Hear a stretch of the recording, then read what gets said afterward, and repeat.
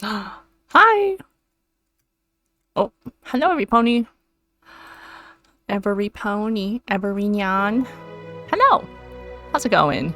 I'm Jackal, aka Loper Tinker, and today we are starting a new game. We're gonna be playing Pillars of Eternity. This is, I guess, the complete version of the game with the White March expansion. I played a little bit of Pillars of Eternity for the Xbox like many years ago and got to like someplace in the beginning and then my save file for whatever reason would not load, so it's as if I never played the game. So we're gonna start from scratch because I don't know. All I know is that it is CRPG, isometric, modern, similar in the vein of Baldur's Gate, which I'm very excited about. I've been craving the pointing and the clicking. Alright, let's start with a new game. Let's see. Storytime mode is for players who are more interested in exploration and story development than the challenges of combat. While storytime is active, the enemy composition of battles is the same as normal difficulty, but the game mechanics are biased in the player's favor. Additionally, the party can carry an unlimited number of camping supplies. Easy difficulty requires minimal micromanagement and easily forgives mistakes in combat. It is strongly recommended for those who are new or recently returning to real-time party-based RPGs. Normal difficulty requires strategy and efficiency, but forgives a few mistakes in combat. It is not recommended for newcomers to real-time party-based RPGs. Hard. In Trial of Iron mode, only one save file is kept for the entire playthrough. If the player is killed, the file is deleted and you must start again. This option can be changed in-game. That is not... There we go. The hard difficulty is suited for Infinity Engine veterans who are looking for a challenge. Survival requires micromanagement and optimization of stats through item spells and abilities and Path of the Damned. Enemies receive a bonus to most stats and encounters have many more enemies. Warning, this option can't be changed in-game. It is only intended for players who want the most punishing encounters. Add that with Trial of Iron. And what is Expert mode? Expert mode disables a number of helper features in the game. Players who want to rely on their own faculties and intuition while playing the game should play Expert mode. This option is selected when you start a new game. It cannot be enabled in-game, and if disabled, cannot be re-enabled in that game. That's pretty cool. I am not an expert. I'll probably do easy baby mode or easy mode. Storytime would be storytime baby mode, I feel like.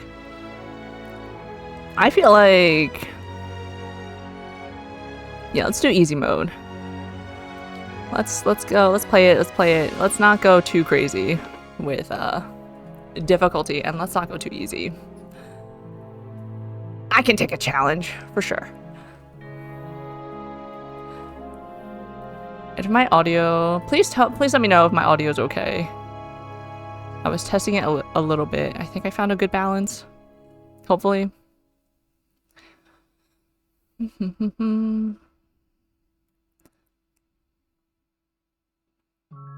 5 wagons grope blindly for the path on a starless night, their master glancing ever upward to the skies for assurance that he is on the right course. A dim lantern his only protection against the encroaching darkness. But the skies bring no comfort, shining no light, betraying no hint of what they know. The caravan carries travelers bound for the frontier hamlet of Gilded Vale, you among them, where a local lord has offered land and wealth to settlers from abroad looking for a fresh start. You have taken suddenly ill, sweating and shivering, and one of the other travelers signals for the caravan master to stop on your behalf. He pulls up just in time to avoid plowing into the trunk of a fallen tree that bars the way ahead. You will go no further tonight. Bro, we're holding everyone back. No! On the Oregon Trail, we're gonna die of dysentery. Character creation. Okay, we're gonna be stuck here for like at least an hour, I imagine. Alright, female. A woman's role in Aora is largely dependent on where she is from. In the Adair Empire, Valian Republics, and the Deerwood, Women occupy many domestic, educational, and organizational roles. They are the primary hunters, soldiers, and leaders of the tribes of Nasitak, and Air Glanfath, and Ixamiddle. There's no text. No, flavor text. Women and men have more fluid social roles. In all societies, there are exceptions to the rule, and women can be found in a wide variety of stations and professions. How deeply do we want to go into this lore? Valian republics, a mercantile power and former colony of a larger, more ancient nation, I read that as vanilla, Old Valia. The republics lie in the south of Deerwood and Air Glenfath, and are ruled by a duck? Duck? Elected by the Consualgli Assegia, a council of 14 dukes. It's gotta be dukes, including its 5 most prominent, the Duke's Bells. Deerwood, a colonial nation founded by settlers from the Ader Empire. Following a series of conflicts with Ader, the territory became independent in 2672 AI and is now ruled by a duke, who is elected by 7 earls that oversee its earldoms. Air Glanfath, a territory comprised of the forest southeast of the Bale River, populated indigenously by a group of loosely affiliated tribes collectively known as Glanfathins, and governed by a council of its 6 most powerful tribes. Air Glanfath is home to a large number of ruined Engwithan sites, which Glanfathins hold sacred. The ruins have been at the center of a number of large-scale conflicts with Deerwooden colonists whose settlements often encroach on Glanfathan territory and who frequently seek to plunder the ruins for their relics. Tongue twisters. Male, the place of men in society varies from culture to culture. Cultures like Ader and the Deerwood place them at the forefront of military politics and heavy labor. Among the tribes of Nasitak, men perform many of the homesteading and organizational duties. In Air Glanfath and Ixamiddle, men and women have more fluid social roles. In all societies, there are exceptions to the rule, and men can be found in a wide variety of stations and professions. Alright, so I don't know. I pondered I pondered what my character should be, because starting with a melee character would be simple. But again, I want to challenge myself and play mage characters because I never do that. Hey Zeshu, hello. You're gonna be lurking around? Work. Sounds good. Thanks for lurking. Appreciate that. Let's see. We got races here. All right, I'll just go through and read everything, and then we'll go back and see what we want to do. Humans, commonly called folk, are the most common race in the Deerwood, the Ader Empire, keep reading that as vanilla, Old Valia, and the Valian republics. Though not as large as the towering Almawa, humans are known for their strength and willpower. Resolve +1, might +1. I will never ever pick a human character in. If they give me options of different races, I will not be a human. Resolve reflects a character's internal drive, determination, fearlessness, and the emotional intensity they can project to others. It can be useful for mental intimidation, leadership, and convincing performances. In combat, it helps characters maintain concentration and contributes to the will and deflection defenses. Might represents a character's physical and spiritual strength, brute force, as well as their ability to channel powerful magic. During interactions, it can be useful for intimidating displays and acts of brute force. In combat, it contributes to both damage and healing, as well as the fortitude defense. I like the sound of might. Almawa. The mighty Almawa are the largest of the Kith races and are commonly found in or near oceans. Though not truly aquatic, they have an affinity for water, and many other civilizations, such as Rauatai, are based on naval dominance. They are known for their unparalleled strength. They got might +2. Dwarf. By virtue of land covered and number of colonies settled, dwarves are the most well-traveled race in the world. They are commonly found in the Deerwood and the Valian republics, and almost any colonized land. Dwarves are known for their great strength and tenacity. Might +2, dexterity -1. Dexterity is an abstraction of a character's hand-eye coordination, balance, and overall grace. In interactions, it can be used for sleight of hand and fast reactions. In combat, it affects the character's action speed with all attacks, spells, and abilities, and contributes to the reflex defense. I like my dex. Constitution is a combination of the character's overall health and stamina. Although it is not used much in interactions, it is sometimes checked to withstand pain or endure a physically taxing ordeal. In combat, it affects maximum health and endurance and contributes to the fortitude defense. Yeah, I can plus or minus Constitution. Elf. Elves are the dominant race in the air Glanfath and the white that wends, and are extremely common in the Dyrwood and Ader. Elves are known for their speed and intelligence, as well as commonly isolationist nature. Perception represents a character's senses as well as their instinctive ability to pick up on details. In interactions, it can be used to catch someone in a lie, to make an observant comment about their appearance, or to notice something happening in the background. In combat, it contributes to accuracy, the reflex defense, and grants a bonus to interrupt. I love perception skills in games, or attributes in games, but if you were to put me in a game, I'd have low perception. Orlan. Who's smaller? I think they're smaller. Orlans are the smallest of the Kith races. I could have just read the first sentence and I would have found out. Though many cultures don't consider them to be civilized at all. Also notable for their large ears, two-tone skin, and hirsute bodies, Orlans are commonly found in Air Glanfath, the Ixa Middle Plains, and parts of the Dyrwood. They are known for their mental intensity and sharp senses. Less might, more perception. Godlike. What? The godlike are children of the Kith, civilized races, who have been blessed with physical aspects associated with the gods, though some do not consider it a blessing. These aspects may take many forms and often come with mystical powers. Aberrant head shapes are typical, and godlike are unable to wear protective headgear as it is near impossible to find anything that fits. Oh, is it because of your halo? Your halo is part of your body. Because of their unusual nature and their inability to reproduce, godlike are often viewed with fear and wonder. Dexterity and intellect +1. Intellect represents a character's logic and reasoning capabilities. In interactions, it can be useful for deduction, sudden realizations, and problem solving.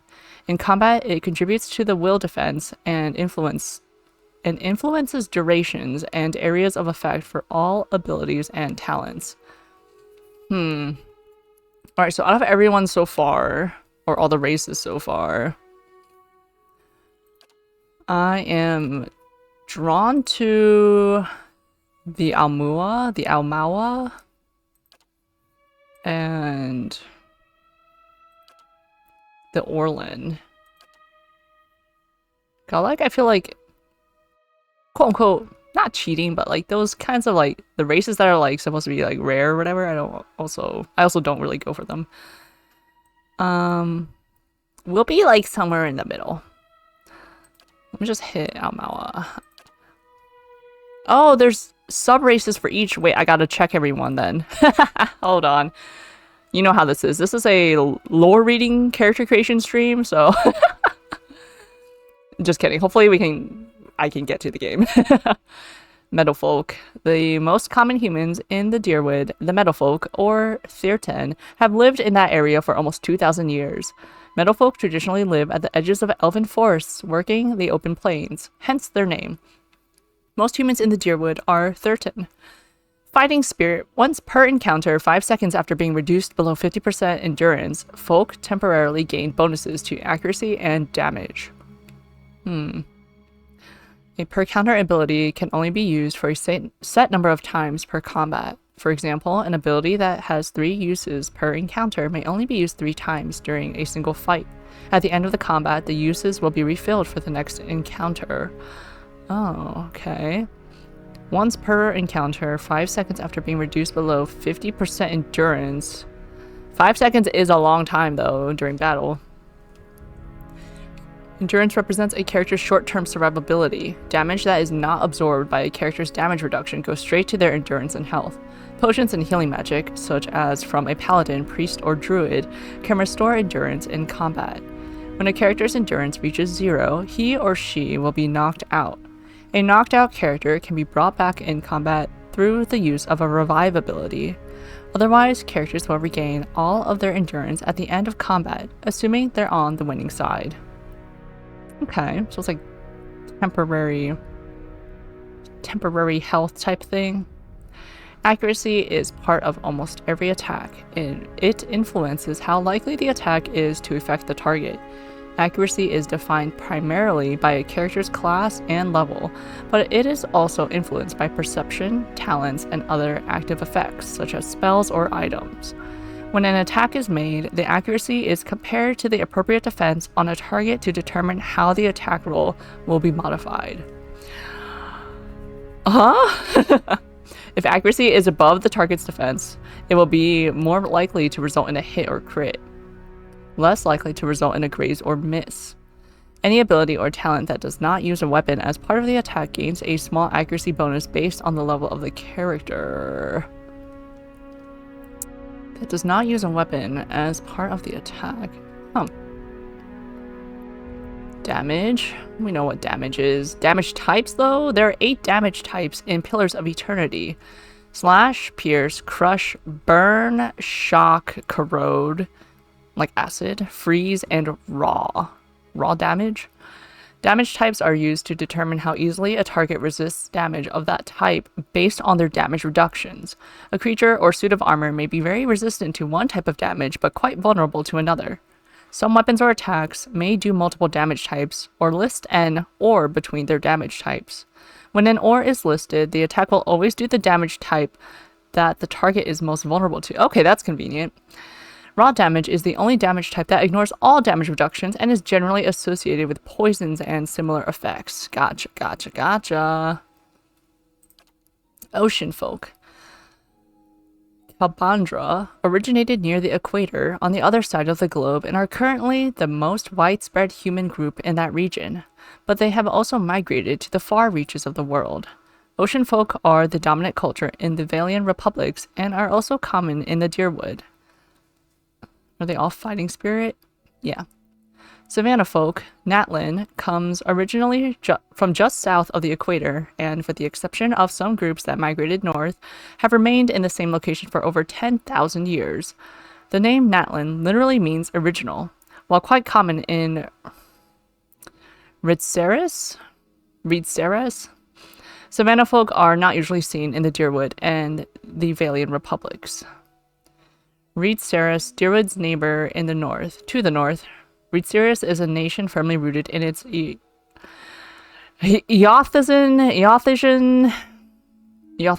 faith, a fervor that took hold during the events of the Saints' War and remains even after the apparent death of Eothas.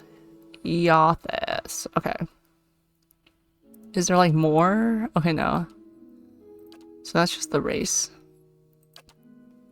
Coastal Almawa. Viewed as a warlike race, the coastal Almawa live in a mainland region along the coasts of the northern hemisphere, lands they conquered by pushing Thearton, Natlin, and Orland communities out. Their culture is more centralized and urban than their island cousins, though both groups are involved in seafaring. Coastal Almawa are very rare in the Deerwood, but those that do make the journey usually do so as mercenaries, bodyguards, or soldiers.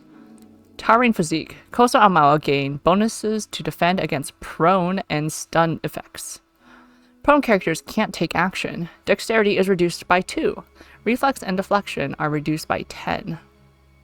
Bonuses to defense against prone and stun effects. Okay. So for prone and for stunned. Oh no, effects that cause you to be prone and cause you to be stunned. It has bonus. Okay. Island Almawa originated in the Deadfire Archipelago 1,000 miles south of the Valian republics. While physiologically similar to their coastal cousins, the coloration of Island Almawa is starkly different. Brown and yellow, contrasting the coastal's blue and green. Though still uncommon in the Dyrwood and surrounding environments, island Almawa are more commonly encountered there than coastal Almawa, who are quite rare. When encountered around the Dyrwood, they are often laborers, fishermen, or sailors. Armed to the teeth, all island Almawa gain an additional weapon set. Don't know if I need that. Dwarf, mountain dwarf. Mountain dwarves, Aptapo, originated on the continent to the east of the Dyrwood and have spread through the area several times. Unlike the similarly diminutive Orlins, who are frequently subjugated, the Aptapo are always directly fought back threats posed by larger kith and opted to fortify their residences rather than move on. Mountain dwarves are common in the Valian republics, but not seen as often in the Dyrwood and Ridceris. Hale and hardy, mountain dwarves have a bonus to defend against poison and disease attacks. A poison effect can be a variety of status effects or afflictions, typically from a creature's attacks, but often from a spell. Diseases can inflict a wide variety of status effects or afflictions.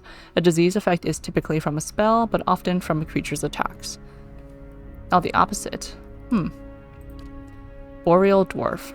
Most boreal dwarves in Nutanic live in the remote southern island of Nasitok, where they share the rocky tundra and snow-covered forests with migratory pale elves and the coast-hugging ships of Almawa. Like their northern cousins, Nutanic share an instinctive love of exploration.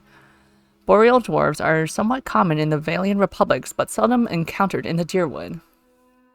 Hunter's instincts. Boreal dwarves gain plus 15 accuracy against any creature of the wilder or primordial types. We love hunting. Elf. Wood elf or pale elf? Wood elves. Selter folk trace their beginnings far north of present-day Ader and have migrated south through the forests of the continent, now covering it all the way south across the equator. They are also believed to have migrated across the sea to Air Glanfath. While physiologically identical to one another, wood elves from Ader are culturally different from those in Air Glanfath and consider themselves wholly different groups. Distant advantage. Against any enemy that is more than 4 meters away, wood elves gain bonuses to accuracy, deflection, and reflex. Deflection is the defense used to resist direct melee and ranged attacks against the character that are not area of effect. It is defined by the character's class, level, and resolve, but may also be influenced by shields, certain weapons, talents, and other effects from spells or items. Okay. And reflex. The reflex defense allows characters to dodge out of the way of physically harmful AoE attacks. Example, explosions, bolts of lightning. It is defined by a character's class, level, dexterity, and perception, but may also be influenced by other effects. We'll have no reflexes. Pale Elf. It is unclear exactly how long ago the Pale Elves, Glamfelin, came to the southern polar regions of the world, but they have lived there for at least 12,000 years based on their continuous contact with Almawa traders. They appear to be among the most stationary ethnic groups in the known world, migrating within the polar region, but seldom venturing far north. They are rare in all northern lands, and most people consider them exotic, if they have seen one at all. Elemental Endurance. All Pale Elves have increased burn and freeze damage reductions. These are just damage types. Okay, cool. Orlin. Hearth Orlin are often found as slaves in Ridceris and the Valian republics. One of the treaty terms between the Dyrwood and the people of Air Glanfath was the liberation of Orlin slaves, and while this has been honored, many Hearth Orlins continue to live in the Dyrwood as indentured servants. Minor threat. When attacking any target that is also being targeted by a teammate, Hearth Orlins convert some of their hits into crits. A hit is any attack roll that is between 51 and 100. When an attack scores a hit, it does standard damage and has a standard duration. A crit is any attack roll that is above 100. A crit that does damage increases the total damage done by 50%. A crit on effects with a duration, typically afflictions like sickened or paralyzed, will increase the duration by 50%. Alright, so you roll for a hit, and then with that hit roll, then there's a damage. That's your hit roll is not your damage roll. Got it. Wild Orlin. Whoa. Whoa, I like that. Wild Orlands are the original Orlands who lived in the deepest forests and jungles between the tropics. While they have only been significantly separated from Hearth Orlands for 1,000 years, a few genetic differences have appeared rapidly, most notably a lack of facial hair in the Hearth Orland branch. Wild Orlands are common in the deep reaches of arid Glanfath. Unlike their Hearth Orland brethren, they are not often seen in the Deerwood, Reedceris, or the Valian Republics. Defiant Resolve. After being subjected to a will attack, Wild Orlands temporarily gain a bonus to all defenses. Resolve reflects the character's internal drive, determination, fearlessness, and the emotional intensity they can project to others. It can be useful for mental intimidation, leadership, and convincing performances.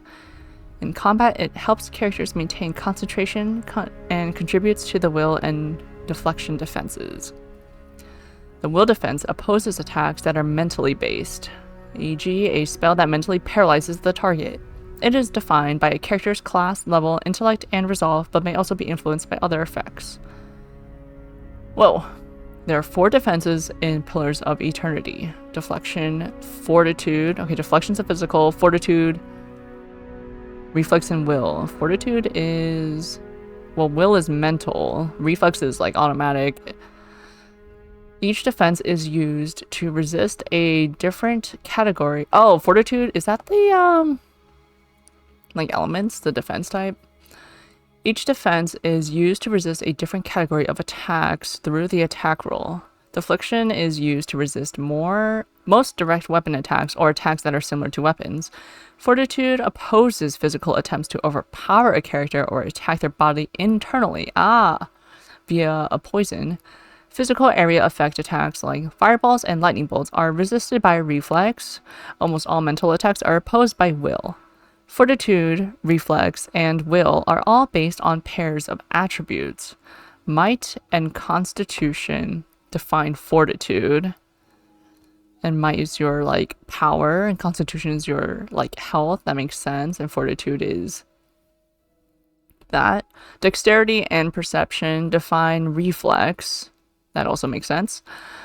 And Intellect and Resolve defined Will. That makes... okay, they're intellects of the mind, sure. Base deflection is defined by the character's class and resolve. All characters gain flat bonuses to their defenses every level. Additionally, spells, abilities, afflictions, and items can all modify a character's defenses. Oh, this is getting a little complicated. Hey, Reset, welcome in. What in tarnation? We are deep diving right now into this character creation. Didn't expect ye old pillars. Well, surprise, here we are. Have you played before, Reset? I have not, so this is gonna be like a whole new thing. The game you never finish, but surely you'll get back to it any day now.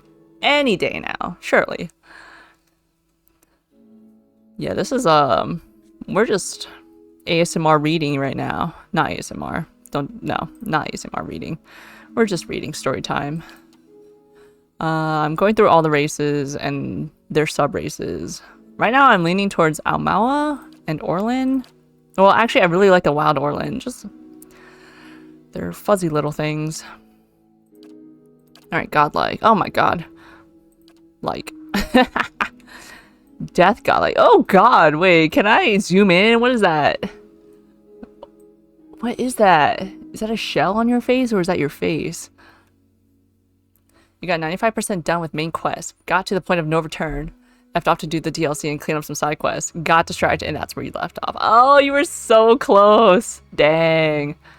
So let me move this. Can I move this here?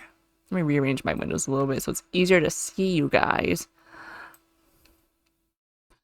Oh. Let's go here. Oh, let me move this here. Let me move this here. God, I need more screen space. I can't see.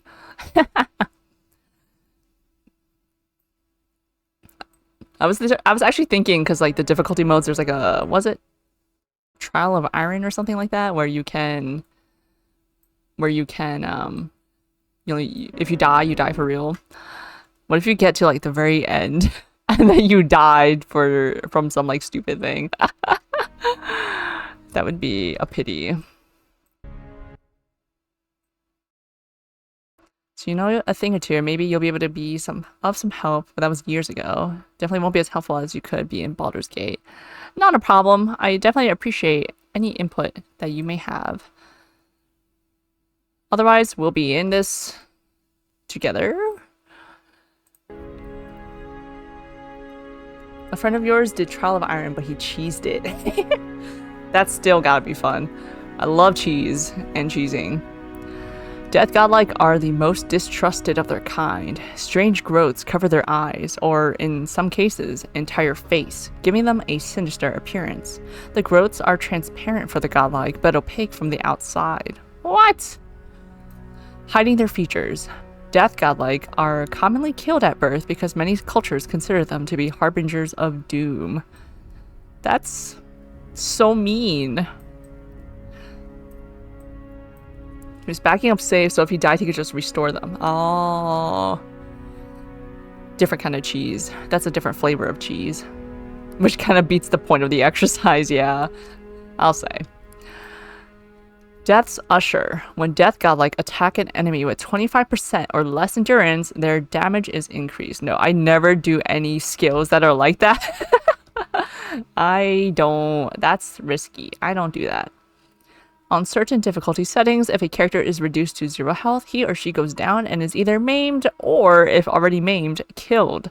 A dead character is killed outright and cannot be brought back. I think in easy baby mode in Baldur's Gate, you don't have permadeath, right? Damage types. There are 8 damage types. Yeah, I read that already. Okay. Fire. Ooh, nice horns. He was also doing an achievement where you never use healing potions. So it's like he wanted to suffer, but he also completely cheated it. You know, that's fair. If he's just aiming for the achievement, I would also save scum. I'm not doing that legitly. Who knows how long they'll take. The bodies of fire godlike often resemble hot metal, burnt wood, or stone, with harmless flames that erupt from the cracks in their skin. Fire godlike are objects of both reverence and fear in the Deadfire Archipelago. Many locals believe they have the power to awaken volcanoes, or that killing one will cause a volcano to awaken. In the Dyrwood, fire godlike are often seen as a sign of the blessings of Magrin, goddess of war and fire, and transformation, purification, consumption, and trials. Patron goddess of the Dyrwood, thought to have blessed the Godhammer bomb that destroyed Wadewind and possibly Eothas. Anything below core rules has no permadeath in Baldur's Gate. Whew, thank God. Thank God for that. You'll be back in a minute. Sounds good.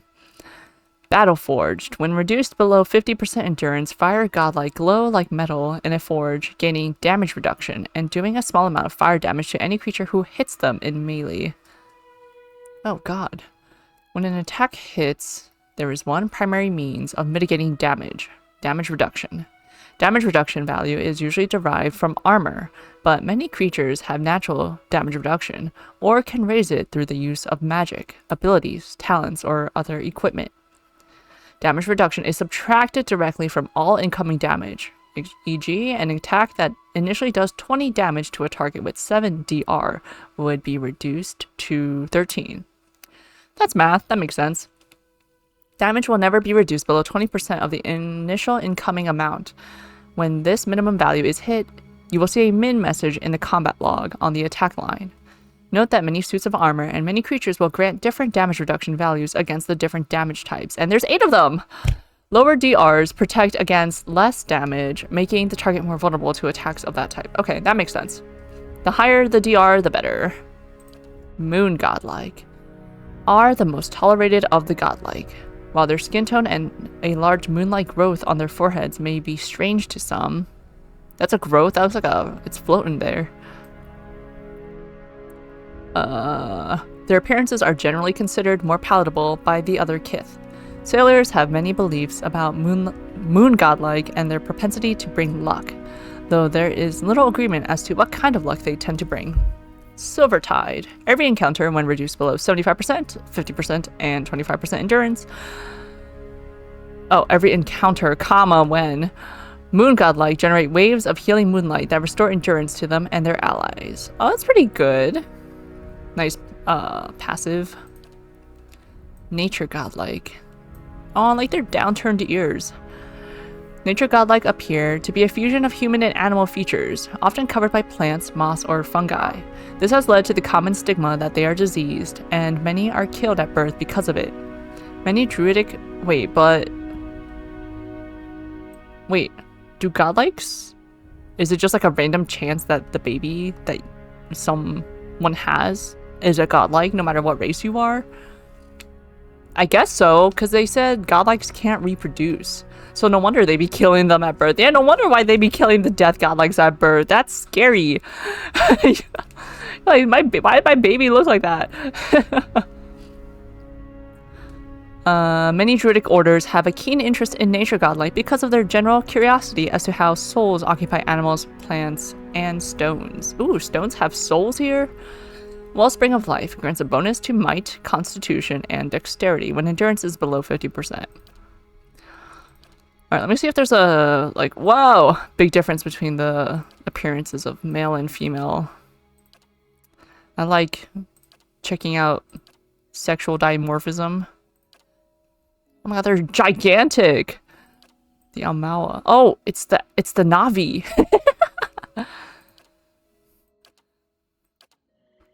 Oh god. Oh, sir, you're looking a little pale there. Dwarf? Boreal dwarf? Mountain dwarf. Elf. Pale elf. Wood elf. Orlin. Oh my god, looking really fluffy. Really...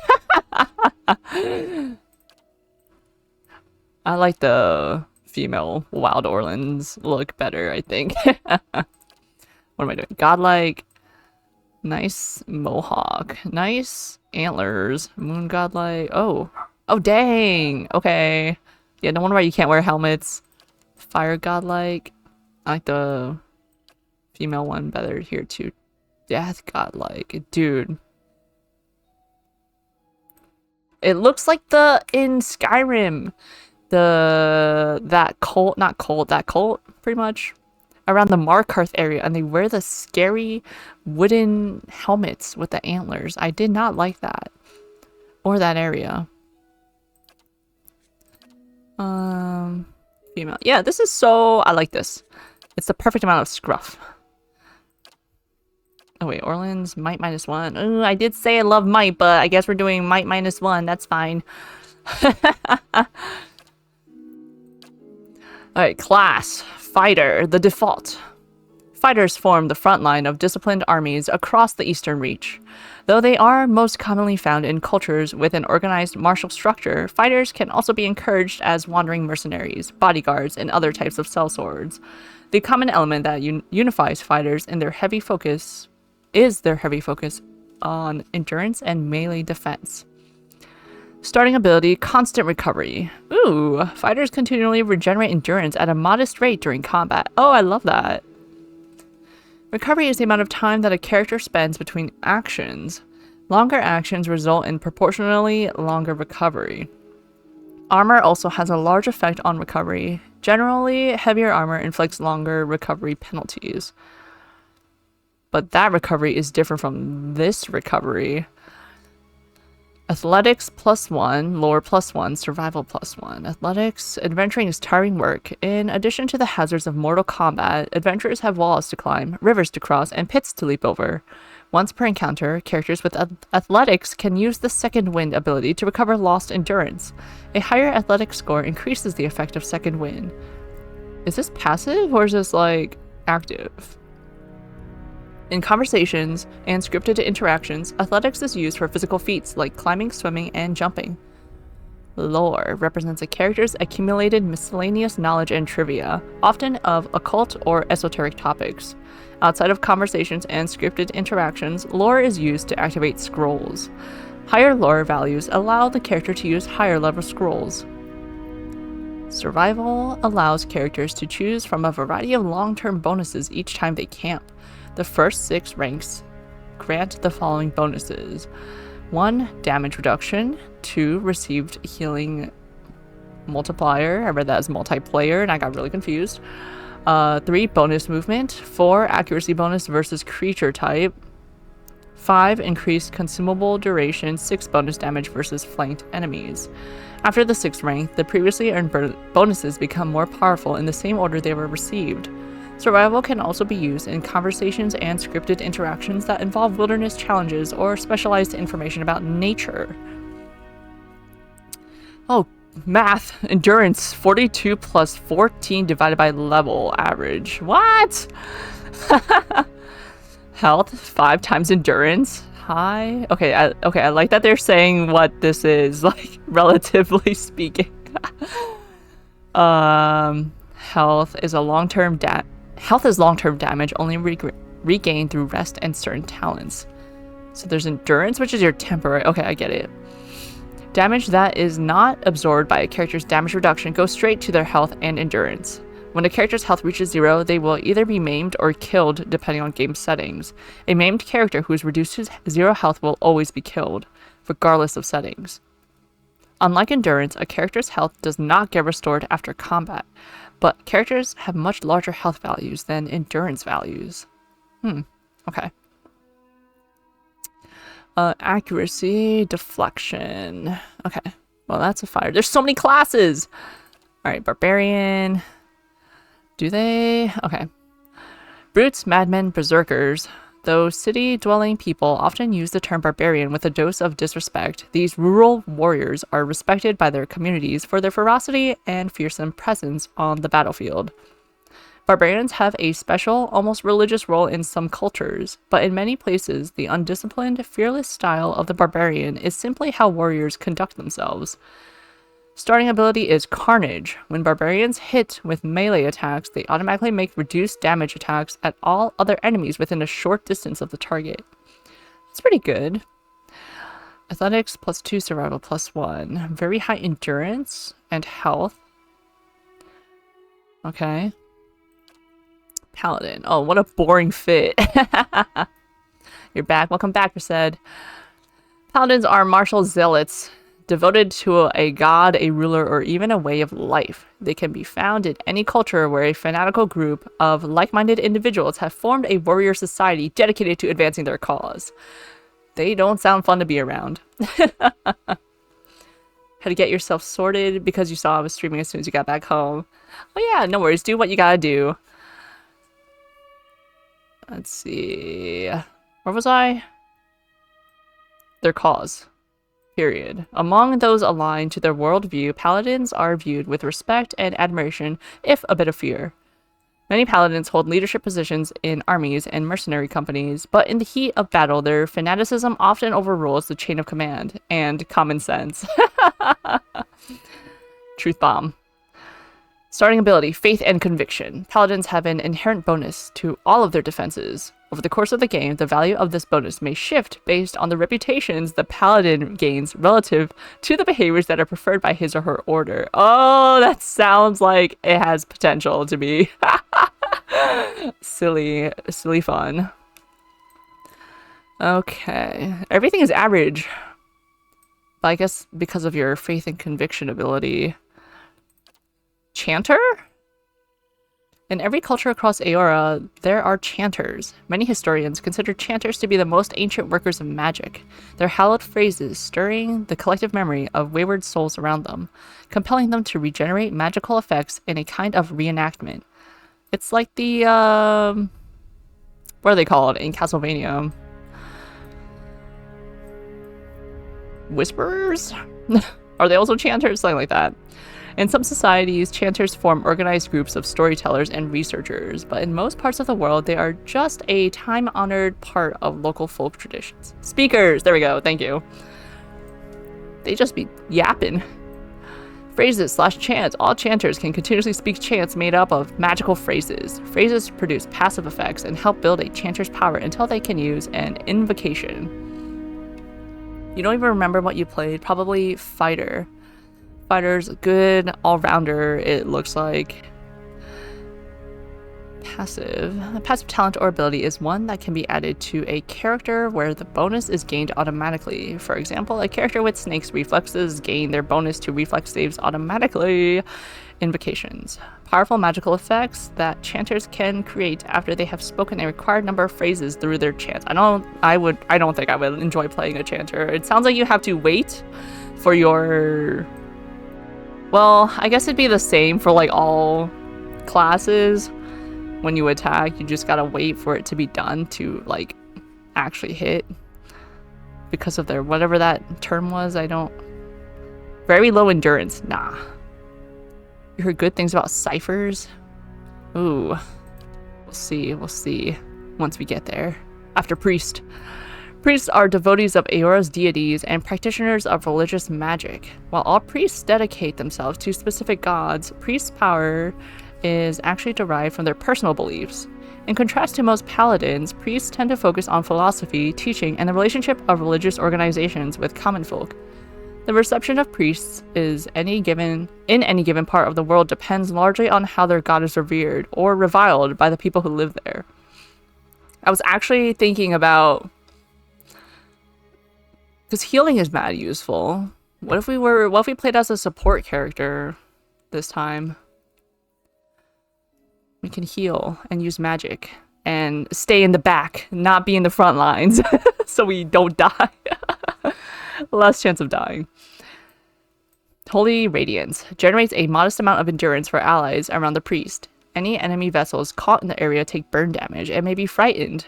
Over the course of the game, the power of this ability may shift based on the reputations the priest gains relative to the behaviors that are preferred by his or her deity. Oh my god, so if the actions we take are against our deity, would they just be like, they would just nerf us. They'd just be like, nope, you're not healing nothing. Spells. Priests have access to a variety of support and some offense-oriented spells. Every 2 levels, priests automatically gain access to an additional set of spells. Initially, their spells can be cast a limited number of times per rest. As priests gain power, their weaker spells eventually shift to per encounter use. You don't know if that ever gets enforced in gameplay? That would be kind of like tough. And also kind of like jank, because then you can't play like a character that you would want to play if you were role-playing. Because then they would just be like super hard mode on yourself. Frightened. Resolve and dexterity are reduced by 2. Accuracy is reduced by 10. Per rest. A per rest ability can only be used for a set number of times before running out of uses. For example, an ability that has 3 uses per rest may only be used 3 times. Oh, this is so sorcerer. To regain these uses, the character must rest. But who knows? Baldur's Gate had fallen paladin slash ranger. Well, I guess we may find out depending. Oh my god, very low endurance, very low accuracy. No, that hurts me. That hurts me. Cipher. A recent discovery in the Eastern Reach, ciphers were once called, I don't know how you pronounce a vowel with a caret. Brishalgwyn, mind hunters by the Glanfathans. Ciphers have the ability to directly contact and manipulate another person's soul and psyche, using an ally's or enemy's essences as the focus of their magic. That's new. Though most ciphers are still found in the Eastern Reach, practitioners of the techniques have spread throughout the known world. They are gaining acceptance over time, but are generally distrusted, especially by the uneducated. Get out of my head! Don't mess with me! Powers. Ciphers can directly target allies and enemies with powerful, soul-focused effects. These powers cost focus, which ciphers build through their use of their soul whip. Basically a scion. Play mind games. This sword is like as tall as this Orlin. Stealth. Allows characters of any class to attempt to avoid being seen or heard. It is used automatically whenever the character is in scouting mode. The higher this character's skill, the closer they can get to enemies before being detected. I did not use any stealth characters in Baldur's Gate. Like, nah. Lore mechanics. Traps and locks can be a problem for even the toughest adventurers, draining their resources and maiming or killing those who are unfortunate enough to trigger an unseen foreplay. Been there. The mechanics skill makes it easier to open locks and find and disable traps. Additionally, any character can use the mechanics skill to place traps of their own. I never do that. The higher the mechanics skill, the more accurate the trap. In conversations and scripted interactions, mechanics can be used to activate or disable a variety of machines. And here everyone can stealth. Oh, thank God. Even though everyone might, like, have poor stealth, depending. Ranger. Rangers are warriors of the woodlands and masters of the hunt, always partnered with soul-bonded animal companions. They can be found in wild spaces all over the world. As their lifestyles often tend toward independence and isolation, it is rare for rangers to become an integral part of a large fighting force, though they are often employed as scouts and guides. Animal companion. All rangers share a strong bond with an animal companion. The companion fights at the ranger's command and is extremely valuable for its ability to run interference. Animal companions don't do much damage, but they have high damage reduction. Can they die? The link between the ranger and companion is powerful. If one goes down in battle, the other suffers as well. Ooh. Ow, ow, ow. Everyone can do it, but results may vary. Yeah, we're not about to be doing that. We're not about to be stealthing around. Druid. Animists at heart, druids tap into the spiritual power that flows through the simple living things of Eora. Plants, animals, and sometimes even living stone. Living stone? Excuse me? While not necessarily religious, druids do have a reverence for the natural world and a keen interest in understanding its mysteries. In most cultures, druids are understood as a sort of primal magician, but among the Glenfathans, Nasitaki, and many rural cultures, they may have high positions and influence and authority. I might be stealthing around at times. Well, hopefully we are okay. I don't mind stealthing in games. I actually like it for the most part, but I don't know, isometric stealthing? I don't know. Spirit shift. All druids have mastered one animalistic form. These forms give the druid strong melee abilities and grant an additional power while the druid is shifted. Spells. Druids have access to a variety of offensive and support-oriented spells. Every 2 levels, druids automatically gain access to an additional set of spells. Initially, their spells can be cast a limited number of times. Okay, so similar to... Is it the same as priest spells? Yeah. I feel like I, like, limit me with magic because I can't be overwhelmed, please, by all the choices. A rogue. Rogues are vicious killers, feared for the brutality of their attacks. They can be found as often in dark back allies as the heart of battlefield skirmishes. Though unpredictable and undisciplined, rogues are commonly used as shock troops or as part of a surprise assault. Their withering attacks break enemy ranks and morale. Rogues tend to congregate in larger numbers in cities where they can be steadily employed as mercenaries or hired muscle. Shock is a damage type. Sneak attack applies bonus damage to the rogue's ranged and melee weapon attacks when the target has any of the following afflictions. Well, are they all going to be blinded, flanked, hobbled, paralyzed, petrified, prone, stuck, stunned, or weakened? It also applies to any target the rogue strikes with a weapon within the first 2 seconds of combat. Afflictions are explicitly bundled sets of status effects that can be applied to, suspended, or fully removed from a character. While some afflictions have explicit overriding or exclusivity rules, most afflictions can coexist with other afflictions. Collect them all! When a spell is cast on a target, it and its subordinate effects and afflictions are all bundled together in a procedurally bundled container created by the spell. Huh? So you can't be trusted with magic, but only in limited amounts. That's exactly right. Like, don't... The world is not my oyster. Just micro dose me with spells.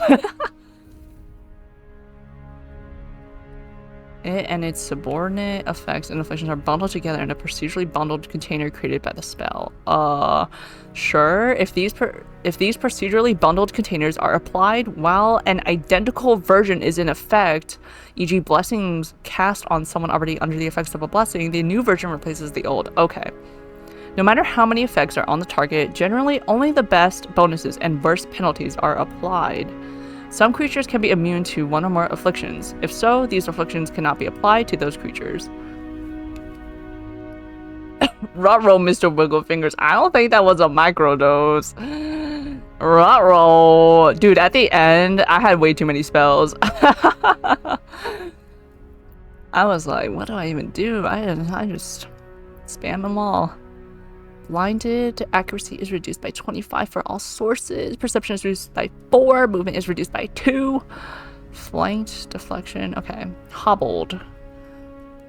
Hobble this. Okay. Weakened. Okay. Fighter we read. Wizard. The masters of academic magic. Wizards are students of arcane traditions that stretch back beyond the boundaries of recorded history. Wizards are a highly organized group, often forming academics or guilds devoted to research and development in magical studies, and tend to favor environments where inquiry, experimentation, debate, and the dissemination of knowledge are encouraged. Many accomplished wizards eventually become known for their eccentricity, their egos, and their unquenchable interest in all things arcane and occult. Oh, so fun. Arcane Assault, mid-range attacks that hit a small area for raw damage and can leave targets dazed. That sounds good. I like that. Alright, spells. Wizards have access to a variety of offensive and personal defense spells. Unlike priests and druids, wizards learn individual spells that they store in and cast directly from their grimoires. Grimoires can only hold 4 spells of each spell level, which motivates wizards to keep multiple grimoires for different needs. Every 2 levels, wizards gain access to an additional set of spells. However, they can automatically learn 1 spell of any level they can access each time they advance. I was understanding it until that part. Every 2 levels, wizards gain access to additional set of spells, but you can only store 4 spells in your grimoire at a time. So you can have multiple grimoires. You're carrying multiple books with you. They can automatically learn 1 spell of any level they can access each time they advance. Wizards also have the option of learning spells from grimoires they find or buy. Initially, their spells can be cast a limited number of times per rest. As wizards gain power, their weaker spells eventually shift to per encounter use. As opposed to... So if you have 4, like... magic missile in your grimoire, you can only use it 4 times? Is that what it's saying? Unfortunately, you don't remember the magic system in this at all. Not a problem. Guess we'll find out. They store and cast directly from. Grimoires can only hold 4 spells of each spell level. Okay, I think it is. You can only cast however many amount. Yeah, much like in Baldur's Gate with non-sorcerer magic classes, I suppose. If I have 1 identify, I can only identify once, I guess, per... Is it per rest or is it per level? No, it's not per level. It's gotta be per rest. If we were playing Tyranny, you'd be able to say everything about the magic system. I don't think I've heard of Tyranny before, actually. Is that also an isometric RPG? Lore and mechanics. Mechanics sounds really useful. Oh my god, everything is very low. Low to very low. That's worse. No, all magic users are just nerfed. Not you. Monk. Last but not least. Monks belong to a variety of fighting orders that have sprung up in Ixamiddle and the Eastern Reach over the past few centuries. While many monastic orders can trace their teachings to the enduring founder, Teletek, individual organizations vary greatly in their focus, morality, and ethics. Common folk respect the incredible discipline of monks, but see them as an odd, unpredictable bunch who may not be entirely sane. Even mercenaries and other adventurers aren't sure what to make of them. Transcendent suffering. Tyranny is the same style of game. We think it's roughly the same system as Pillars of Eternity, in fact. Just the magic is vastly different. Oh, okay. I'll look that up. When monks have no weapons equipped, their unarmed attacks are exceptionally powerful and continue to increase in damage as they gain levels. Wounds. As monks are damaged, their pain generates wounds. Wounds can be used to power many of the monk's special abilities. What? They love getting hurt. Okay. Well, what stood out to me were priests, a wizard, and I feel like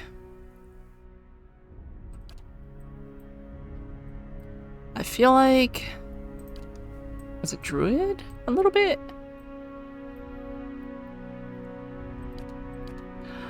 What's next? Priest deity. Oh god, even more subclasses. Hold on. Okay, barbarians, that. Paladin order. You know, paladins are pretty fun. Paladin, priest, wizard. Well, paladins, they got the best of both worlds, right? They got melee and they got magic. Except this is more melee, I suppose. Bleakwalkers. The Bleakwalkers are soldiers dedicated to conducting warfare mercilessly and with extreme brutality in order to bring a swift end to conflict. Because they are renowned for their terrible and unyielding nature, most nobles will only call on them as a last resort. The Bleakwalkers' behavior reinforces cruelty because the quickest resolution to a battle is one in which the Bleakwalkers' arrival is announced and a surrender immediately follows. To ensure that people understand that no mercy will be given by Bleakwalkers, they never give quarter under any circumstances. No. I can't play that. You'd say don't play wizard, we already did that. Okay, I'm like leaning like more heavy towards priest anyway. Let's see what we can do as a quote-unquote support? Question mark? We'll be so squishy, we'll be dying like every corner. Cruel and aggressive. Don't be benevolent, don't be diplomatic. We'll be the nicest Bleakwalker there ever lived. We'll get kicked out. Obviously my choice anyway, but you're always in favor of mixing things up. I also... Variety is a spice of life. I don't want to be playing the same type of character. Darkosi Paladini, the oldest known paladin order in the world. The Darkosi Paladini were founded as the guards of the Darkosi Palace in Grand Valia over 2,000 years ago. Since the shattering of Grand Valia, the Darkosi Paladini have transformed into the protectors and ambassadors of the immense Darkosi family, as well as old Valian culture. The Darkosi Paladini are widespread and occasionally even come into conflict with each other due to the machinations of the Darkosi family. Paladins of the order are renowned for their wit and love of life. Hungry Grim, yo, Hungry Grim, what's up? How's it going? Welcome in. We are probably going to be in character creation for a little bit longer. So, pardon my first time playing this game. Favorite dispositions, passionate, clever, don't like cruel or stoic. Nah. Gold Pact Knights. The Gold Pact Knights are an order of mercenary paladins who sell themselves for all sorts of defensive and offensive engagements. They emerged on the Pearl Coast a few hundred years ago and managed to survive the destruction of the Dwarven nation that created them. Gold Pact Knights are not especially brutal and are willing to shift direction based on the desires of their employers. Okay. As their name suggests, the Gold Pact Knights believe payment forms a binding contract. They are known for being non-judgmental, professional, and impressively mirthless. Mirthless? Really? Dang. I was gonna say, this sounds like, God, I'm so bad at remembering names. The dwarf in Baldur's Gate 2? Kagan? Is that his name? Something like that? Until the mirthless part. Actually looking for people who have played this game and can tell you about it, but I'm the only English-speaking streamer at the moment. Varric. Is it Varric? That sounds familiar. Well, dang, I hope I hope someone else that has played the game before can help you out soon, Hungry Grim. Yeah, I big newbie. Also, okay. It takes me like 3 minutes to get rid of bots. Give me a second. um, you just watch my playthrough and see it for yourself. Sounds good. Do you know anything about the game or? Oh, I deleted the message for the bot before reporting the bot. That's so annoying. All bots get reported and banned and deleted. You know nothing. Oh, okay. Have you played other similar games before?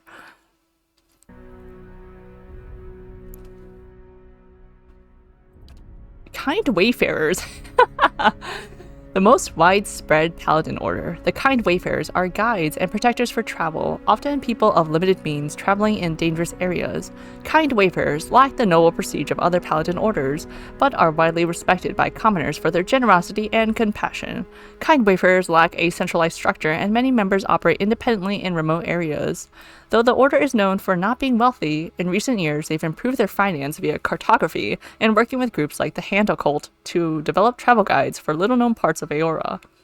Oh, kind wayfarers indeed. Baldur's Gate 3 and Original Divinity Sin 2 is the closest you can think of. Oh, gotcha. Yeah, I feel like Baldur's Gate 3, it's not really a isometric.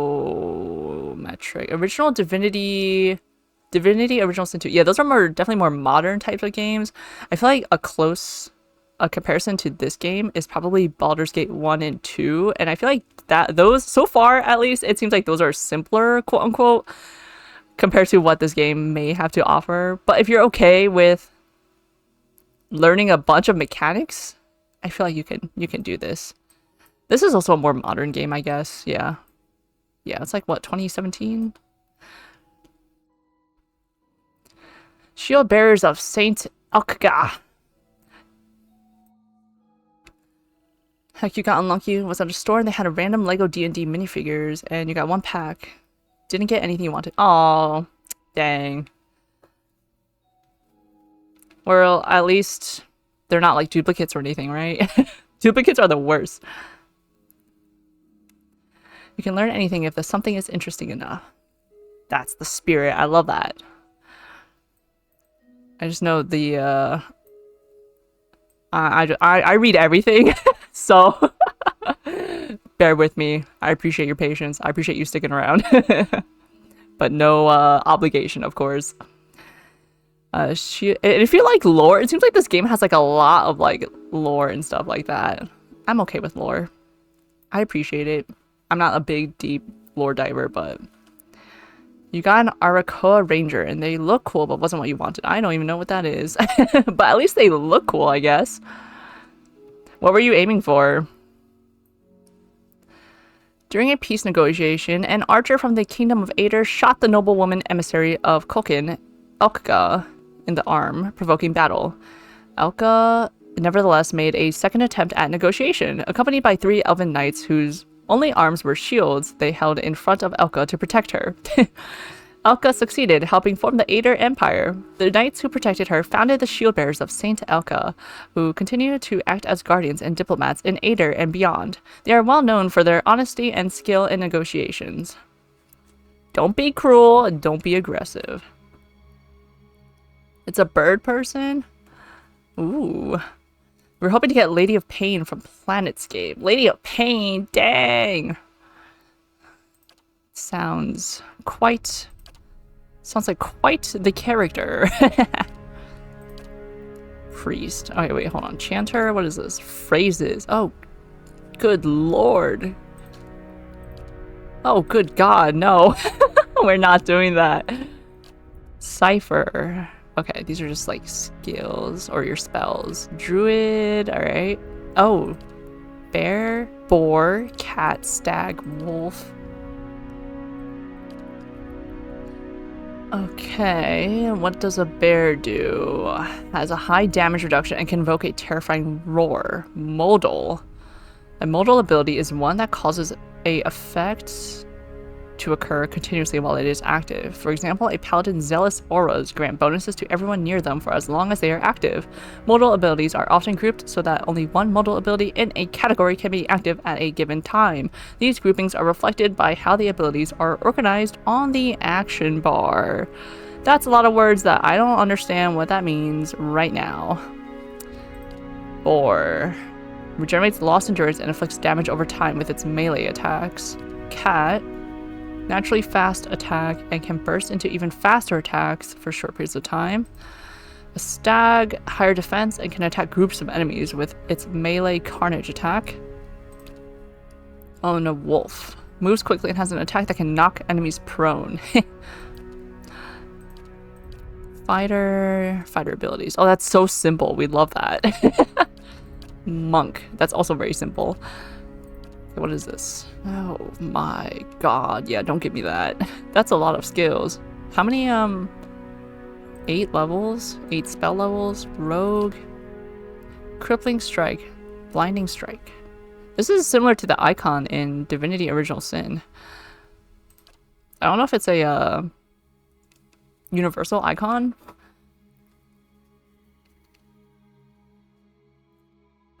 To be fair, if you wanted to commit, you wouldn't mind getting the full set of 12 minis. I feel like the annoying part would be if you got duplicates and what to do with those duplicates. That's why I don't be going for blind boxes or anything like that. Alright, Priest. Bereth. Bereth is a god of death, cycles, doorways, mortality, and inevitability, the keeper of the cycle of life and death. Bereth is thought to seek to claim the lives of those who have lived past their time. According to folklore, Bereth is seen most often in the form of the Pallid Knight or the Usher, 2 skeletal characters who lead such people to their deaths by way of challenge or trickery. That's fun. Come through this door. You most certainly lived a very long and good life. Come through this door. There are phone apps that let you scan the code to let you know what you're getting. What? What? That's a thing? What? That's cheating. But I get it. That's crazy. Clock Bereth in Aediren and Serrano in Valian. It is the god of cycles of door. Yeah, we read that. People commonly place or carve the figure of Bereth in doorways, windows, and other portals from one place to another. Bereth has a relatively small priesthood, in part because it does not speak often to them. However, Bereth has many, many petitioners and occasional followers. Favorite disposition, stoic and rational. Does not like passionate and cruel. Does not like passionate? I guess that makes sense. I guess it kind of beats the point, but it helps with collecting. But when getting one, you figure you might let Jesus take the wheel. Yeah, that's how do they do that? They crack the code of the blind boxes, I guess. That's cool. Othis is the Aediran name for the god of light, redemption, and rebirth. While worship of Othis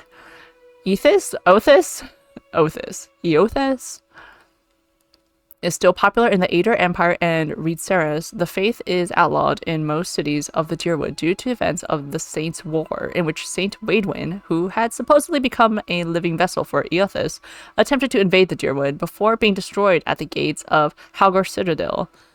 So it's like a, Martin and... I'm forgetting. My brain, I cannot remember. Martin and Akatosh, I think? Eothas has not been heard from since and is presumed dead by most. Oh. You like benevolent and honest, you don't like cruel and deceptive. Traditionally shown as a man bearing a candle and wearing a silver crown, believed to have possessed the body of the Red Seren farmer Waidwin during the Saints' War and been destroyed along with Waidwin at the end of the war. Saints' War began as a peasant revolt in Red Ceres led by the farmer named Waidwin, who claimed to be the living vessel of the god Eothas. After overthrowing the Red Seren government, Waidwin invaded the neighboring Dyrwood, where he was defeated. He bit off more than he could chew. Destroyed by a weapon dubbed the Godhammer Bomb. Aothas has not been heard from since. The bird people are actually called Arakotra. Arakakra? I'm reading so many new names right now. My tongue is twisted. Magrin is the goddess of war and fire, and hers is the most populous following in Deerwood. Magrin's faithful are rank-and-file soldiers as well as officers, tacticians, and strategists. Additionally, they create devices used in warfare, especially those made in the forge, such as weapons and armor. Her priests view battle and warfare as inevitable human activities that should be pursued with single-minded efficiency. Consequently, she is not a goddess of battle lust or celebration as much as military excellence and passionate discipline. Like aggressive and clever, dislike diplomatic and passionate. That's about your attempt at pronouncing it as well. Skane or Skine? Skine, known also as the Quiet Slave, is the god of secret hatred, resentment, and violent rebellion. He is usually depicted as a small, bald man covered in lash scars whose ears and nose have been cut off. He appears outwardly submissive with downcast eyes, however his eyes glitter black with quiet hatred and his fist is clenched. He is known to manifest in a horrific incarnation known as the effigy to followers desperate enough to perform certain unspeakable rites.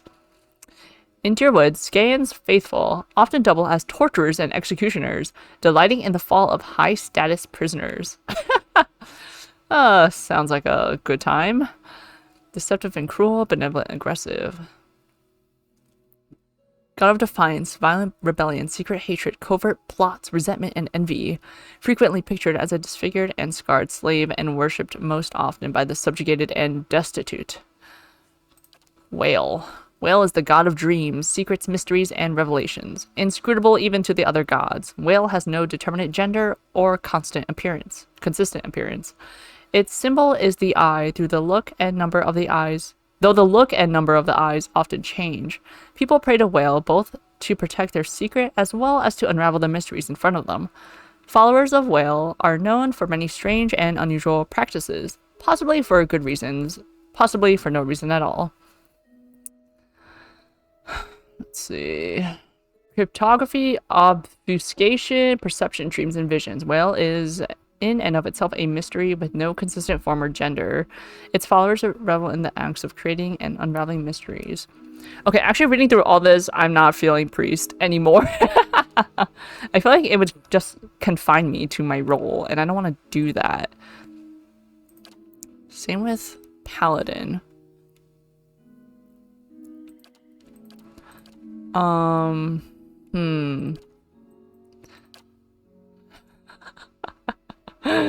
Chanter is goofy. Okay, what druid is you pick a thing, you pick a spirit shift.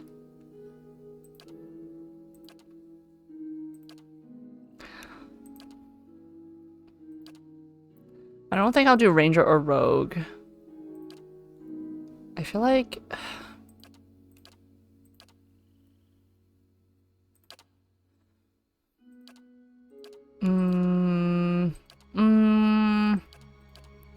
just click one. Okay, and then we do our attributes, culture, appearance, voice. Okay. God, I am indecisive. Okay, well, do we want to be a wild Orlin for realsies, or do we want to be someone else? We can be a... Maybe we can be like a Almaoan priest.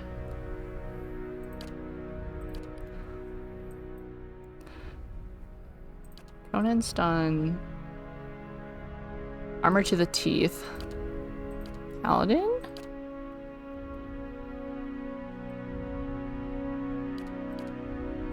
What if we're... No, because paladins like believe. Priests also believe. We don't believe in anything. Cypher. Druid, Cypher, Chanter. Chanter's so funny.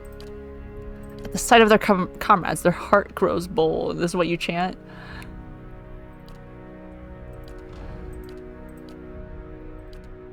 Dull the edge, blunt the point, thick grew their tongues, stumbling over words. That's me every day.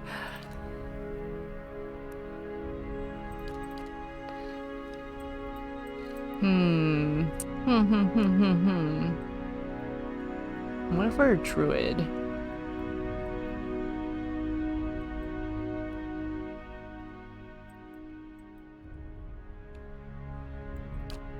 If we're a druid, which one did I like? I liked the inflicts damage over time. I think I did like the boar.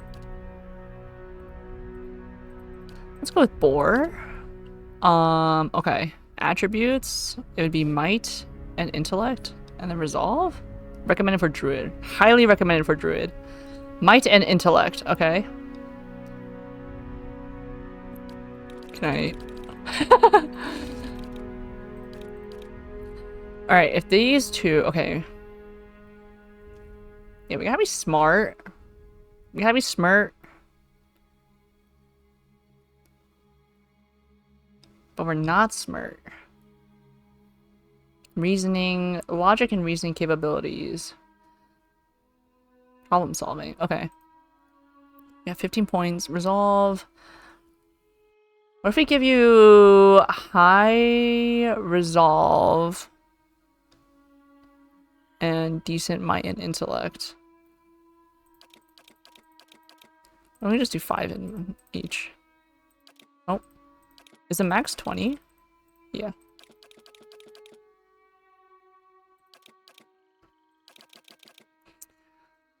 Nice and clean. Might. Whoa, what are these? Charm Beast. The druid utilizes his or her innate connection with the unnatural world of charm to charm enemy animals in the area of effect. Dancing Bolt. Summons a flurry of thin bolts of lightning, hitting enemies in the area of effect with shock damage. Nature's Mark. Causes enemies in the area of effect to glow with pale green light, making them easier targets. Affected enemies suffer decreased deflection and reflex. Sunbeam. Calls down a shaft of intense sunlight, burning and potentially blinding those caught in the area of effect. Talon's Reach. Conjures a giant pair of razor-sharp talons, causing slash damage to all in the area of effect. Tanglefoot. Rapidly grows a patch of twisted vines and surround and entangle anyone unlucky enough to get caught inside. Oh, so familiar to whatever that skill is called in Baldur's Gate, the vine. Character who set foot inside the area of effect becomes hobbled. Nature's Vigor. Draws on the invigorating power of nature, creating a mild regeneration effect and raising max endurance on party members. Okay. Val Thorns shoots sharp thorn vines up through the ground, causing pierce damage and potentially sickening anyone in the area of effect. And Winter's Wind. Causes an icy wind of incredible power to arise, pushing back all in the area of effect and inflicting freeze damage. Okay. This is what if I... Intellect represents a character's logic and reasoning, and interaction can be useful for deduction, sudden realizations, and problem solving. Resolve. Okay, it can be used for mental intimidation. What if we're less intelligent, less intellect, and more resolve? And we're mighty. We are mighty! Will I be screwing myself over like this? Nah. Next. Wait, previous. Oh, I can lower these to give myself more. Hold on a second. Dexterity. What if we're just really clumsy and not perceptive? Contributes to accuracy, the reflex, defense, and grants a bonus to interrupt. Character's action speed in all attacks and health. Now let's just leave it as is. Let's leave it as is. Okay. Culture.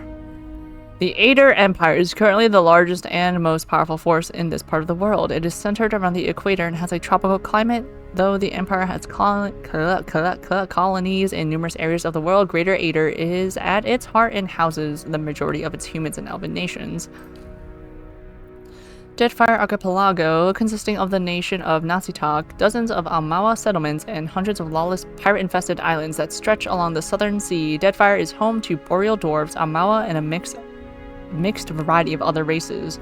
Deadfire Archipelago is the last stop for anyone headed east. A multitude of monstrous sea creatures infest the ocean beyond, making travel virtually impossible. Ixamiddle Plains. Located to the northeast of Air Glanfath, the Ixamiddle Plains are a large expanse of fertile savannas that are extensively farmed by human and Orlan residents. The Ixamiddle culture is one of the oldest in the world, though one of the least imperialistic, having spread out little over the past several thousand years. Oldvalia. Once the crown jewel of the southern seas, Oldvalia is now the crumbled remnants of an empire of warring merchant nations. Counting many humans and dwarves among their ranks, the Oldvalian countries are still forces to be reckoned with and are proud of their rich cultural heritage. Ruatai. Dominated by the Almawa nation of Rawuatai, the Gulf itself is host to a number of nations, most of them Almawa, Orlan, and Dwarven. Though these countries are relatively young, they are some of the most advanced colonial settlements in the east.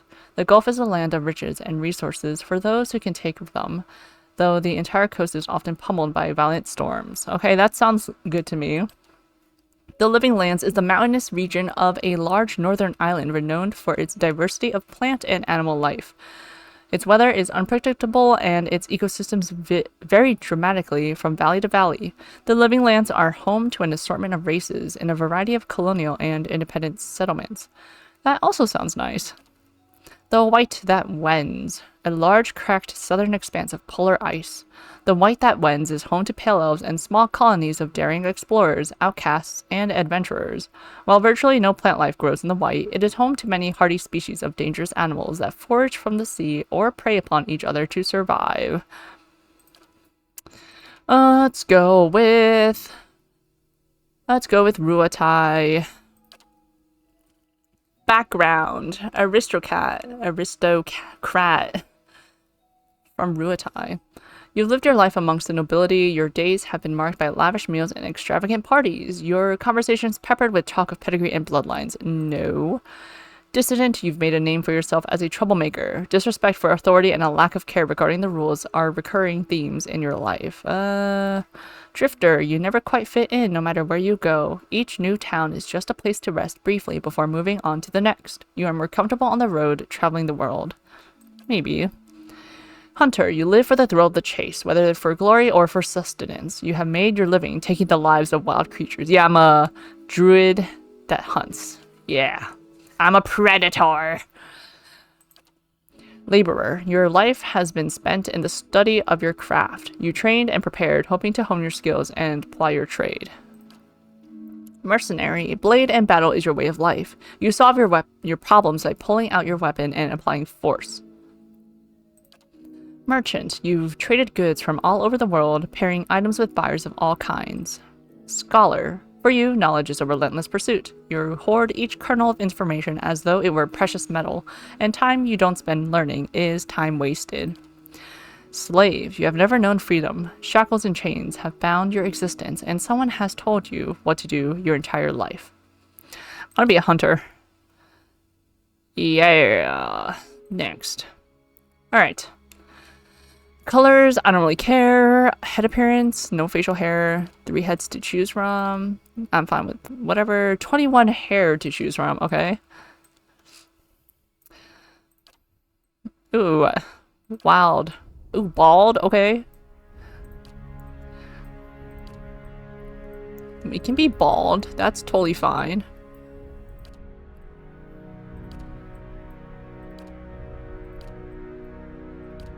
Let's see. Big old ponytail.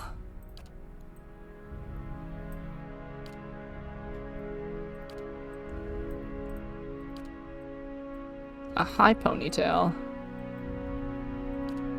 17, 18. Like the wild look. Okay. Yeah, that I don't care. 99 portraits? Are you kidding me? What? What? That's crazy. That's a lot of art. I guess they're not all Ruta. Yeah, I look like this, but I actually look like that. Oh. I love appreciating art. Yeah, let's take a look.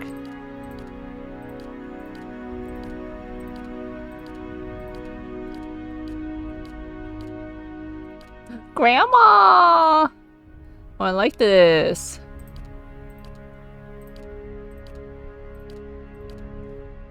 Oh, it includes the male portraits too. I see, I see. Okay, so this is literally all the portraits.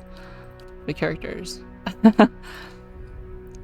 Why? This looks so, like, realistic. Like, what the heck? It looks like almost photographic.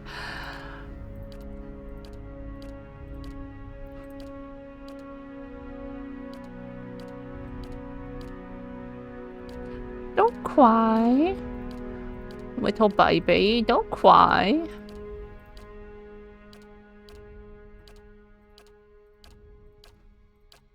I love anonymous helmet. I love that. Oh. I like that.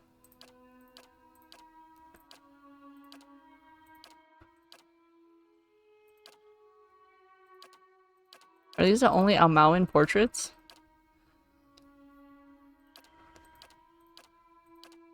Which hair is this?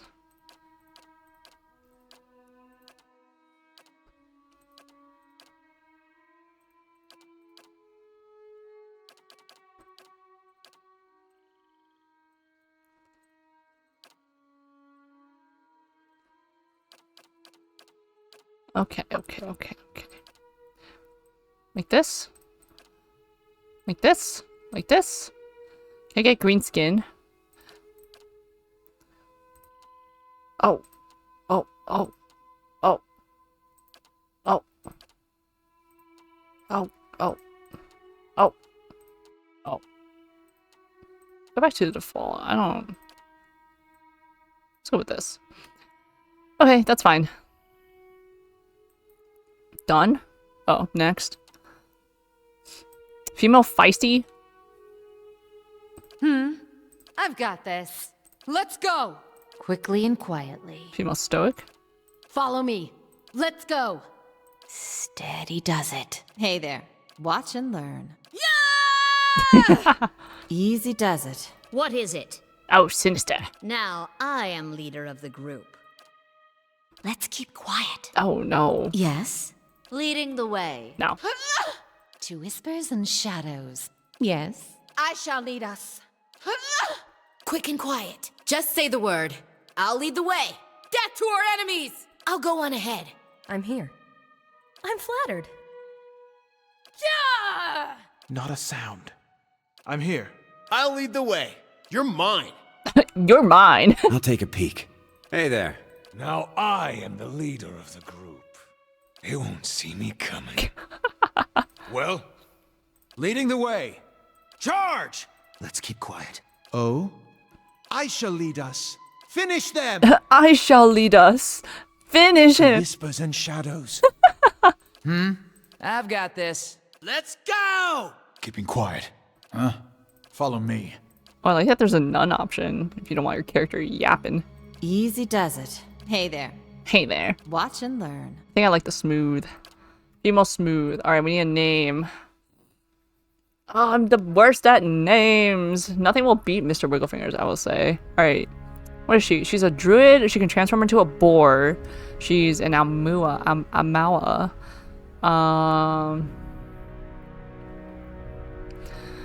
She's red. She's orange and red.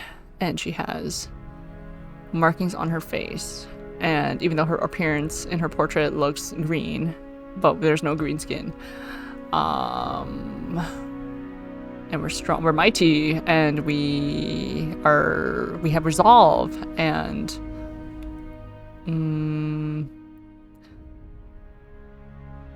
we have average constitution, we have average dex and average perception. We are somewhat intelligent intellect. We can reason.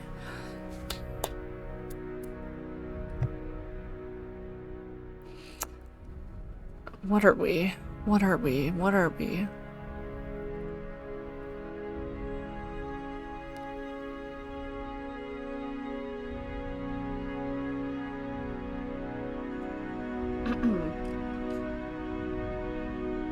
have magic and we have melee, but we're probably magic.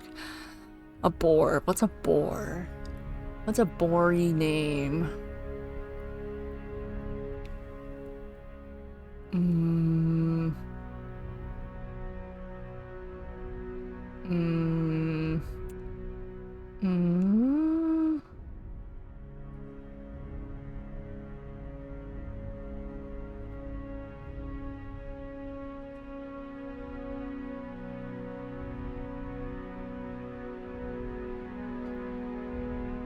Mm.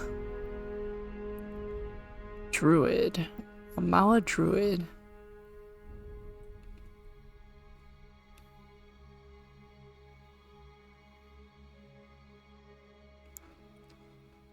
A Maui druid. We can do an alliteration name. Starts with D.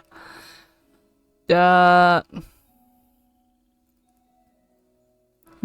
the druid. D, literally D. It's D. We're D. We're D the druid. We're D druid. We're D druid. We're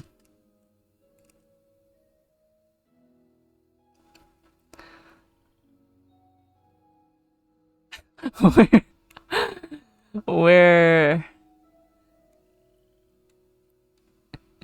D druid. We're D druid.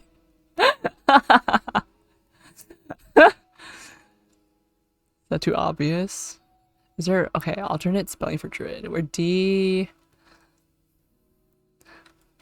We do like D deed.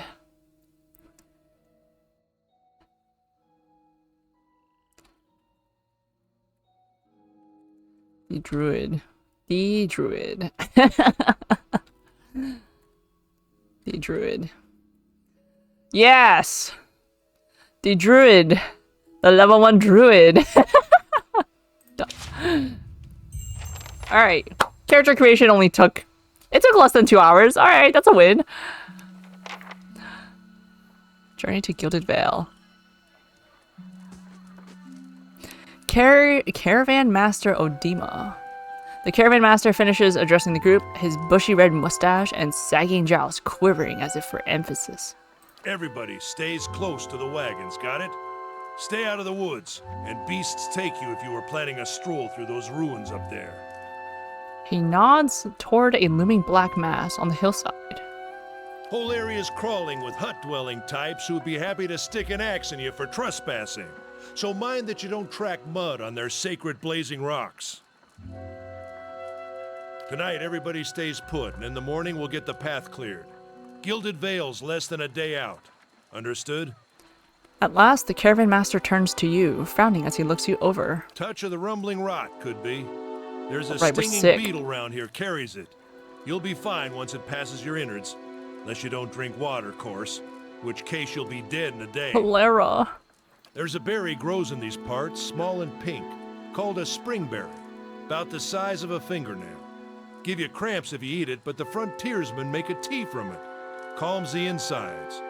Should get you through the night. You might check around, see if you can find some. Meanwhile, I'll see if we can scare you up some water. Scare me up some water. I know you want to hunt before it gets much darker, but see about refilling our water first. Got a sick one here. He nods in your direction. Sparful nods and slides the worn bow over his shoulder. Where would I find these berries? They grow on a bush that's common round here, kind of funny looking. You'll know it when you see it. Doubt you'd have to go far off the road to find one. Let me know if you guys can hear the game okay. What are those ruins? Nothing you won't see on half the hills of Air Glonfoth. Money to be made selling their knickknacks in Defiance Bay if you don't mind getting stuck with Glonfoth and arrows now and again. They didn't build them, but I'll be the effigy if they don't watch them like a mother bear. I understand that reference. I read the tooltips. I read it. I read the flavor text. Of course, all the ones around here have been ransacked 10 times over. Got nothing left worth half a pawn, so I hear. Your character's attributes, skills, class, race, culture, and sex may all open up options for you in dialogue. These options are not necessarily superior to the other responses, but gives you a wider variety of choices to select from. The manner in which someone responds to your choices depends on their individual personality and attitude. Minimize tutorial messages. I'll just close you. Who did build the ruins? Is it dangerous out here? Where are these huge rocks coming up out of the ground? Yeah, who built the ruins? Got different names for them. Settlers called them Ingwithans. Nobody that liked them enough to stop them becoming ruins, tell you that much. Is it dangerous out here? That's a stupid question. What are these huge rocks coming up from the They ground? don't got Adra where you come from? Well, it just grows up out of the ground like this. Goes deep like tree roots. Some of it all the way to the heart of the world, you believe the stories. It's more like a shell than a proper rock. Easier to work if you're a mason. Got all kinds of strange properties. Seems to have some kind of life of its own. They're living. Dies if it gets dug up. Loses its luster. Folks think it probably grew at one point or another, but not these days. The soul butchers in Defiance Bay use it for different things. I've heard tell it can hold a man's soul, but I don't care to see it. Got enough to worry about without seeing something like that. Well, is it dangerous out here? Not if you hurry about your business, and not if the weather holds up. Well, there's concern in his tone, but he does not elaborate. What kind of weather do they get out here? This time of year, rain mostly, and wind. But there's a different kind of wind out here time to time. Locals call it a beawick, born out of the Beawick. ether, the spirit's path. Never seen it myself, never care to. I'll go see about those berries then. Hold on, take someone with you. I know you're not some helpless tenderfoot, not like most of this You lot. sure? But you drop dead, I don't want to be looking for the body. Got a schedule to keep. He scans over the travelers, resting his eyes at length on a sturdy, armor-clad woman who has spent the journey's night sleeping on uneven ground without a blanket or pillow. We got a tough guy over here. Kalisha. Kalisha! The woman looks up on her own time. Oh, this isn't voiced. She needs to find some springberries. Watch that she doesn't drop dead. No promises. What kind of guide says something like that? Kind you can afford. Yes, sir. Don't listen to her, you're in good hands. And I pay too well, if anything. Off with you. Hayden should have supplies. See that you're equipped before you head out. We're in harsh country. Get your berries and hurry back. And if you get so much as a tickle of wind, you drop everything and you run. Something in the air tonight. If it's a beawick, we'll shelter in the ruins. Hut dwellers be damned. Be a week. You heard the man. Oh. Let's get going before you keel over. Ooh, alrighty. Welcome to Pillars of Eternity. If this is your first visit to the world of Yora, you may want to watch these windows to become familiar with the tools and interfaces available to you. Thank you! Your party always consists of your character and up to 5 additional companions or adventurers. While the caravan is camped outside the Glenfathen ruins, Odema has assigned Kalisha to help you. Kalisha is a fighter, a class that excels at close quarters defense. Use her abilities to complement your own. To select a party member, click on their selection circle, their portrait, or press the number button that corresponds to their position in the party, starting with 1 at the left. To select multiple party members, click and hold anywhere on the screen and drag the marquee over the circles of the party members you'd like to include. To move selected characters, click anywhere on the screen where your cursor is a circle of 4 wedges. All selected characters will path to their corresponding position in the formation. If you see a red circle with a slash through it, you cannot walk on that part of the map. When multiple party members are selected, the action bar is hidden. To see an additional character's options, select only the character. Is this the action bar? Mm-hmm. Oh, this is the action bar. Hey there. Okay, what am I looking at? Attack, cancel, select all, backspace. That's a weird. Formation, camp, scouting. Stay quiet. Scouting mode is used both for stealth and for finding hidden objects like traps and secret containers. While scouting, your character selection circles will start to fill with yellow when a character is starting to detect them. Once the circle fills yellow, the character is suspicious and will move to investigate while the circle fills red. If the circle becomes fully red, your character will be discovered. Oh. I thought they meant when our character is starting to detect something. A character's ability to find hidden objects is based on his or her mechanic skill. A higher mechanic skill allows them to find objects at a greater distance. Moving toward a character accelerates how quickly they will detect you. If you actually touch the selection circle of a character with your own, you will immediately be detected. Okay. Oh, yeah. Sure. Everyone sees us, that's fine. Map. Ooh, world map. Okay. Where are we? Defiance Bay. We're heading to Gilded Vale. We're just somewhere. Okay. Inventory. What's this? Cloak of the Obsidian Order. What?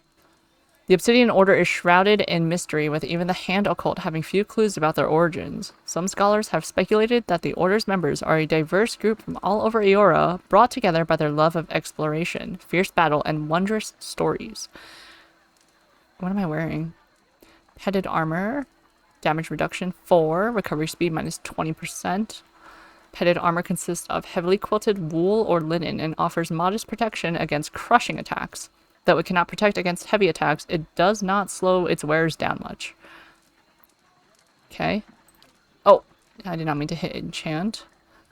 We're not going to look at that menu right now. Our primary and secondary... Oh, we could change these. Oh. Okay, I'll just leave that. Oh, AI behavior appearance. Oh, we can change this? Oh. Oh, nice. Okay. Well, we can just be a completely different character. Class behavior. None. Auto attack defend self. I'll just leave that.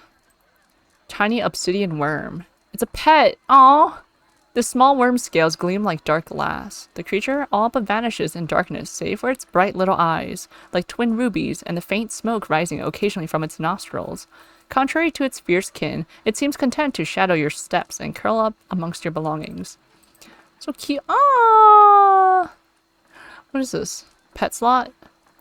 I have a where? Ah. Okay. What is this? Dawn's Pledge. This item grants the ability to shield the wearer from the myriad perils that plague the world of Eora. An aspect of the god Eothas, Gon represents the harvest of the old age, symbolized here by the many interlocking sickles that form the ring. As Gon helps protect the dignity of old age, so too do his followers pledge to prevent young lives from being harvested before their time. 2 per rest, fast, user 15 endurance, okay. I can just wear this? Sure. Giant miniature space piglet. Oh, it's another pet. This tiny titanic pig has an otherworldly appearance that seems to be at odds with its endearing behavior. It follows you dutifully and requires nothing in return save companionship. Aw, that's so cute! Wait, can I actually see them? Oh my god! A pet. Wait, I want the space piggy.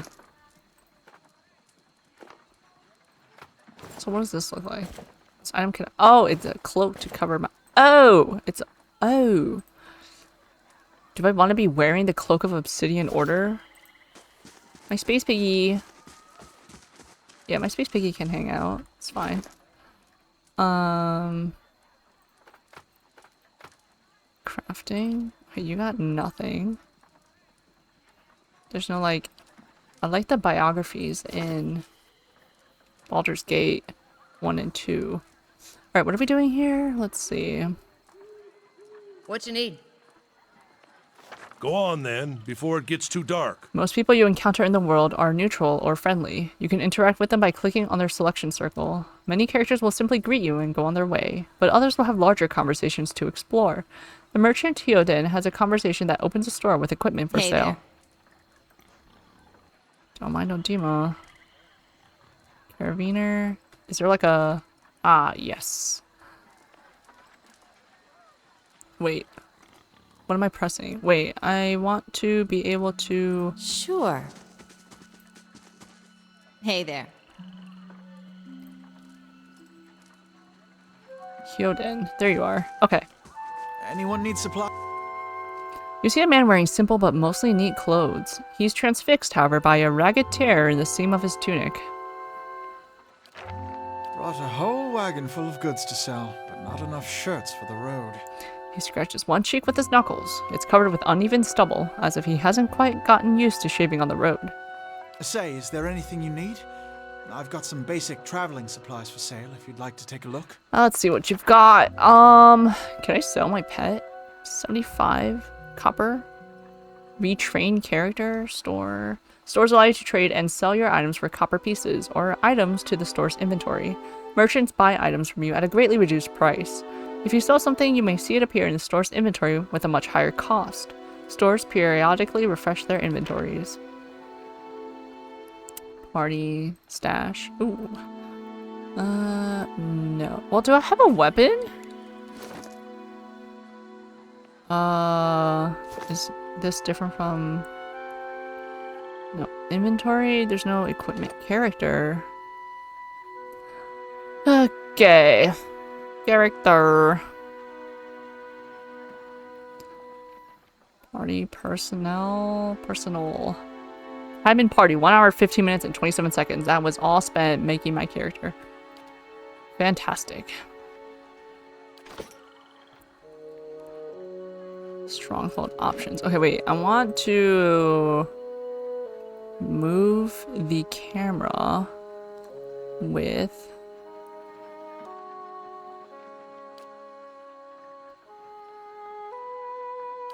Okay. Up. Right. Down. Yeah. Wait. That's the wrong... Left. Right. Right. Up. Down. Okay. Save, yes. There we go. Now I can comfortably pan. Sure. Let me also save. The druid.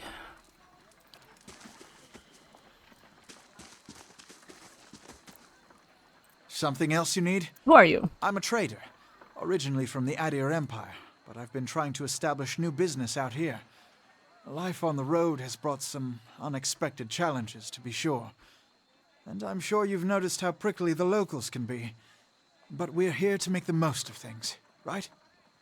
We might as well try with an outlook like that. I'm sure you'll do well. If you think these caravanners are prickly, watch out for those axe wielders Ojima mentioned. How incredibly naive. I'm surprised you've lasted this long. You might as well try. My thoughts exactly. Tell me about the Adir Empire. It's not as big as it used to be, but it's still big. The mainland is a continent northwest of here, but the colonies used to include Raed Saris and the Deerwood. About 150 years ago, Deerwood won its independence from the Empire, a fact our companions are quick to remind me of. He gives you a lopsided grin and nods at the other scattered caravanners. Why'd you move all the way out here? Because it seemed friendlier than Raed Saris? My brothers took over the family mercantile business a few years ago, and there wasn't enough for me to do back home. I moved out to try and expand. He shrugs. Deerwood is a former Adir colony, so it seemed like a good place to start. As much as I admire the Riad Sirens' work ethic, they've always struck me as a little fanatical.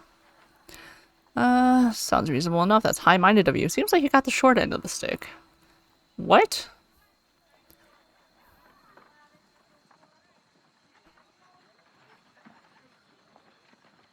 Sounds reasonable. Sure. That's high-minded of you. A blush rises from under his collar. Not at all, just doing my part.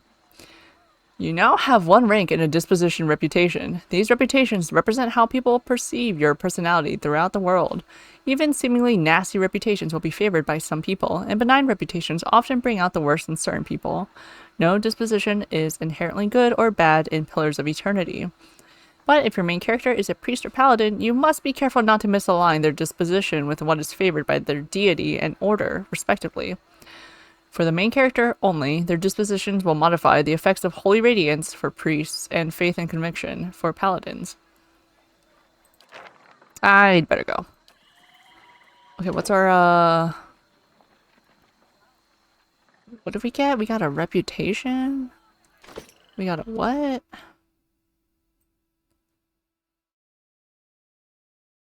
You have one rank in a disposition reputation.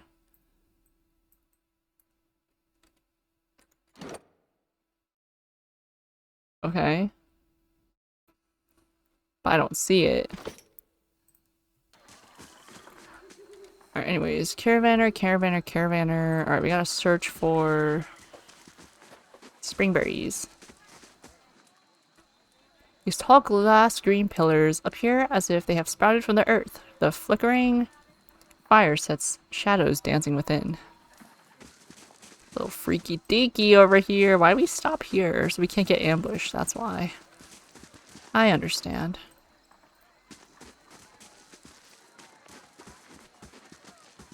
Heyo then. Alright, let's go find this thing. Exploration is key in Pillars of Eternity. As you make your way through the Eastern Reach, open the area map to see what parts of the map you've already been to and what's left to explore. Okay, let's go down here first. Got a big ol' spear. My default weapon that is not actually an item. What if I, Shh. You remember when you saw this game again recently? You were like, oh my god, this is so much smoother than Baldur's Gate. It literally is. Like, my god. You tell me an isometric RPG can run like this? I do love the old graphics, though. Of OG Baldur's. What is this? Orland's Cradle. You have gained an item. Ingredients. Okay, cool.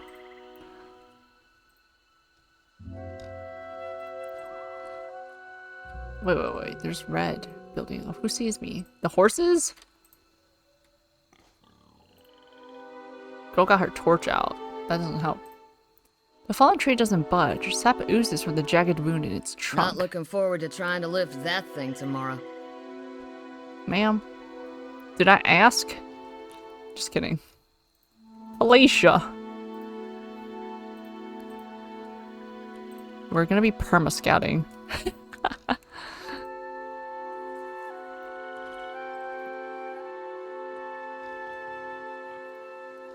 Who asked that JPG? Galatia, what this? That's Hilden. How close can I zoom? Really close. Map.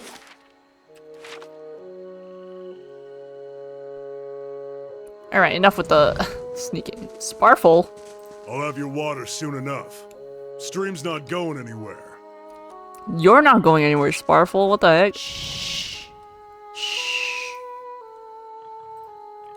Where's the water? Where the water at? I'm looking for Let's a check bush. by those outcroppings. Sure. Patrick Seitz? Is that his voice? Sparfle's voice? Young Wolf Beast. I don't know who that is. Whoa, okay, first level druid spells. Let me, what's that one that... Charm Beast. Oh, I'm not in combat yet.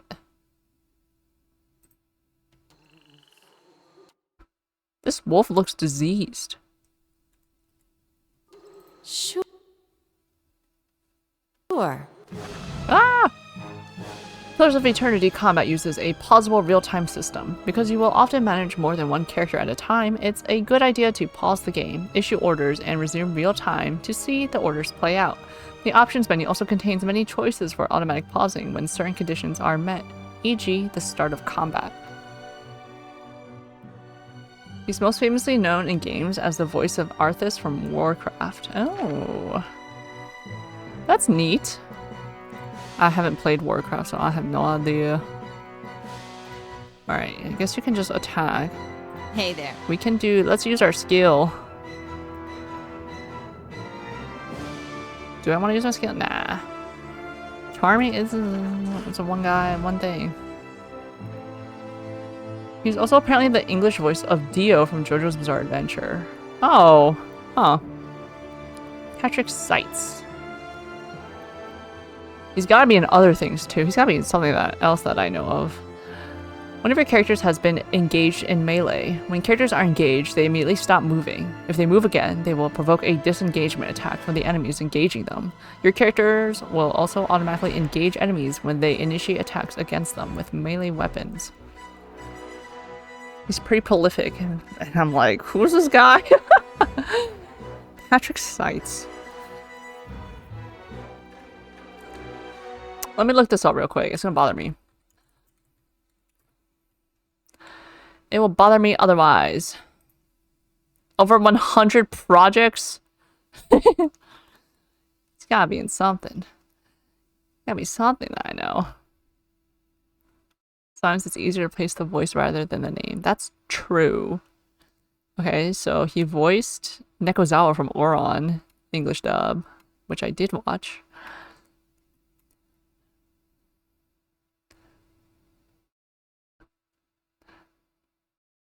He's gotta be like...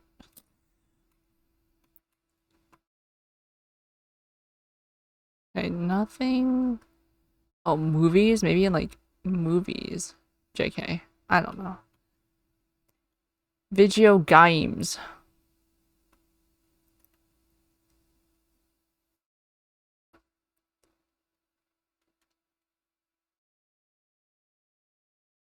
Oh! Oh, he voices Nekomar Nidai in Danganronpa 2. Wow, good to know. We'll hear him again in the future.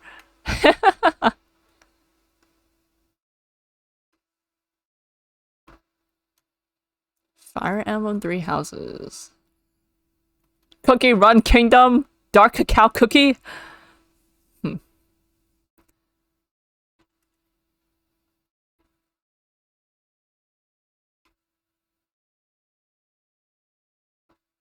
He's in a lot of things. You forgot he was in dang old Ron Paul. 2, to be exact. Oh, This. What am I doing? I'm fighting. Let's... Wait, did they say druids can only use spells for a certain amount of times per rest? Per encounter?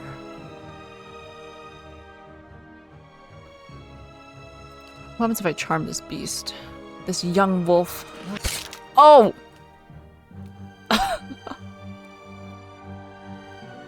All characters in the game, friend and foe, have 4 primary defenses against attacks: Deflection, Fortitude, Reflex, and Will. These defenses are based on the character's attributes, level, items, and other effects. Accuracy is compared to the... Yeah, I read this. Yeah.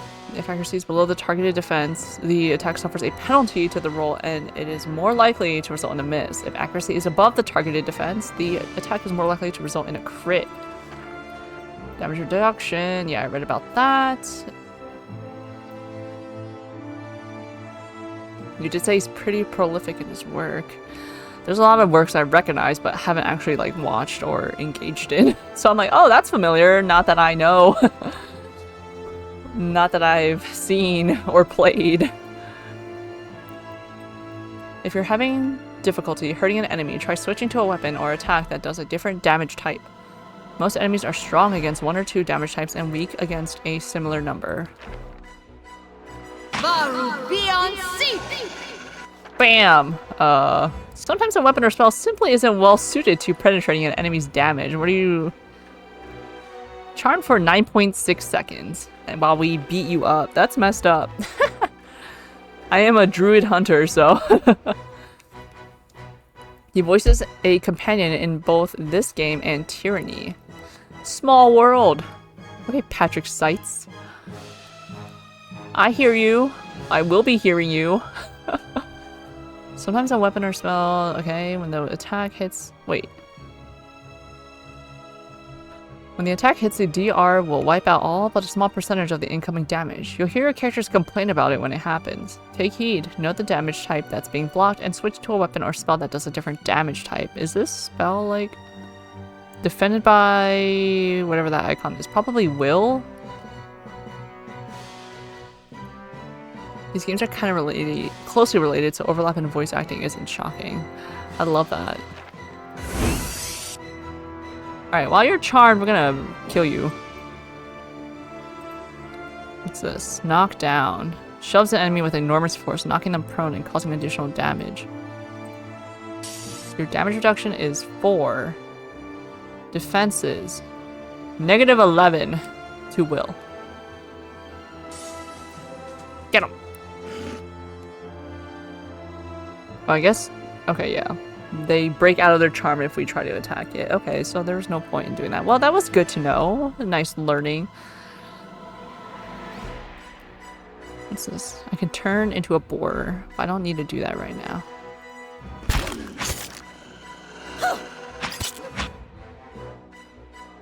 You scored a crit! Where? 21? Crits young wolf for 21 slashing. Oh my god, they show us the math. Holy cow! That is more detail than I will ever need to dive into, or will ever want to dive into. A crit is a better result than a hit, and they are more likely to occur when the attack's accuracy is higher than the target's defense. Attacks that do damage will do more damage on crit attacks. On crit, attacks that inflict status effects or afflictions will have increased duration on a crit. Raises are worse than hits and suffer decreased damage and effect durations. Defense is 4, 24. Damage reduction is 4. And what's your... let me try learning. Where's your weapon? Battle axe. 13 to 19 slash damage. So they said if what? If our accuracy is better than their... what?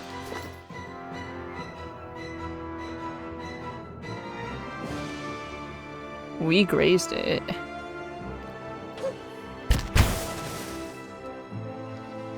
Interrupted young wolf.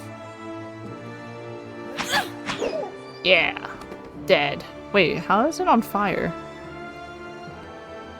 Bestiary progress. 33%? Okay. Slow mode active. Let's loot this thing. Wolf hide. The wolves of the Deerwood are a large and crafty breed, bereft of the species' usual shyness, and they present a serious hazard to travelers who venture off the beaten path. Hunters who seek them out will not usually contend with a single wolf, for they travel in packs of varying size, presenting a challenge to any lone hunter. Their furry hides are valued for the warmth they can provide, and the teeth of the strongest wolves make for impressive trophies. So much stuff and things happening for real! The heck? Did I pick it up? I guess I did. Alright, and there's a carcass here. Alright. What is going on? My journal. White March part 2 quest tasks. I collect springberries to concoct a remedy. Oh yeah, I'm sick. I'm ill. I have what? Rot? I have some rot? Root rot. Gilded Vale is said to be one of the most prosperous villages in the Deerwood, full of opportunities for work and wealth. I am told they're offering land to new settlers. Cyclopedia. You probably know, but White March is the DLC. Yeah. I wonder if we could do part 2 before we do part 1. You've made your living in the wilds, dedicating your hours to perfecting the cadence of the hunt. The long intervals of stillness and waiting, the frantic exertions of the chase, the sudden punctuations of the kill. You fell ill traveling with a caravan bound for Gilded Vale. The caravan master sent you off with one of his guides, Kalisha, in search of a remedy. Lunch break, what's happening? Welcome back, Zeshu. We just finished character creation, so lucky for you, you missed all that. It was like an hour, 40 minutes, and we're starting the game. Probably not. Yeah, makes sense. That sucks though, like if you played while the DLC was coming out and then like it ends on a cliffhanger and you gotta wait. Sure. This is it. Springberry. Okay, as you receive quests, your journal will update with relevant information. If you ever get stuck, open it up to review your notes. I was literally just doing that. You're that type of player, huh? It's not even because of like the character creation. It was just because I was reading literally everything. All the races, all the options. I did not read all the spells, at least, so... like, character creation appearance-wise, I'm very, basic. Like, I don't go to the nitty-gritty details. That's way too much for me. I hear you're a pretty good hunter. Don't tell Sparful or he'll run his mouth clear to Gilded Vale, trying to convince you how much better he is. I spent a lot of time living on my own in the wilderness. I used to hunt monsters for a living. I was responsible for hunting and gathering for my village. I was a fisherman, actually. That isn't your business. Yeah, we are a hunter. What kind of hunter are we? Do we have a village? Where did we come from? I don't remember our lore. Spent a lot of time living on my own in the wilderness. Yeah, we're a druid. Yeah? How's it you happen to come here? Civilization came and spoiled the land. A great fire destroyed everything. I wore out my welcome and they ran me off my land. That isn't your business. Stop being nosy, Kalisha.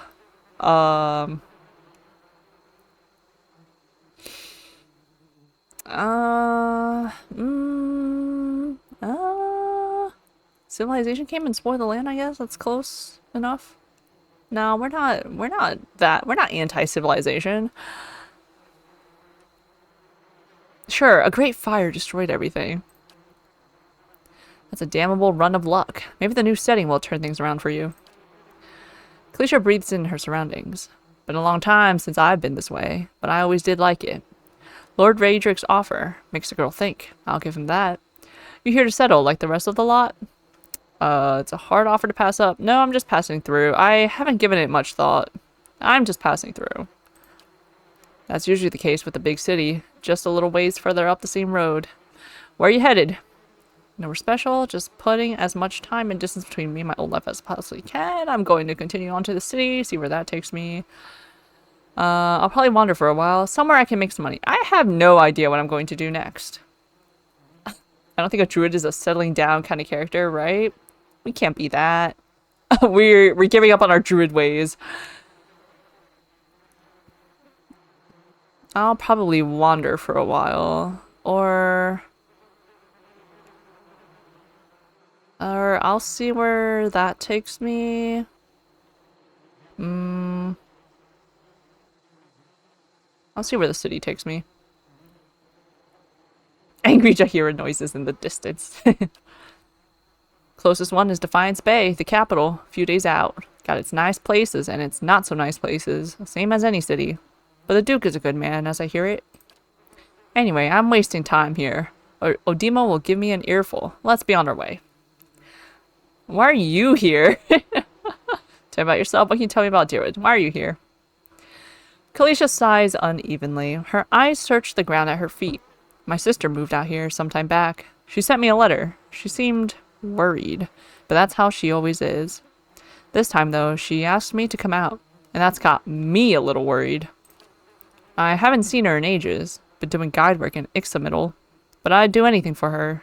She's a much better woman than me, so I'm here and we'll see. Odimo I've worked with before. He doesn't usually drive a route this way, but he's doing it for me. Alright, tell me about yourself. Your turn.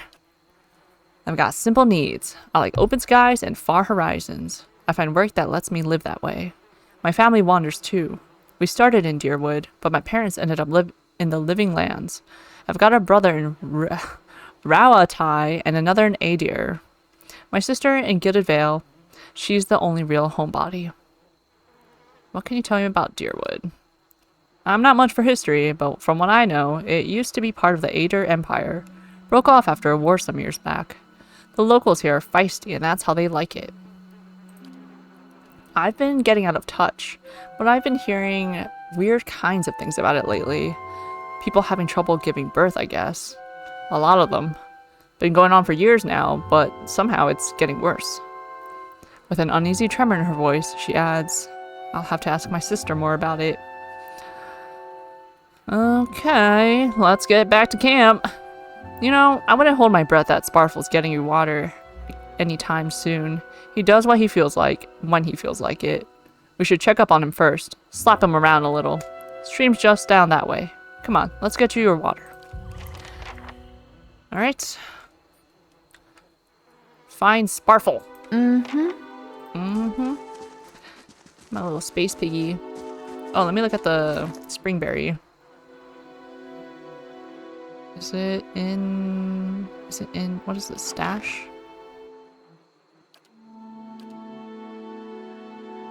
Found on tall, distinctly shaped shrubs, these large pink berries are both sweet and frequently used in various medicines, not only to obscure the taste. Orland's Cradle. Named by Riaid-Surin settlers who came upon the mushrooms in the forest, this thick, flat fungus grows along the base of large trees. What is this? Wolf hide. Alright. Is your torch... Okay.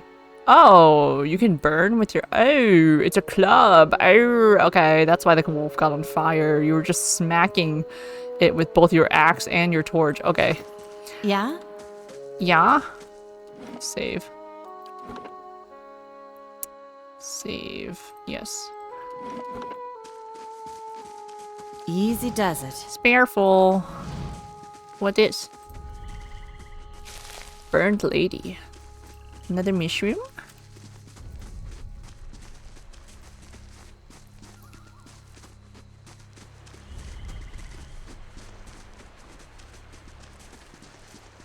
There's the stream.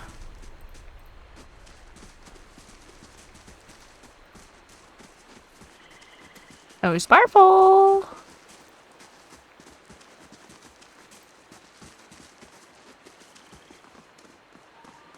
It's so smooth. What a surprise. Sparfle went hunting. At least he left the water skins. Come on. Come on. The tab key to highlight. Yeah, I know that. You crouch at the riverbank and dip your water skin into the cool water while Kalisha waits nearby, keeping watch. As you rise, you notice her look up sharply towards the tree line. You've gained an item. Quest. Full water skin added to the stash. I love this. Out of the trees emerges Sparfle. You good, Sparfle? One of the guides, barely discernible in the dim moonlight. He no longer carries his bow, and there's a strangeness to his gait. His stride wobbly as he moves toward you with labored breath. Sparfle? Are you alright? Sparfle's toe... Oh. Catches on a rock, and he collapses forward in a heap. The feathered shaft of an arrow planted between his shoulders like an enemy flag. Come on, Sparfle. You had one job, and it was to collect water and go back to camp. That's it. Think he's dead. Sparkle! Ambush! Come on. Oh, wait. The game gotta stop auto-pausing, I feel like. Because I'm pausing. No. Do not pause when combat starts. I will pause it. Combat auto-slow. That's fine. I'm okay with that.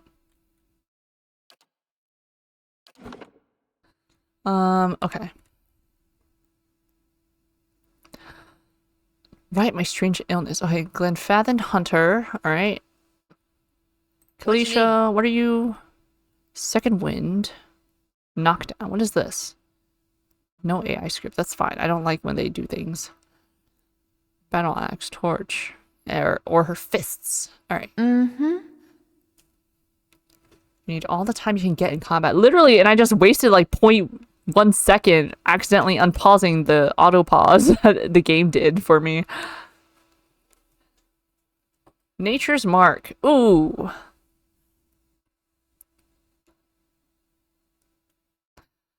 But how long does this take? Also, if is this instant? Speed is fast. All right, I'll believe you. Wait, what is... Do I do it here? Oh. Okay. We interrupted Glenfathan Hunter. Okay, for 36 seconds. Okay, are we done with our current action? Oh, this is the area of effect, and then this is how far I can activate the spell, not the actual range. Got it, got it, got it. I understand. So I really only got this guy. That's fine. That's fine. Alright, am I still in the middle of casting it? The druid disengaged. We are learning. I love learning. Okay. So I can't... Am I still... I don't know how to tell if... Okay, you really want me to click this? Like, am I still using this? I think so. Is this the cooldown? Oh.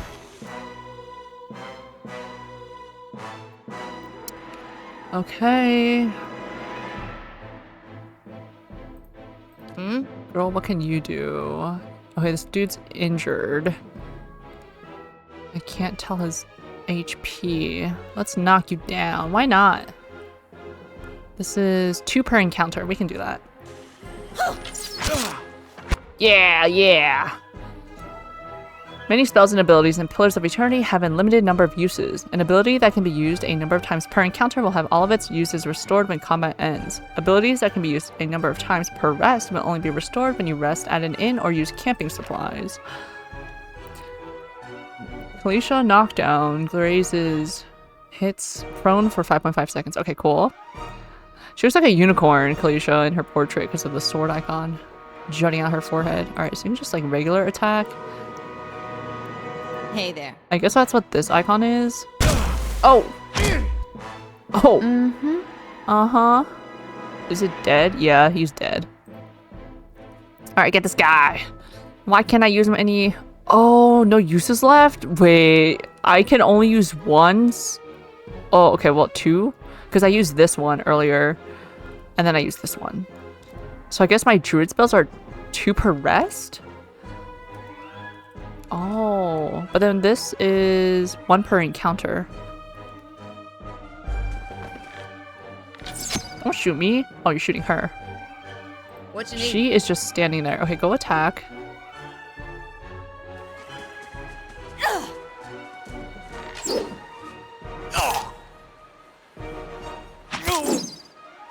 Yeah. Smack him with your torch. Are we attacking? We're still attacking. Good. Yeah, get cooked. Alright.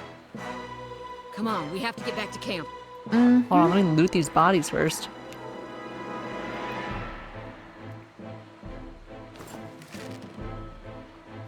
I guess we ended up being a sorcerer after all, just with nature flavor. Yeah. At least we're not like... Sure.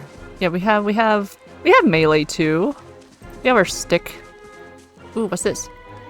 The footprints around the campfire are indistinct and have been here for days or longer. Where's oh, there's his body. I want this. Give me that bear. Let me save so I don't screw myself over. Yeah? Yeah?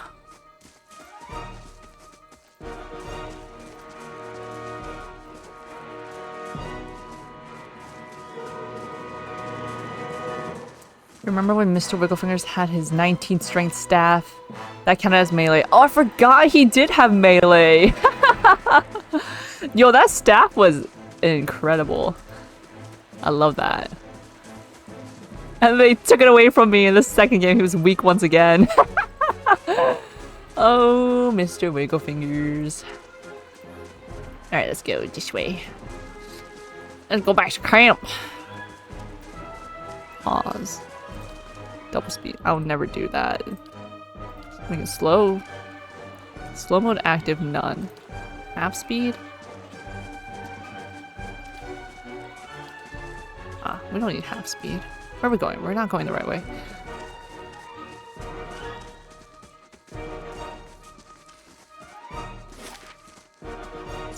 Oh!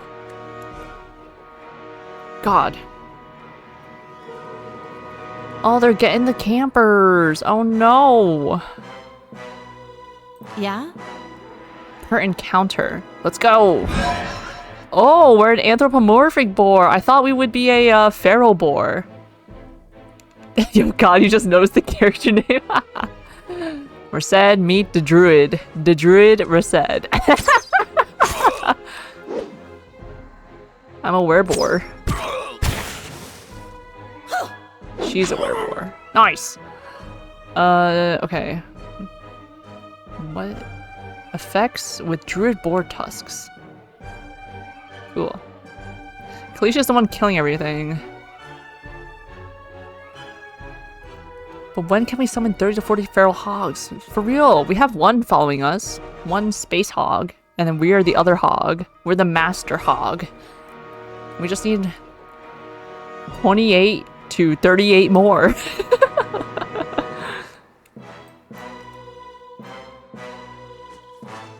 Sure. Oh, let me loot. Give me your body. Oh. Oh, my boar companion disappears when I transform. I see. Save after every encounter. Save. Save, save, save. Yes. Oh no!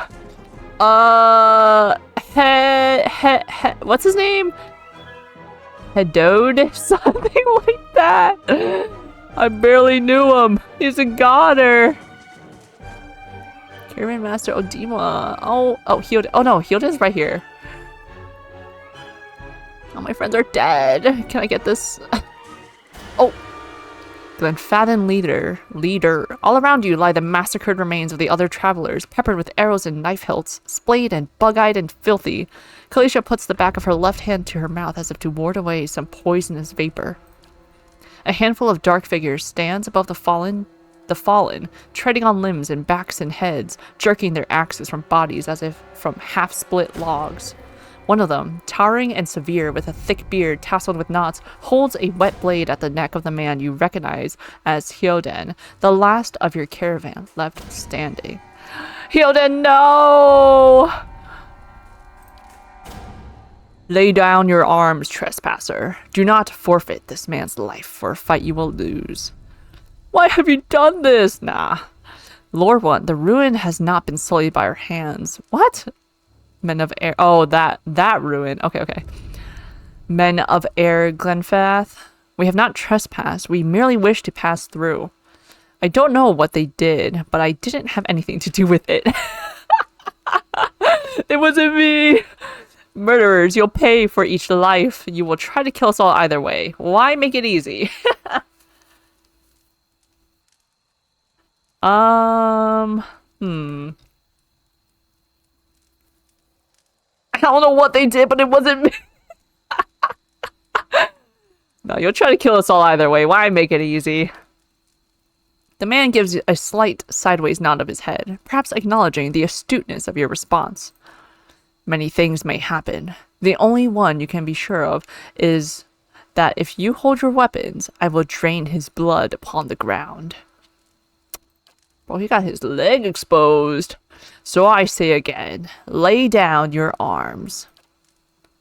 Don't trust them. They mean to kill us all. Ooh. Locked behind Perception 14 and Athletics 1. I like that they don't show what the option is, but I like that they show that it exists. We are innocent in this. Will you not listen to reason? Only a fool attacks a weak enemy while a stronger one yet lives. Are we talking about Hyoden?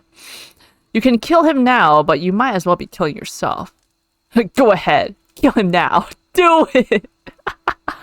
Judging by the string of animal teeth around your neck, I am guessing you are worshippers of Galawain. If Galawain told you to stop protecting the ruins, would you? What an insufferable answer. Put down your weapons very well. Let him go. If I put down my weapons, we're all dead. Only a fool attacks a weak enemy while a stronger one yet lives. The man considers this, looking you up and down. Yet. He shoves Hyoden toward you. As he does so, the man rakes his blade against Hyoden's torso. Hyoden screams and stumbles forward, a white gash in his clothing beginning to bloom crimson. The man sets his feet to engage you, his axe raised high. I'll take you on, sir. Maybe I do need autopop. No, I don't. Because my thumb is pressed over the space bar, ready to go. Oh my god, Hyoden's in our party. 29 endurance. What are you? Bruised ribs? No. Buddy, no. You want some beer? Potion of minor regeneration? These blue-green liquids are attributed with powers of recuperation. Ooh, wait. I love this texture of this parchment. You can, like, feel the leathery, like... Ooh. Restoring energy and liveliness to the weary or morose over a period of time. Over 12 seconds. Lockpick. Okay. Okay. Okay, Mr. Rogue. Beer. While few foreigners have much kind to say about the beer in the Deerwood, where locals prefer to indulge in narcotics, beer is still a staple of every inn, home, and drunken feud. Okay, let's see. Hey there. Hey there. How many of them are there? 2 that I see. What can you do? Blinding Strike. A dirty attack that makes the opponent unable to see, inflicts extra damage, and blinds the target. Do I need more details? Oh, the details are like this. You can switch to new weapon sets by selecting the weapon icon from the individual character's action bar. Okay, I see. He has... dagger. Dual wield dagger versus one wield dagger. What you need? Yeah? Yeah? What you need? Okay, this How is can I help? per encounter. Per encounter. Okay, we're good. Hey there. It's me. I'm the problem. At least I have my spirit shift. Okay, let's get... Okay, the leader, the hunter. He wants to fight me, so I'll fight him. What you need? You can go towards you. How can I help? Hyoden, you can go towards the hunter, I suppose. What you need? Ma'am, you can help me by knocking this guy down. That would be great. Or actually, no, help him. Help him help me. My boar form is for 18 seconds. How is it instantaneous? It's instant. Yeah, go get him. Who's over here?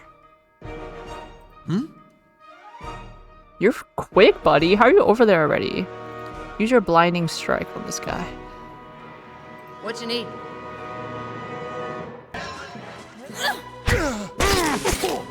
Yeah, whoa, he blew into chunks. Just like in Baldur's Gate, we love that. Alright guys, get this guy. He got his back turned to me. Foolish move. He turned around, he's like, oh my god, they... How can I help? They absolutely blew up my companion into smithereens. 22. Hyoden killed the leader! Nah, you kill stealer!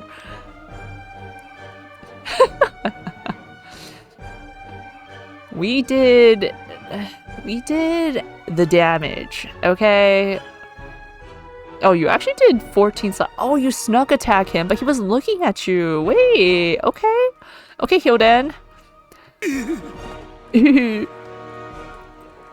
there.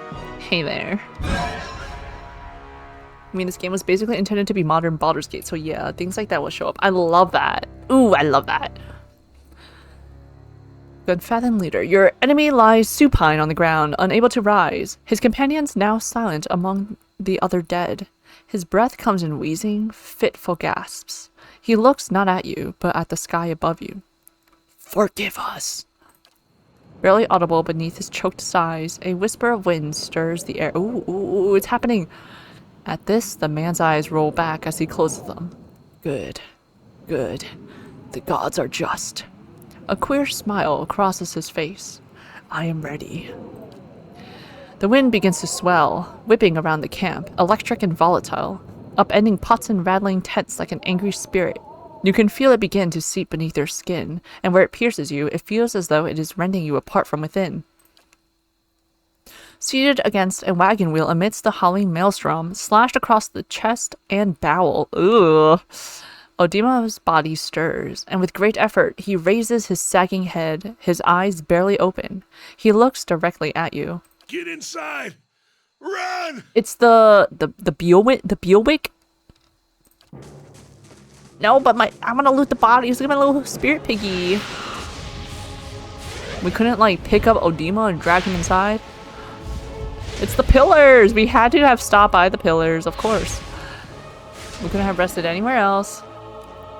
Straining against a gale that threatens to pull you off your feet with every step, you step your hands in the worn folds of weathered rock and set about pulling yourself up the precipice. With a last burst of energy before your arms give out, you swing yourself up onto the ledge. Hyoden trails behind, slowed by injury and delayed by early hesitation. As he nears the face of the rocks, one of the fallen attackers, who had been feigning death, lunges for Hyoden and topples him onto the rocky ground. Well, he got. Restrained, Hyoden lashes out against his fatigued assailant, but struggles to break his hold. They are close to you. Despite the wind from your position, if you were to throw your weapon at the attacker, you would have a good chance at hitting your mark. Throw your weapon at the attacker. Allow Hyoden to break free on his own. Let me throw my weapon. Your aim is true, and the hit jars Hyoden loose. Lurching to his feet, Hyoden clambers up the base of the rocks. As he nears the top, however, the wind flares, pulling him sideways and tearing one of his hands free. My weapon!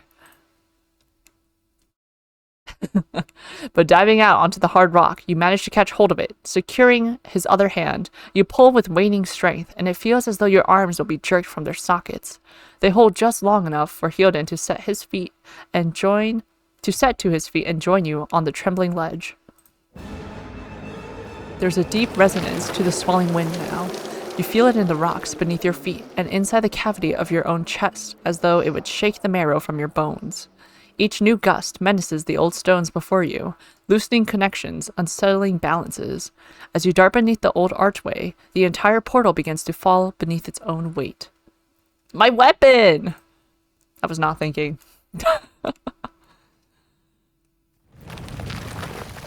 New map discovered. Sealant Liz. Was that? A Beowick. Had to be. Beowick. And we're lucky to be alive. And we're the only ones.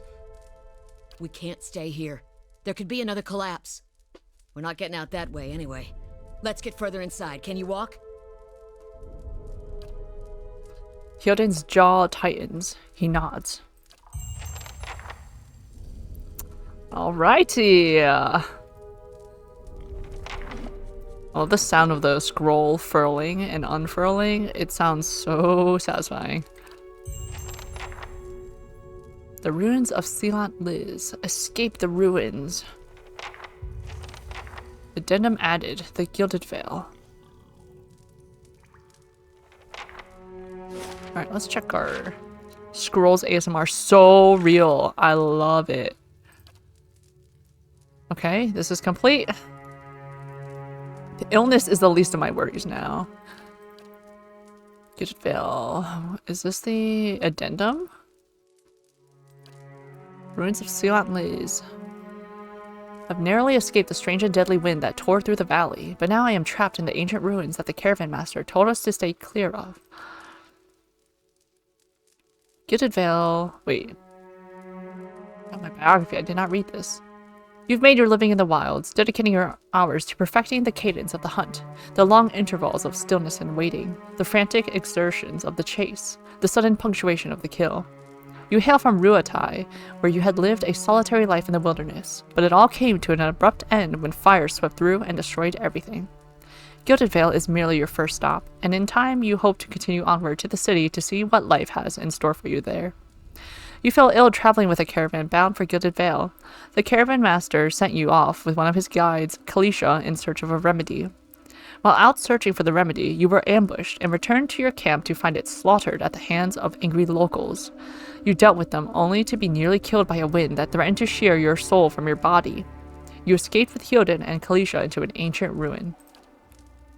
My cyclopedia! Wolf, young wolf, defeated 1, level 1 beast. What did it say? It was like 33% done? Where there are deer, wolves will soon follow. This Adrian proverb, often spoken with the first phrase omitted, suggests the vulnerability that early settlers often felt in the Eastern Reach. It also speaks to the long association of the Adrians, literally people of the deer, that have had with the four-legged predators that are as ubiquitous in the Deerwood as they are in the Adrian Empire. Wolves are legendary for their speed as well as their ability to knock their prey prone, subsequently subjecting them to devastating attacks. Whoa! Oh, this is all the tutorial stuff. All the tooltips. Oh god. Alright, let's not go crazy. Let's not go ham. Oh, I can make notes. Okay, we're not doing that. Journal, let's close that. Should I save? Let's save again. Why not? Alright, a lower level of the ruins has been blocked off by fallen rubble. Sure. Sure. Are we good? We're good health? Okay. Or good endurance, I should say. There's a difference.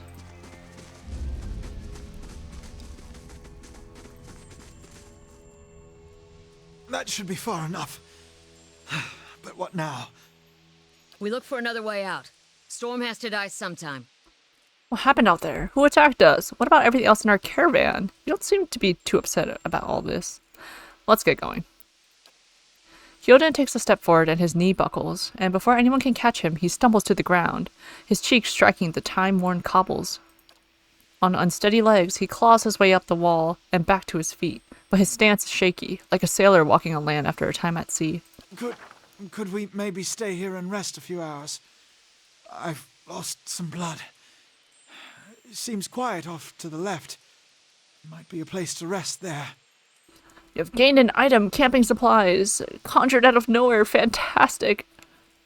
You haven't played this in years, but this is all so familiar still. I guess that shows how iconic, I guess? Is that the word? The lasting impact. You've discovered some camping supplies. You can use these to rest in the wilderness or dungeons, fully restoring all of your character's abilities and health. Easy difficulty allows you to carry more camping supplies, but hard restricts them severely. If you fully run out of camping supplies, try to find an inn. Most have cheap rooms available. I hate to say this, but we can't afford to stay put. Those Glonfathens were riled about something. Could be we got company in here. Looters will be armed and ready to kill, and there's probably a lot of them. We can't be caught sleeping in their beds. Please, I just need to lie down for a while. Then we can move as fast as you want. Please! Maybe you didn't hear me. Oh. We are gonna die in here if we don't get moving and get this place figured out before the looters come back. We've either got to find the exit or a damn good place to hide.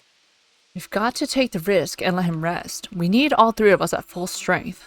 Kalisha's right. We have to press on. We don't know what we're up against. Dude, this guy could barely walk. Like, he can barely stand up. Let's rest. This will be the end of us.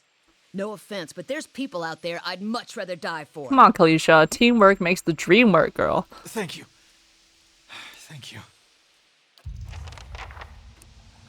I'm not about to have him die. I lost my weapon for him. Oopsies.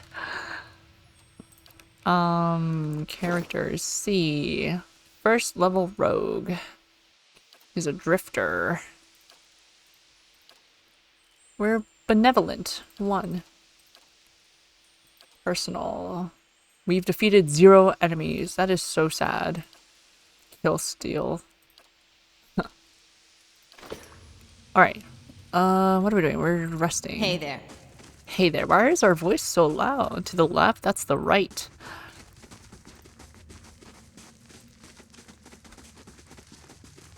Who put these torches up here? Someone else has been here. We should move. That's not a bad idea. Okay, there's no like... What is this? Camping supplies? Yes. Always teammates putting in the work. Yeah. And amongst these supplies are bedrolls, blankets, rations, and other amenities intended to keep hardy explorers from succumbing to the elements. I think Edwin killed Sarabak in my party. You know what? That's deserved. Edwin, he can do whatever he wants. Mr. Wigglefingers killed, like, no one. That's okay. That's okay. Hammer and chisel. Useful for chipping away at hard surfaces, particularly ones that display structural weakness. Let's get that. Small shield. Torch. Though not especially effective in combat, torches can be used to illuminate dark environments. What? Close this. Is it like auto-selecting who gets what? No, I think it's just whoever opens it. Whoever's closest to the object. Okay.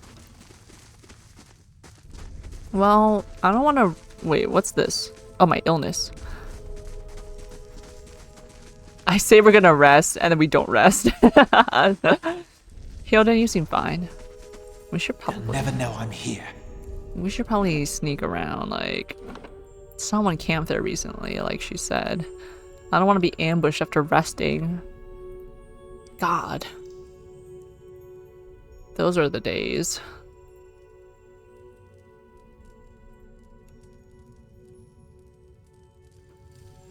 Oh. Zarip? Oh, you seem... Oh. I was gonna say you seem friendly? Because you're green? Your circle is green? A trembling, sickly creature emerges from the dark, clutching a spear, knobby elbows and thin ribs showing through its scaly flesh. But you recognize it as a Zarip. It watches you cautiously, breathing in ragged sighs. Raise your arms and stand still. It's okay, I won't hurt you. I'll tear you to pieces, lizard. Slowly back away. Let's slowly back away. The Zarp watches warily as you go. Because I feel like raising our hands would be seen as offensive. Ooh, a puzzle! The Eastern Reach is a dangerous place full of lurking enemies and carefully concealed secrets. Enable scouting mode to move stealthily and search for hidden objects like traps and secret doors. I'm already on it. So... Those tiles look suspicious. Let's be careful. I like how, at least from my understanding of what I read about the scouting and stealth, is the more stealth points you have, the wider the range of what secrets you can detect. So it doesn't matter like your stealth level, you can still detect the secrets. You just have to be close enough. Worth a look. Yeah. So I appreciate that. Oh god, that one temple from Baldur's Gate 2. Secret, secret. I got a secret. My piggy. Oh.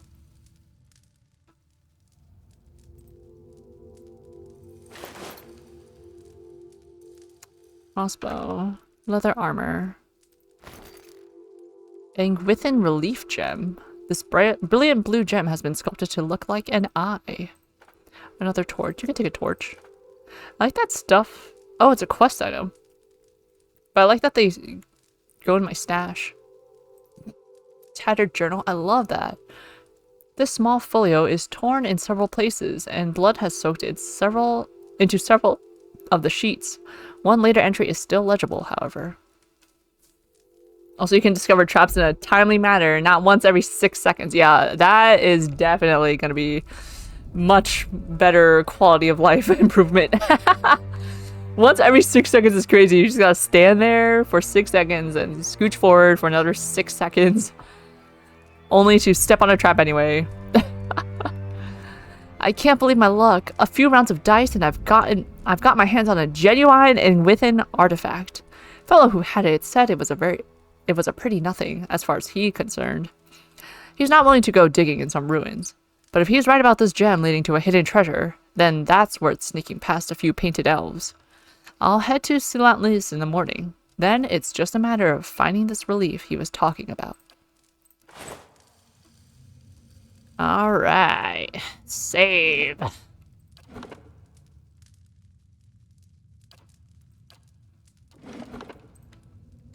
Alright, did he step on a trap? Is that Wait. what? Do you hear that? I don't actually. I don't hear that. This leads to the Zarip. Did the Zarip kill this man? Man, why I say it like that? Oh! Scolder Whelp. Wilder. What does my thing say? Animals. There was someone that had like some wilder thing. Okay. Let's go this way. Oh, Zarip. Hey, buddy. Hi. Hey, buddy. Can we talk to you? Oh, no, we're still hidden. Okay. Can we ambush this guy? Let's see.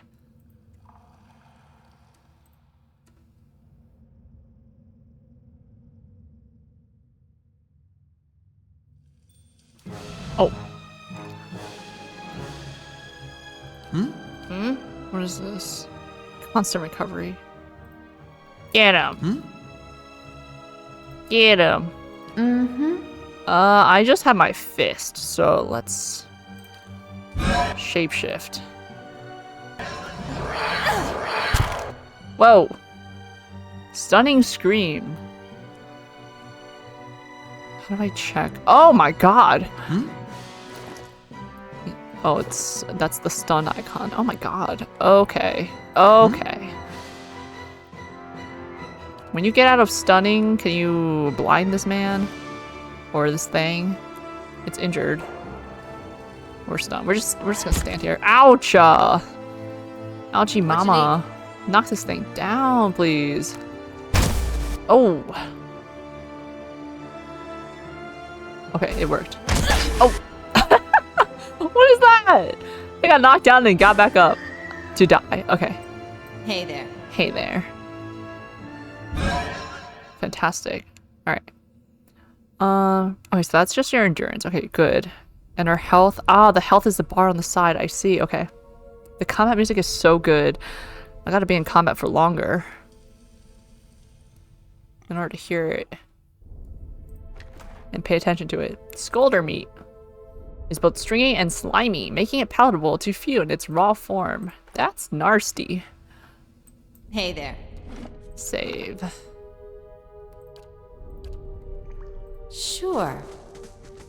What this? I'll be in combat enough at some point. I believe you. I believe you. Let's see. Fast, 8 deflection, interfering. Compare this. One-handed. Weak interrupt. What is interrupt in this game? Determines how likely a damaging attack is to delay their opponent's current or next action. The roll uses an interrupt value from the attacker derived from perception that is then compared to the target's concentration derived from resolve. A 1 through 100 roll is made, adding to the interrupt. If the result is higher than the concentration, the target plays a hit reaction, and their current action is delayed. I don't know what any of that means, but sure. You just remembered your pinnacle memory in this game? The duration of the delay is determined by the interrupt strength listed on the weapon or attack. An interrupt applied to a character already suffering from an interrupt with a longer duration will have no effect. Okay. You found an optional boss encounter and your entire party, save the main character, was dead within 5 seconds of entering combat. Ooh. Ooh. That's scary.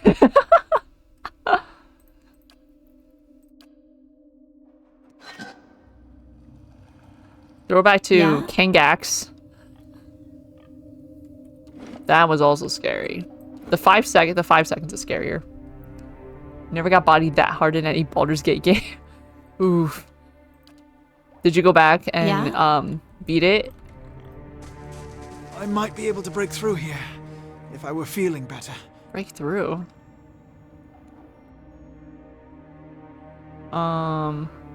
A crack runs along this wall from floor to ceiling. A light gust of air passes through it. I did get a hammer chisel, didn't I? You got party wiped many times, but it took longer. Okay. Perseverance pays off.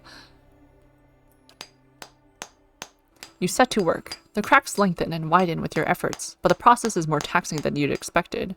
Sweat beads your forehead, and your muscles begin to ache. Try something else. Okay, push on the wall. Actually, let's leave. I do want to rest before I do this. The situation required some clever thinking on your part, but you managed to deal with it. Yes. Nice! I really like how positioning really matters in the outcome of these battles, which I figured out in like one of the fights in I think Siege, either Baldur's Gate or Siege of Dragonspear. When I was like ambushed, it was probably Baldur's Gate 1. I was ambushed by like mad people, but if I just moved my guys a little bit before the start of the battle, then it could really turn the tide. Let's close that.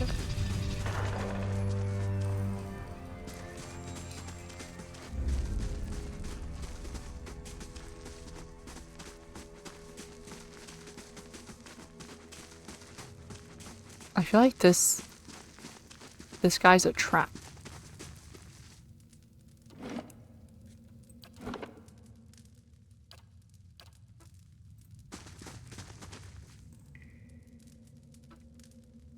Oh, are you guarding something? Ooh. Don't mind us. Stay quiet. Don't mind us. Ah. How quickly the tide turns. Insert spinning bottle of tide here. It do be rotating. The Tide Pods. How would people be eating Tide Pods? That's crazy. What about that makes it look delectable? Shaking my head. The Zorp sniffs around your pack and noses excitedly at something. It steps back and points to your pack, salivating and holding its spear out to you. Ooh, give Skulder meat to the creature? Oh, I love that. Wait, yes. You produce a piece of Skulder meat from your pack and toss it onto the floor. The Zorp's nostrils flare at the scent of fresh meat, and its eyes dart between you and the food. It creeps toward the prize, shoving the spear into your grip and snatching the meat with both hands at the last moment. Oh my gosh! It understands bartering! Yes! Its gullet quivers as it devours the flesh in noisy chomps. Tide Pods, horse dewormer. People have some interesting ideas, for sure. Oh my god! I have a weapon now! Is my main weapon, spears, or can I equip other things? Average piercing. Spears are not as long as their two-handed kin pikes, but they are easier to maneuver and can be used with a shield. Even with a one-handed grip, spears can strike fierce blows with high accuracy. This crude spear is decorated with feathers and beads. Toss you some meat and you also understand barter. I thought this was like, I give you meat and you get out of my way, but you actually give me the spear. Fantastic. Can I actually wield? Oh, I can wield. Oh, we can have 4 weapon sets? Hold on, that's pretty cool. You got 3 daggers. That's a little overkill. Here, you can have a torch. What is you're a fighter. Do we need arrows in this game? I would assume so. Hunting bows are extremely popular in the Deerwood and Air Glenfath, though used more frequently for hunting deer and small game. Hunting bows can be deadly against two-legged prey. Hunting bows lack the high draw weight of war bows, but can be fired more quickly. Hide armor. Do you have any armor on, sir? Oh, wait, what? Oh, wait, huh? Oh, even if I move, oh, it's because she's the one that's it's suited for. I see, right? Is that what that's saying? No, it's just because I have her selected, okay. I don't need ammo. What? What? Yo, okay. Sure, everyone can get a bow. Carry that thing. You can also carry the... Oh, wait, it's locked. That's fine. We can crossbow, sure. Crossbows are commonly used for hunting by nobles in the Deerwood, but they are also employed as weapons of war by many soldiers and adventurers. Less powerful than their close sibling, the arbalest, crossbows can be cocked by hand and have a moderately fast rate of fire. We have the technology. People realize carrying full inventories of arrows isn't cool. Thank God.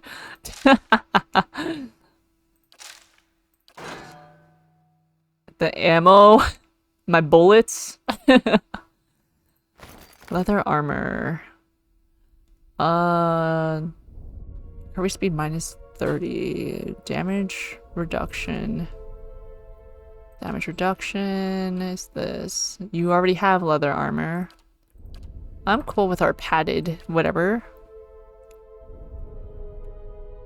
And all the best ranged weapons in Baldur's Gate generated their own ammo. They were like, here you go. No need to worry about the running out of weapons, running out of ammo. What am I saying? Oh my god, Jirachi, hello! It is VTuber me, VTuber Jackal. Yes, hello, welcome in. How have you been? How you doing? I got a wave. Yes! I got a wave. I wanted to do a double wave, but it doesn't sync. I did not plan ahead. I am a disembodied torso with a disembodied arm, shoulder that can wave, only at fixed rate. Hello, hello! It's so funny because I finished making this model and rigging it, and I was like, okay, now I know what I want to do for next time. I am Rayman! I just got floating limbs generated here and there. Another hunting bow. I'll collect it to sell. Save. The Zarp continues to gnaw on knots of cartilage and tendon. The Zarp is me, I feel it. Can't believe you missed the debut. You gotta start using Blue Sky. Yeah, get on that Blue Sky train, Jirachi. Like, it is so much nicer than Twitter, bro. To not be inundated with ads every, like, other post. No bots or, like, less bots. Oh my god. Meaningful interactions. You get to see the posts from people you follow on your feed in chronological order. Oh, fantastic. I was like, wow. Social media really can be like this, huh? Never forgive rabbits for killing Rayman. Is that what happened to Rayman? I never played any Rayman game or any rabbits game. I think the rabbits are kind of ugly, not gonna lie. Hey there. Wasn't Rayman in like a movie or something like that? You still need to log in to see the horny though. Tragedy. Yeah, I think well, you gotta log in to see Twitter's posts now too, I think. So once you log in, just don't log out. Rabbids started as a Rayman spin-off. Oh, but they just completely took him over in popularity. Oh my god, they're like minions. God. That's a shame. Rip to Rayman. What am I doing? I got a spear. Okay, I should rest. Oh yeah, and I didn't actually like formally debut this model. I just kind of started using her. I'm just like, debuts are. I don't have anything special or anything to feature. If anything, I think making her. Hold on, let me see this. I feel like not appreciating. What's the word? You can see more. Whoops, disappeared. You can see more like of the subtleties if I'm like bigger. So like the little like movements and like my antler glowing and all that. I think it looks nicer when it's bigger, but I'm tiny when I'm game. So that's that. But there's no like instance where I would be big. So kind of a shame, but it's okay. It's whatever. Huge. Very huge. That was after started Twitter. Well, what am I saying? That is after Twitter started going downhill. That's true. But you gotta log into both sites anyway, so why not use the superior site? At least they remastered the first Rayman back. Wow, Rayman game a few years back. That was neat. It's true though. You rolled up to stream one day and you were like, "Oh my god, Loper's all grown up." Yeah. It was silent, stealthy, soft. Not even a soft debut. No debut. The first stream is always special. Surely. My first stream with this model was the one-off stream that wasn't on my... It was just a spontaneous stream. Not on my usual schedule. I think it was meant... I did it then to like actually test out how it looked afterwards. And I'm glad it did work out in my opinion. In my onion. You never had a Twitter account in the first place anyway, so you're free. Ah, there we go. You've been spared. Was it the stream with the labyrinths? Yes. The 20 small mazes stream. Yeah? Yeah? That was VTuber Jackal. Hey there. First appearance.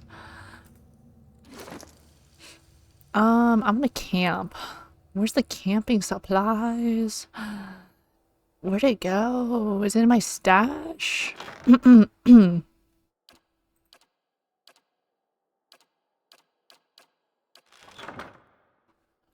I blind? Am I...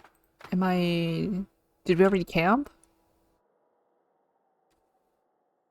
Did we already camp? Oh, here. 3. Okay, let me save. Savey wavy. Camping allows your party members to restore lost health and receive a camping bonus. Camping will consume a camping supply. 3 out of 6. Yeah, might as well use it. Choose a camping bonus. Oh, you can learn none? Damage reduction, heal multiplier, movement. Oh, you can increase move speed. Nah, damage reduction is fine. I like that. I like that. Yes! Yes! Just like Baldur's Gate. Yes! Wait. Kalisha left the party? Hyoden stretches as he wakes, gingerly probing the gash across his stomach. The flesh has begun to knit together. By the gods, that's better. I think I'm ready to find a way out. He sits up quickly and looks around the chamber. She really did leave us. She won't get far unless... He crawls to his knees and begins rummaging through the equipment with mounting desperation. You've lost an item. Full water skin. I should have drank that thing. I should have taken all of the stuff out of her inventory. Damn her. She took all our water. If we hurry, maybe we can catch her. Nothing we can do about it now. Let's go. Hope she made it out of here. With any luck, she'll meet the end she deserves on her own. Nothing we can do about it now. Let's go. Dang. Oh wait, the water was a quest item, I think, so I wouldn't have been able to Hey there. get it anyways. Alright, well, let's go... Use the hammer and chisel. Continue chiseling at the wall. After several long moments, you begin to see light on the other side. With one final tap, several blocks of stone shift, then tumble loose, clearing a gap just wide enough to pass through. That's a big rumble. Let's go this way first. Let's go this way first. Never know I'm here. Oh wait, my... Hold on, let me not... My bitrate is going crazy right now. Oh no, it's good. Okay, yeah. Okay, it fixed itself as soon as I noticed it. Okay, cool. That's fine. Whatever. Oh, she died! Is that her? Wait. Girl, you spotted these traps with us, girl. Hey there. Poor Kalisha. Girl, give me back my 3 hunting posts. Kalisha, your sister. Dude, you're so stupid. You could have... What? You could have rested with us? Come on, girl. Come on. That's what happens. Ay, ay, ay. Well, we lost our fighter. Okay, let's split the goods. Let's see. Let's get a torch in one hand, and we can use her battle axe in her memory. Alright, that's that. Hey there. Kaliska, I'm gonna have to break the news to your sister if I do encounter her. Ooh.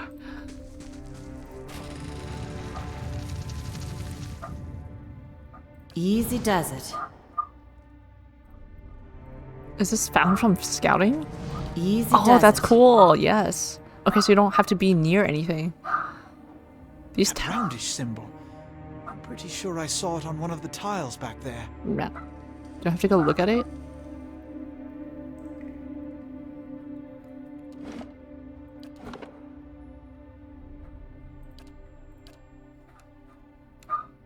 Wonder if we do meet the sister. Yeah, she can't remember. It'd be cool if we could. I feel like... Right? The symbol of a patterned circle is inscribed on this pillar. An unlit brazier sits at its base. It could be lit if you had the means. Use the torch to light the brazier. Oh, let me not do that yet. Hold on. You'd think that would come up, right? They'll never know I'm here.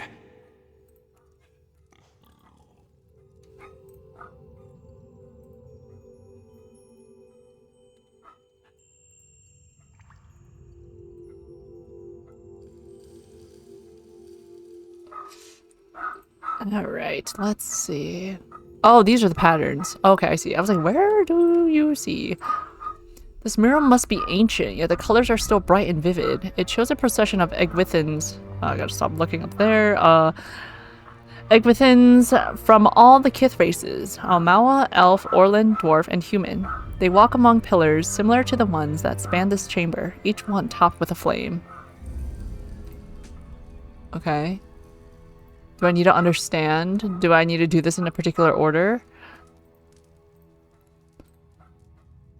So I sure don't know what the symbols are. Use your torch to light the brazier. Flames kindle swiftly in the brazier, winding their way upward. Okay. That's like the wind symbol. That's like the there we go. Okay, shut that one down. Oh, yes, yes. Okay. We'll just light them all up.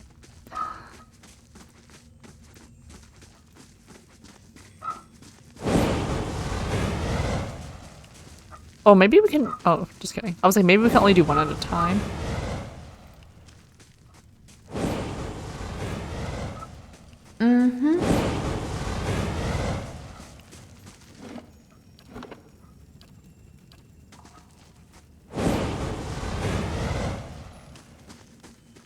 never know I'm here.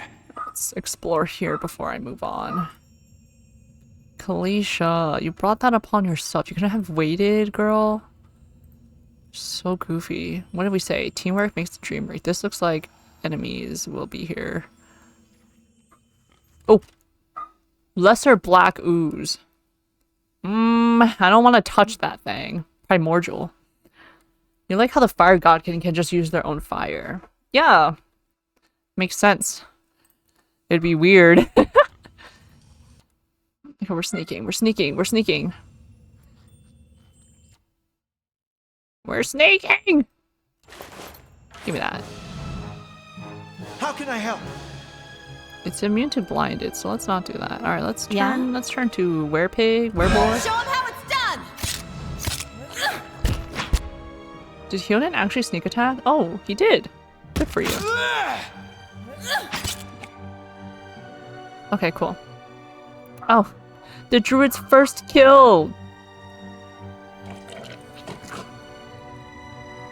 Fantastic. I can't... Sure. I can't... Oh, there we go. Ooze plasma. A congealed mass of thick and opaque jelly. Her first kill to gain 20 experience. Yeah? A slime. What a newbie. What a newbie. I'll be quiet. Big newbie. Alright, what's all this? What's all this?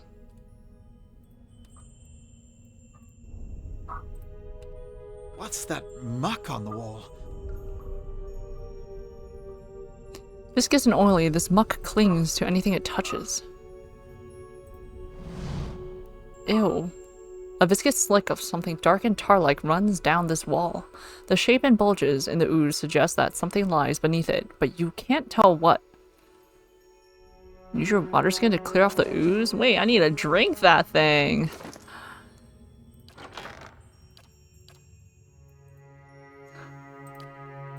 But it's a quest item. Alright, fine. We'll use the water skin. You rinse the ooze away, revealing an intricate relief of a man's face. The sunburst surrounding it has chipped away in places, but the details of its head, from the tight curls of hair and the ridges of his pointed ears, still showcase remarkable craftsmanship. One eye socket is empty. A gem fills the other. We got what you are missing. The chamber begins to rumble, stray rocks dancing across the tile floor. Finally, a large section of the wall gives way.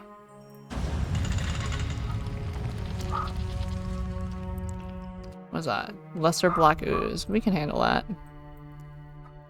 How did our water skin clear this whole thing? No, don't spit on me. Nah, nah, nah, nah, nah, nah. Hey there.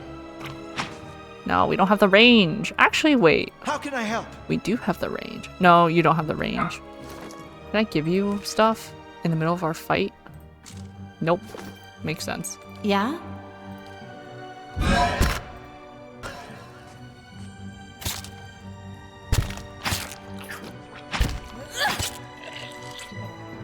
Alright.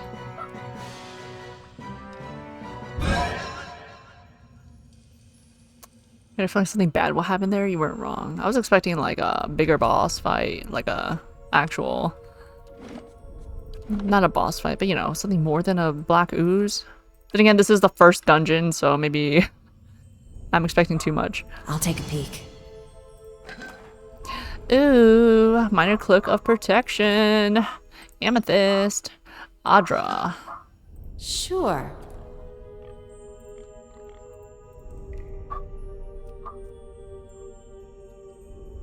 Still the prologue. They can't meme me too much.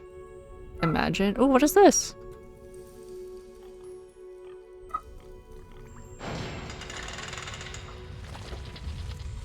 What?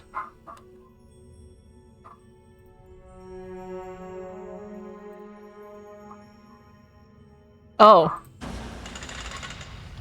Oh, okay. I was like, what is that? It's the door. The secret door.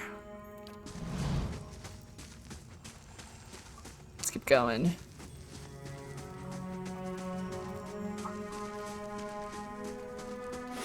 Alicia. Ay, ay, ay.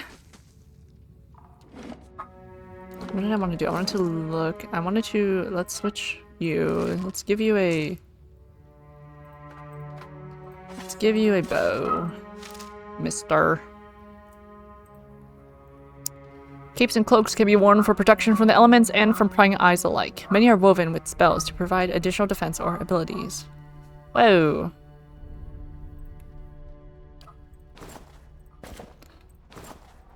Can't see, like, what...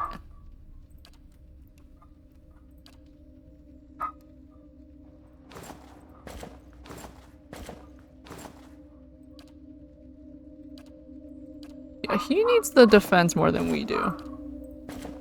Get protected.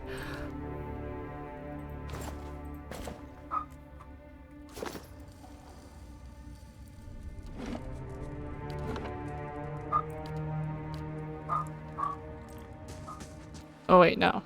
Everyone carefully walk through here? Let me just do this one at a time. I don't trust y'all.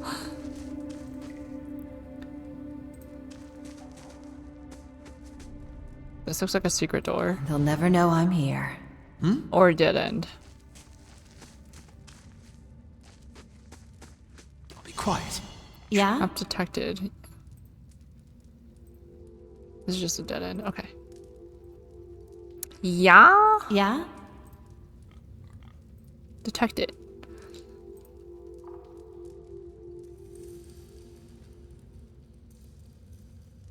Oh!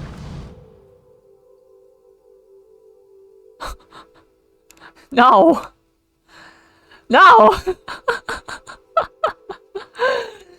Ouch! When a party member is reduced to 0 endurance, they are knocked out. This means they are out of the fight. But as long as your side is victorious, they will regenerate their endurance when combat ends. Even though endurance regenerates after combat, health does not.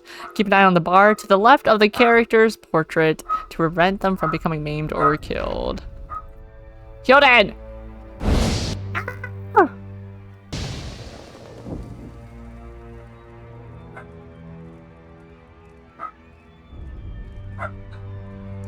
It's fine, we're fine. I'll live with my mistake, that's fine. It's totally fine. Look. You're telling me girly walked 3 ways, 3 Hey steps, 3 tiles without getting... Or was able to step 3 tiles in before burning to a crisp. Pretty impressive, not gonna lie. I can't walk through people, that makes sense. Hey there. Hey How there. can I help? Do you feel that? There's a draft coming through that wall. I don't hear any sign of that storm either. You like the fact that you can recover as long as you're out of combat. I do like that too, the endurance. The health makes it a little, much better than chugging potions and resting all the time. So true. True that. So true. Hyoden has discovered something. Oh, the traps. A spider! A spear spiderling! Let's,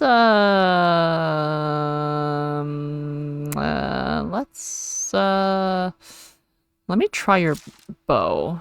Does it count as sneaking still? Sure.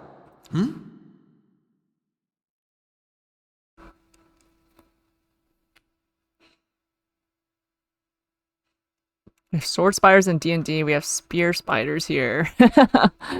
The sword spiders were scary. They're so quick. How can I help? Spear spiders. Well, I have an axe, so, right? Axes are better against... Hey there.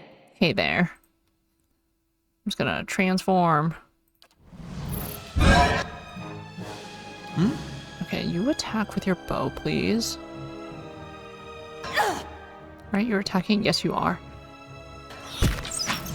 Nice! Good job, Hyoden. Hey there. I'll be quiet.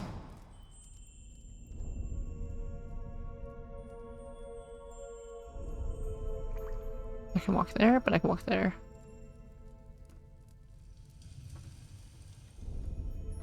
Anything happens?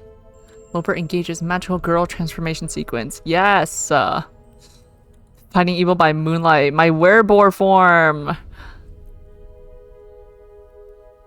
Instead of Au, we go what? A squeal? A squeal! Hey there.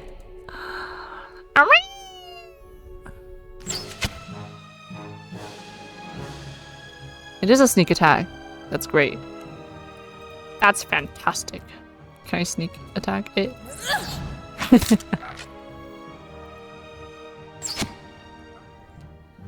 Yeah, why not transform?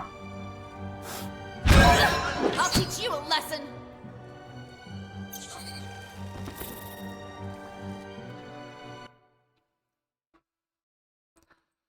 Oi, oi, oi.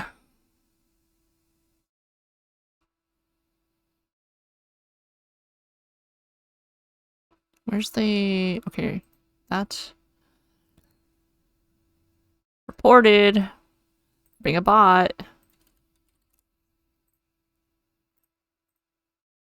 And delete.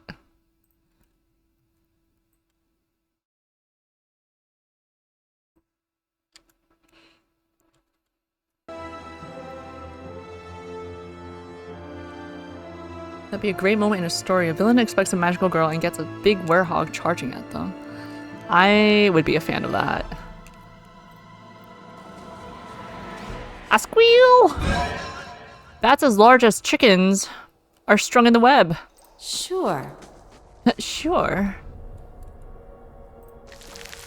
Ew. A rapier. A bloodstone. Is that the exit? Let me not get out of here yet. There's stuff to be explored.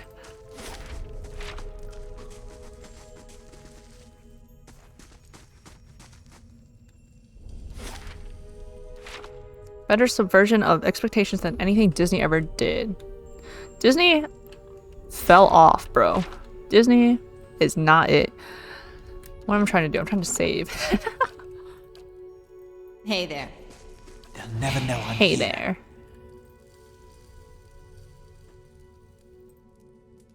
A squeal! I could scout ahead, see what's around the corner.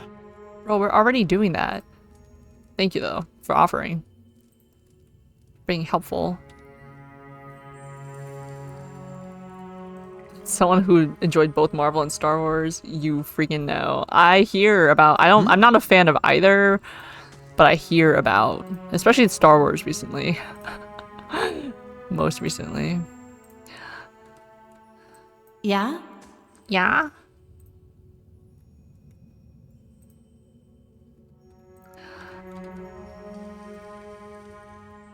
Ooh. Oh, that's where... Oh, this is where we were. Okay, okay, okay. Cool.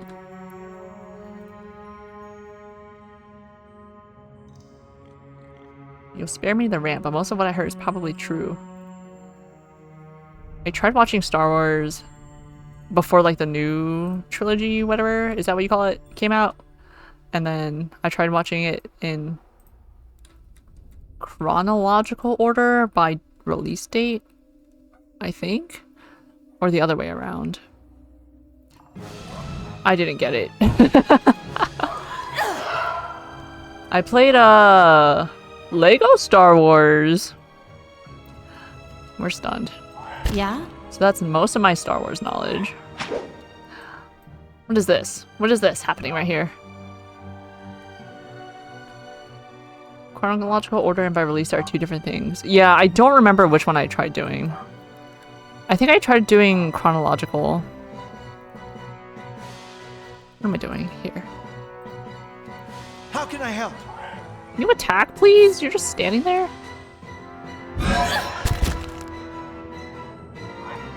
Am I doing anything? Why? Oh, I was like, why is he just standing there?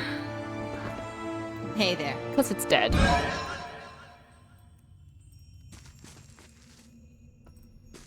I was actually at a panel for a con recently, and the panel was like talking about lost media, and then they were talking about, what was it called? There was like a series, a television series that basically got like a bunch of episodes made. What was it, like Star Wars?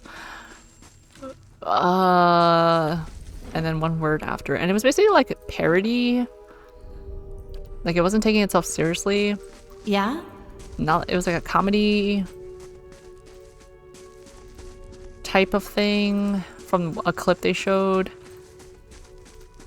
Set in Star Wars, like, times with Star Wars jokes. But it was actually, like, for someone who was not a Star Wars fan, like, it was actually pretty funny. And I could see the appeal.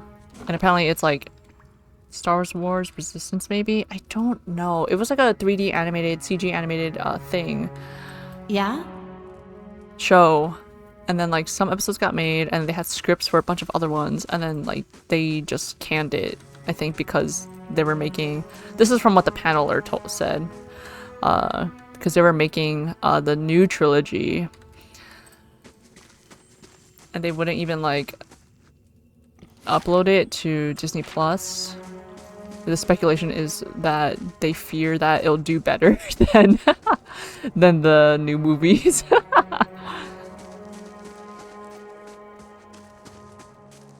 Be quiet. But that's a shame. It reminded me of, if anyone is familiar with Father of the Pride, that was like a CG animated show, not for kids. One would think it would be, and that's what the advertising made it seem like it would be for kids, but it wasn't for kids. Like adult comedy type of show. And I really like Father of the Pride. That was like back in like 2007 era type. Given the time, it might have been Rebels. They always be having names at the end of the colon, after the colon, like words. I'm like, I don't know. They all sound correct.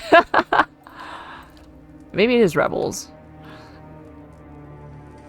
Hey there. Hey there. Okay, I think we explored everything here. Let's get out.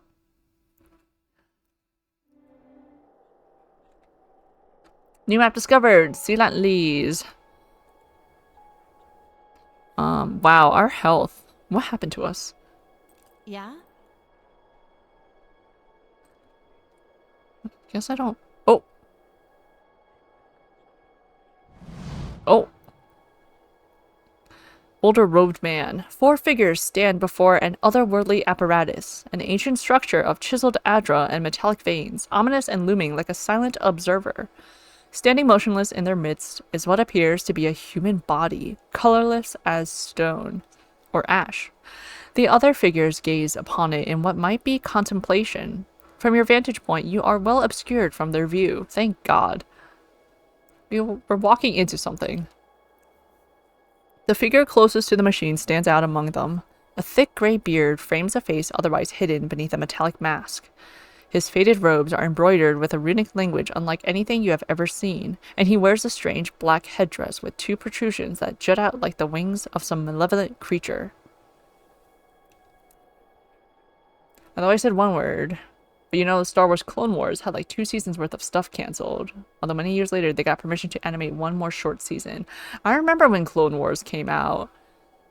I feel like a lot of people liked it, didn't they? That's where the General Grievous, right? I see art of General Grievous. That's a great design, by the way.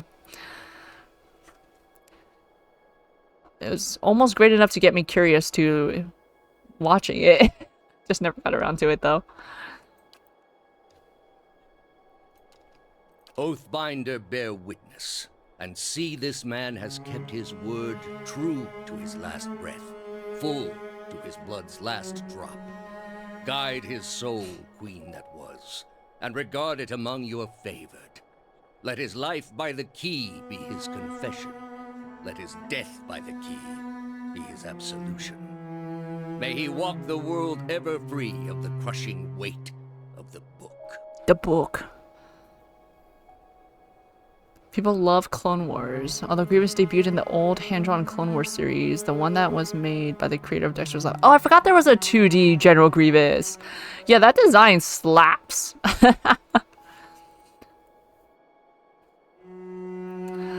Gendy Tartakovsky, I believe. Legend. Your brother has done his part, and you have seen the power of his contribution. I will accept no further hesitation from the rest of you. In the sight of the queen that was, will you fulfill the oath? Will you take your place beside your brother in the endless esteem of her memory that is without flaw? Step forth and be assured of the great worth of your life's course. What is this bro talking about? There's a book. There's a queen that was. There's her. I guess she's the queen that was.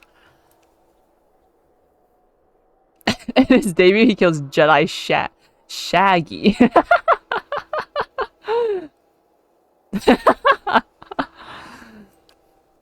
Rip. Rip Jedi Shaggy.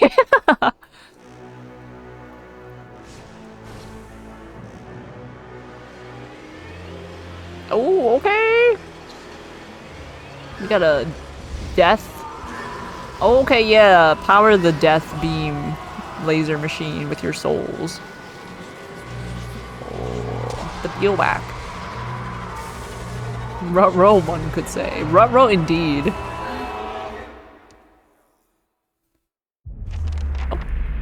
For an instant, the apparatus goes quiet and the air is still.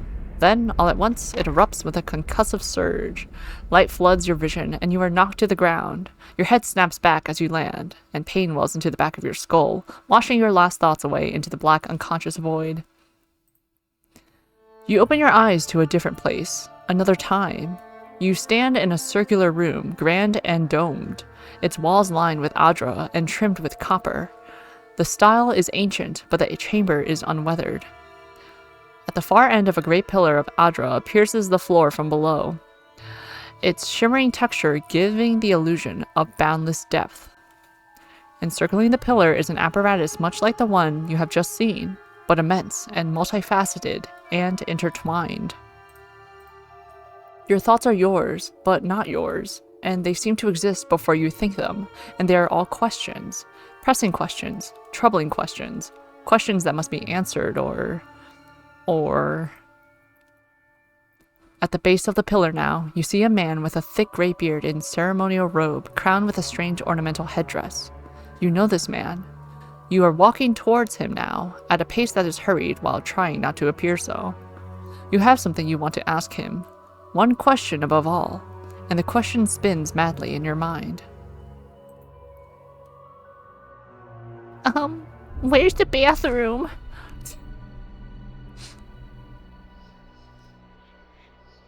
My piggy! Well, you awaken to find your malaise has broken, only to be replaced with something far more concerning. Faint whispers are audible at the edge of your hearing, like a ringing in your ears that does not subside. Movements flit through your periphery, but when you turn to look, you can see no sign of whatever it was. You find your gaze regularly darting this way and that, an involuntary paranoid tick. If this is a sickness, it may be dangerous to go without treatment for long. At least it's not a tadpole in the brain. Ugh, squirmy. The figures of the machine stand frozen in place, flesh and blood replaced by cinders and ash. The man who led them is nowhere to be seen.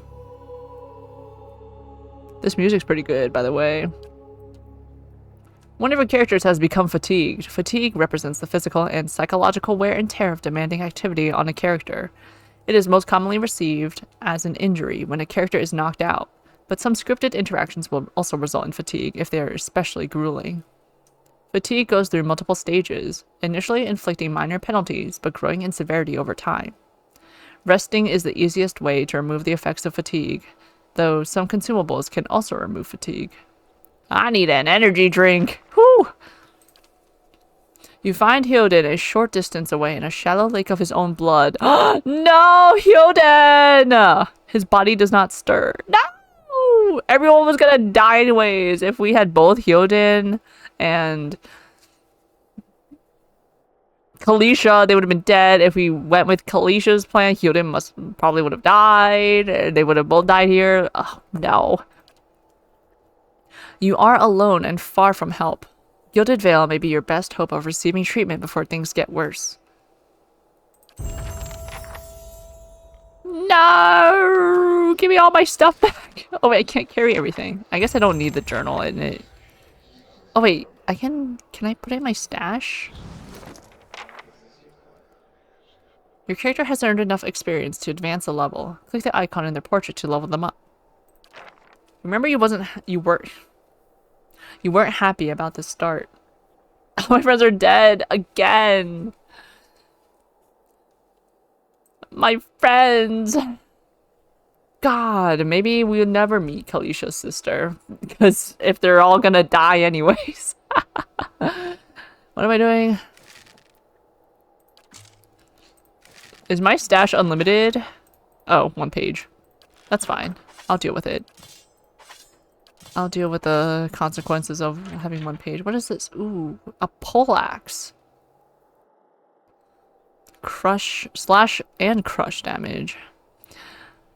The versatile poleaxe is a powerful and flexible weapon that can deal devastating blows even against a fully armored opponent. Its straight-bladed axe head is opposed by a hammer, allowing the wielder to switch between different damage types as circumstances require. Ooh, I kind of like that.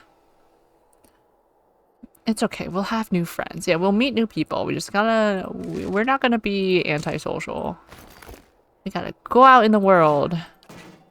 See and experience new things.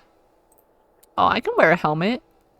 Helmets come in many forms, from the humble padded cap to fully enclosed steel great helms. Different cultures tend toward different styles of helmets, but outside of regimented armies, the type of helmet an individual wears often comes down to personal choice. Did that do anything? No. That is not how you spell poleaxe. Poleaxe. Well, this game also spelled something else differently.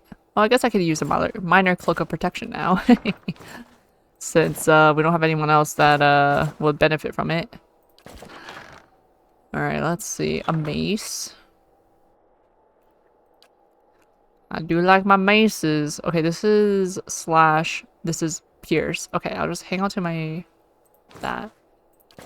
I wonder if I can sell things straight from my stash. That would be very, very handy.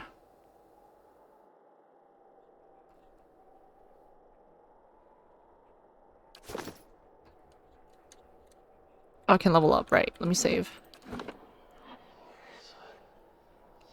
It's just making new autosaves for every event.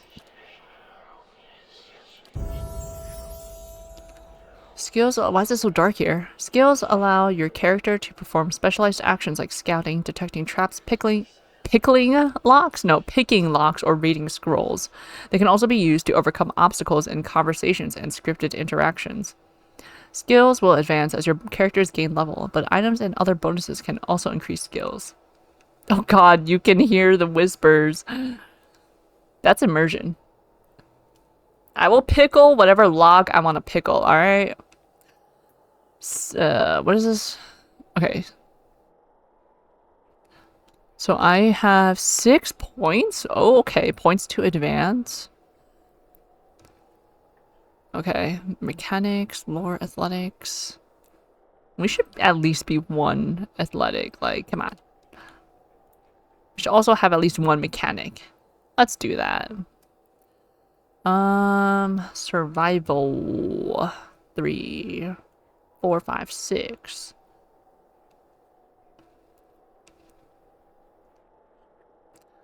Let's do survival. Let's get... Oh, I see. Oh, I need 3 points then to level this one up. Oh, I understand now.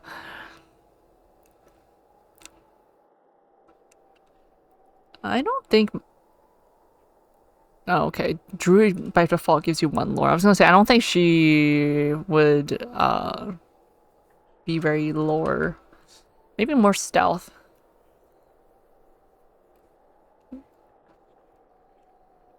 The closer they can get to enemies before being detected. We are a hunter. We'll probably do stealth more than we do lore. Oh, unused points will carry to next level. Hold on, let me do that. Alright, what is this? Talents. Talents can be used to customize your character beyond your class ability choices. Some talents modify existing abilities, but others add new abilities of their own. A subset of talents are class specific, but most can be taken by characters of any class. Okay, class, offensive, defensive, utility. Oh, God. Okay, my class talents. Wild Strike Burn. The druid's knowledge of the forces of nature allow him or her to automatically inflict additional burn damage when spirit shifted. Oh. Corrode. Freeze. Shock. Acolyte's Radiance. Nuanced faith in the gods has allowed this character to unleash a wave of spiritual energy similar to a priest's holy radiance. 1 per encounter. Okay, this is a support. Okay. Oh, and you can frighten. Okay. Apprentice's Sneak Attack allows the character to imitate the brutal, opportunistic strike of a rogue sneak attack, taking advantage of opponents when they are at their most vulnerable. Okay. Enigma's Charm. With the power of a fledgling cipher, the character is able to temporarily charm an opponent. However, it takes time to contact the victim's psyche, meaning it cannot be used at the start of combat. I will never use that. Gallant's Focus. The character's intense beliefs have manifested as an aura with properties similar to a paladin's zealous focus. That's fine. Novice's Suffering. The character has learned a portion of the intense pain, tolerance, and spiritual power that monks possess. Their unarmed attacks do increase damage and gain power. Wait, oh, this is for like all classes? Like...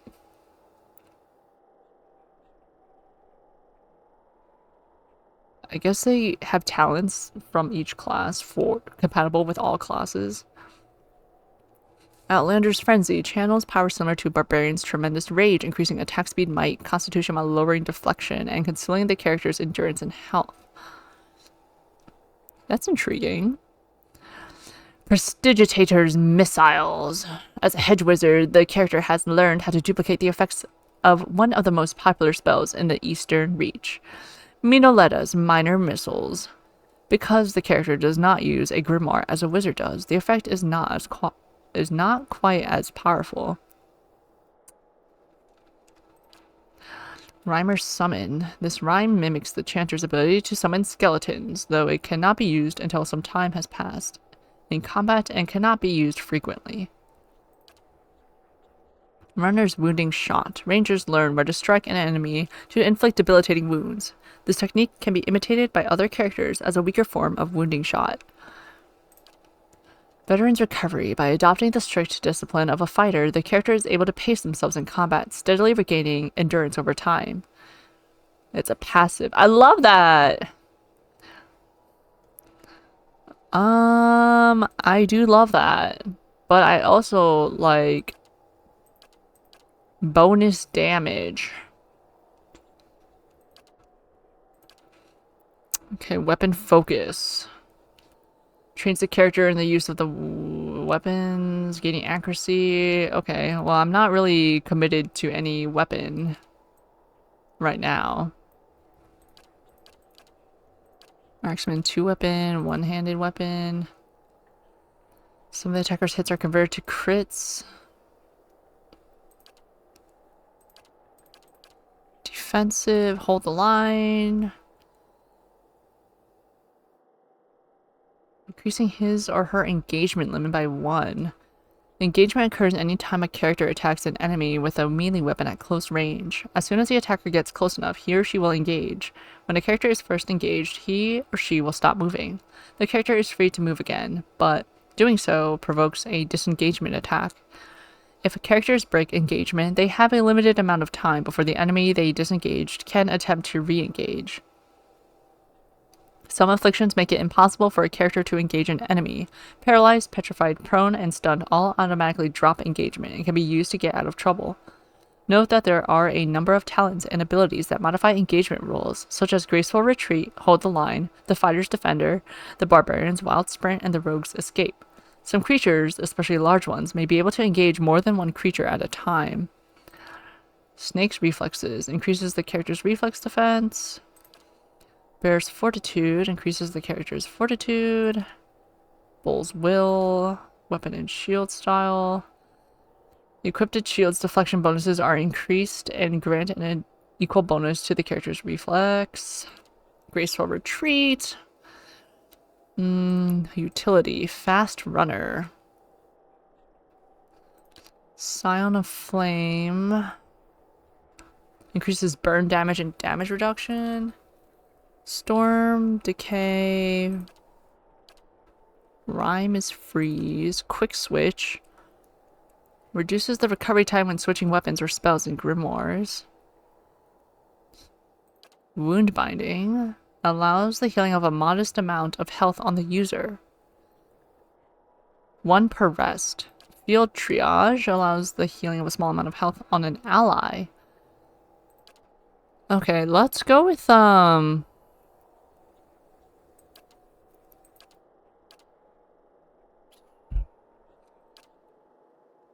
we only do one of these talents? Or can we like eventually stack these up?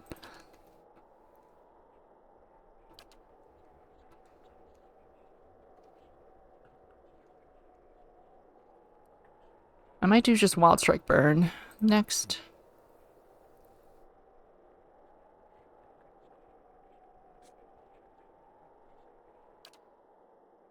Do I want burn damage or do I want corrode damage? Let's burn. Let's cook them all. Alright. After leveling a character up, you may want to review their statistics. Open their character sheet to see their attributes, skills, abilities, and talents in greater detail. Do I need to do that? I'm good. Grants second wind. Hey there. Hey there. Let's save.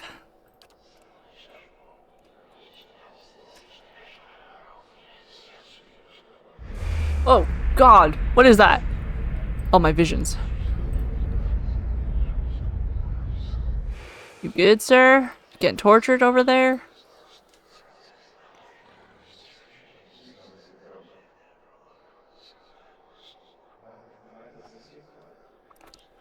Twice you want to get something and also grab water, and you didn't grab water at both times. I hate when that happens.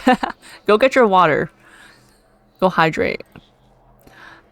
I need to drink water, actually.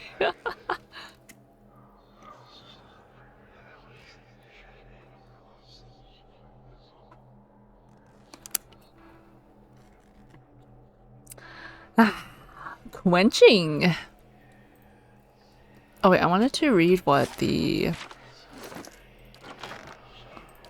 materials. What's Adra?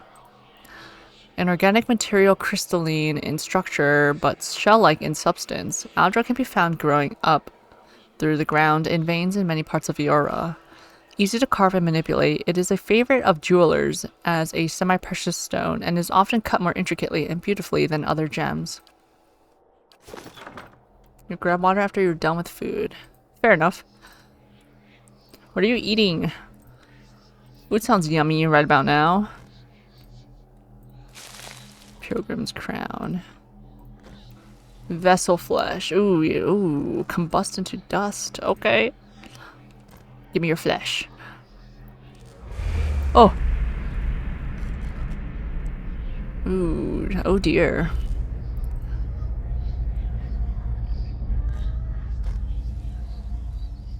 Anyways, let me pick up these vessel flesh. Just made sandwiches. Yummy. Oh, this thing is still here. Okay. Oh, just kidding. It's a world map. Pilgrim's crown.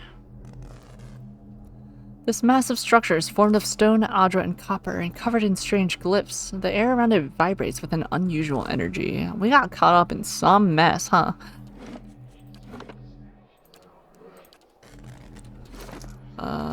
Okay. Can I touch it? No. What am I missing? What am I missing up here? It's dark in this corner.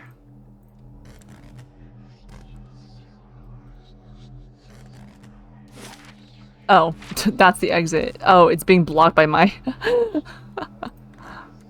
How do I leave? Get out of the way!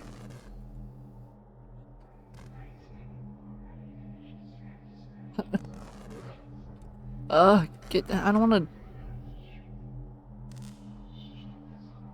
to.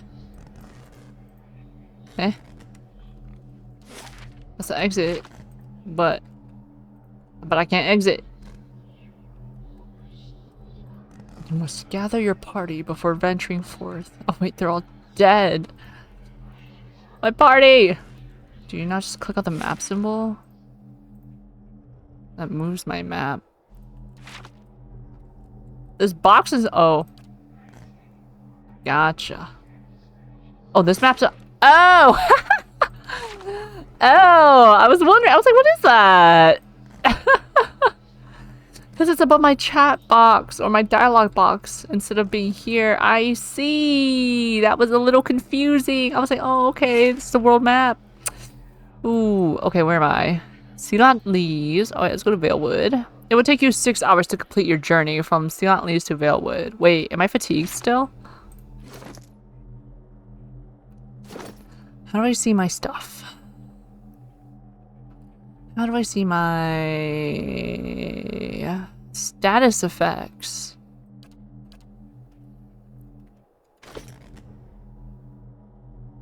Major fatigue. I don't want to use a camping site or a camping thing. Easy does it. Let's go.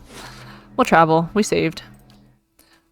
We'll trudge our way through to Valewood for 6 hours. Journey to Gilded Vale. My journal. Visions. You have seen visions of another time and place. You were walking in a grand chamber toward a giant machine and a man standing in front of it. You wanted to ask him something, but what it was wasn't clear. Okay. You escape with Hyoden and Kalisha into an ancient ruin. You emerge from the ruin to find a strange ritual being performed at some kind of ancient machine. There was a man there who commanded others, and there was something oddly familiar about him. My dad? As he left, the machine began to spin, generating some kind of energy, and there was a blast that felt like windstorm you had encountered earlier. It turned the others who had been with him to ash, and Hyoden was killed as well. You were knocked unconscious by the blast, and when you came to, you felt odd. You were seeing things, hearing things.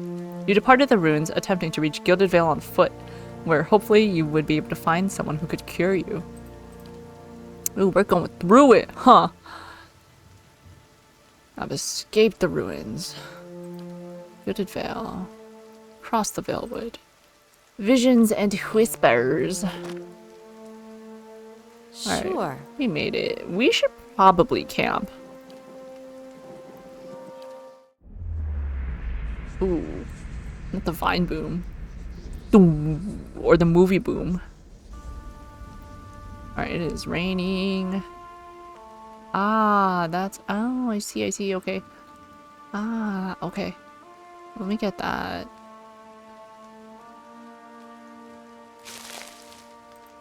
And let me get this.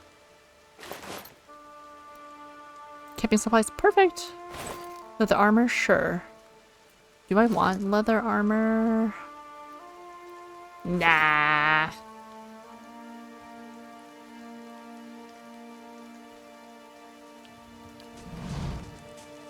I'll take a peek. Take a peek. That's a ghost. Oh, it's my vision. Blood moss.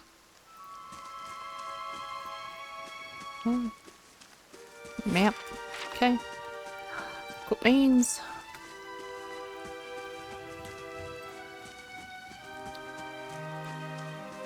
They'll never know I'm here.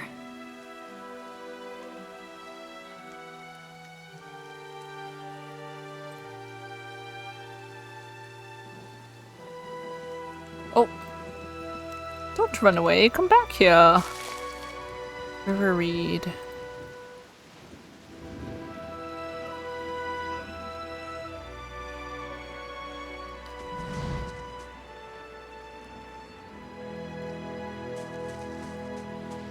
the lighting here.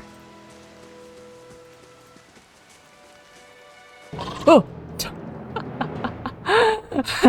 Okay. Beast form, go! Narrah! What did I do? There. Oh, I need this. I mean, I don't need it, but I like seeing this. Give me your your Zarip tongue, the rounded, dry tongue of a Zarip. Medium shield, heater. Medium shields offer a moderate improvement in protection with a small reduction to accuracy. They are the most commonly used shields in the Deerwood and come in a variety of shapes. This rough and battered shield was used by a Zarip. And a Zarp spear. Is it the same? Like, are they all the same? No, this one's worse. I'm holding as much as I can so I can sell it all. So we get many copper pieces. Is this another cave? I don't know about that. Actually, no, we're good. We can do that. They'll never know I'm here. We can explore that. I don't know why our voice is so loud.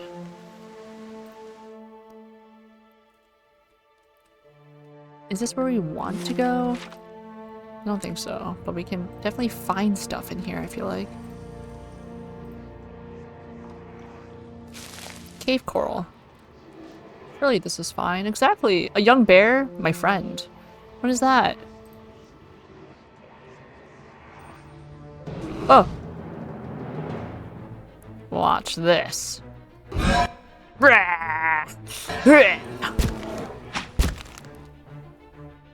Okay. So we did 22 damage, is that what's saying? Yes, buddy! That's what I'm talking about.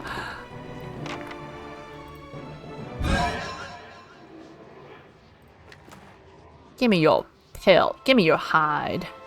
Found across the regions of Air, Glenfath, and the Deerwood, bears are formidable predators. They are among the beasts most highly rewarded by servants of the god of the hunt, who often seek out the largest and most deadly of this species to prove their skill. Bear hides are highly valued, and the claws of the eldest among them are often strung into necklaces and totems, making the wearer as a hunter of worth. You think the bear clapped you when you played? Or at least something in this area gave you trouble? You were... what did you play as? Oh, you said like a fighter, you think? Oh! My visions. Lost spirit. A figure drifts, suspended in the musty air of the cavern. Its form and features blur and twist in cascading ripples of incandescence. You feel its energy eddying about your limbs, filling them with a heavy chill. I'm gonna move away. It's like, I'm gonna reach out then, okay. No, let me move away from, let me grab that. Hold on. Hold your horses. Mice crawl through the eye sockets and over femurs. A spear. Mine is better, but I will take it. Let me grab this. Yes. Let me save. Okay, I'll reach out. You reach out a hand for the spirit. In the moment of contact, you feel as if you have been struck a blow, head reeling as you tumble, helplessly into a waiting darkness. Light blooms at the edges of your vision. You feel the sun at your back, and the weight of a bow in your hand. You know suddenly that you have come a long way from the vale, hunting deer. Now you are standing before a cavern, and the darkness extends far into its depths. Even so, your friend strides out before you, his red cloak flapping at his heels. You follow, heart hammering in your chest, as he leads you deeper into the cavern. Into our death. There is a roar like thunder echoing around you. Fear seizes you, casts you stumbling back towards the exit, towards light and escape. You see a glint of steel, and there is a sudden, terrible flash of agony behind your knee. You scream, stumble, fall. Your thoughts are in chaos, lanced through with pain, But in a moment of terrible clarity, you see your friend look back from the mouth of the cavern, his dagger daubed in crimson to match his cloak. And then there is a great dark shape above you, and then there is more pain. That's very unfortunate. Clergyman! The vision recedes, and you are thrown back into yourself with seemingly resentful force. The corpse lies at your feet, and the specter lingers. In the span of energy between you both, you feel a sense of questioning, of confusion, of anger. I will find the man who did this to you and see him brought to justice. You were betrayed. Only a fool couldn't see it coming. You're dead, spirit. There's nothing for you here. You're dead. The spirit roils with thwarted anger and grief. Sorrow seems to seep into the very air of the cavern. The spirit dims and fades until you are alone once more. That's sad. I would get revenge. The druid would not get revenge, but I would get revenge for you. Nice to see you too. Aww. Well, we're gonna come across someone with a red cloak, and we'll be like, we'll kill him anyway.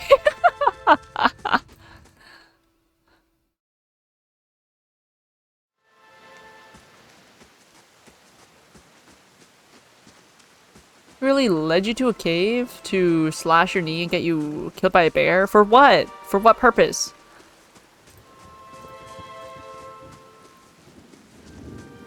Once you've gained access to— oh, that's the device.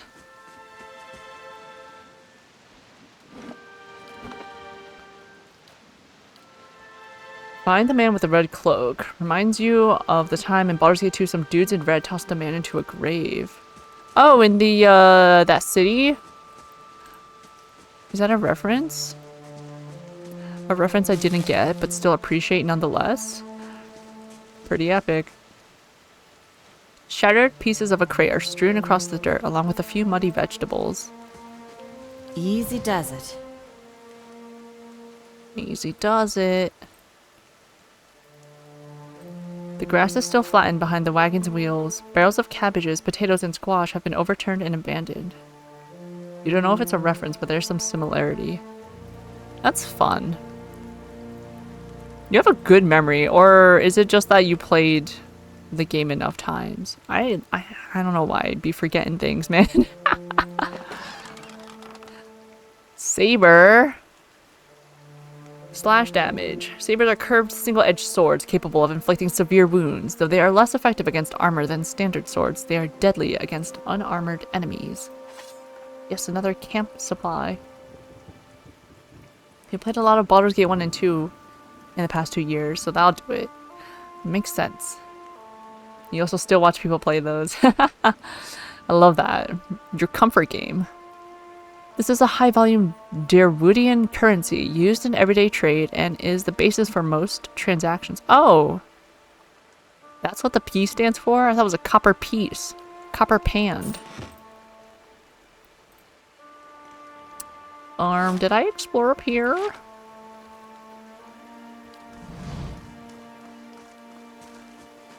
Give me that.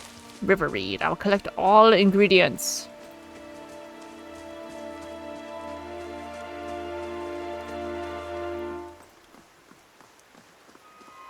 Someone's gotta live here. Someone's gotta be in here, man.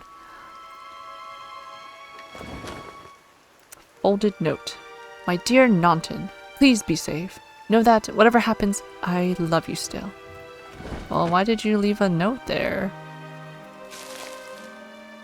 Either someone wrote it and left it there, or someone was carrying it and left it there. Is Naunton the man in the spirit in the cave, perhaps? Location discovered. Young Wolf, we've got you. Is the 54% the lore?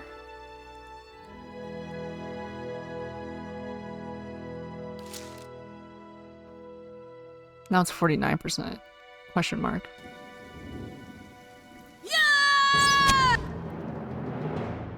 Oh, it didn't sneak. Oh god, oh god, my recovery time. Oh god. There we go. My health?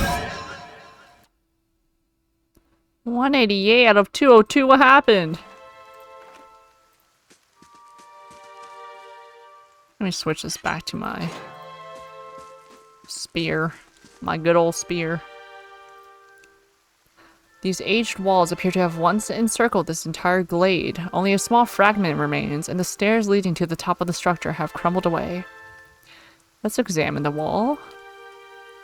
The heavy bricks are slick with moss, presenting a hindrance to climbing, but the stones themselves seem sturdy enough.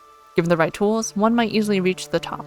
Well, let me leave that for now and resume exploration. I'll come back to that. Because I don't believe we are athletic enough for that. We have 1 athletics, 1 point. I mean, maybe we could. To get this body. Oh, people. Oh, people. Oh, bandits. Hold on. Let me, okay, wait. Let me just explore everything else here.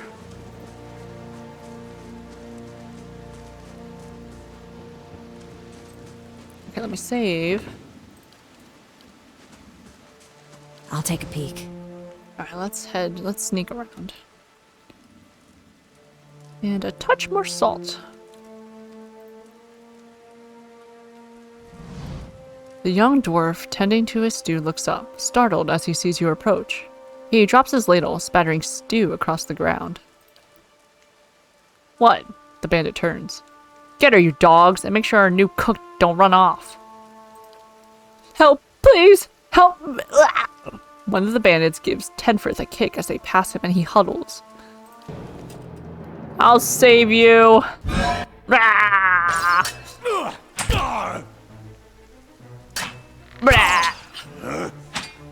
You got water? Nice! 3rd time's the charm. Let's go!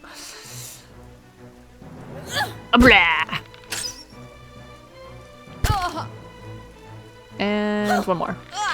There we go. Tenforth. Let me just grab all this stuff. Oh, I have no space. But can it, like, go into the, I can think of a better place for this stuff. Oh, perfect. A hood. Copper skeet? Skite? The skite is the standard currency used in the Ader Empire and areas under their direct control. Oh, okay, it's the same thing. Okay, cool. It still counts as a CP. Alright. I can think of a better... Yeah.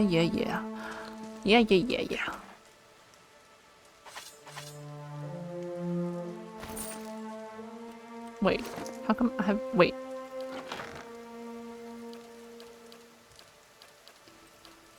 Whatever.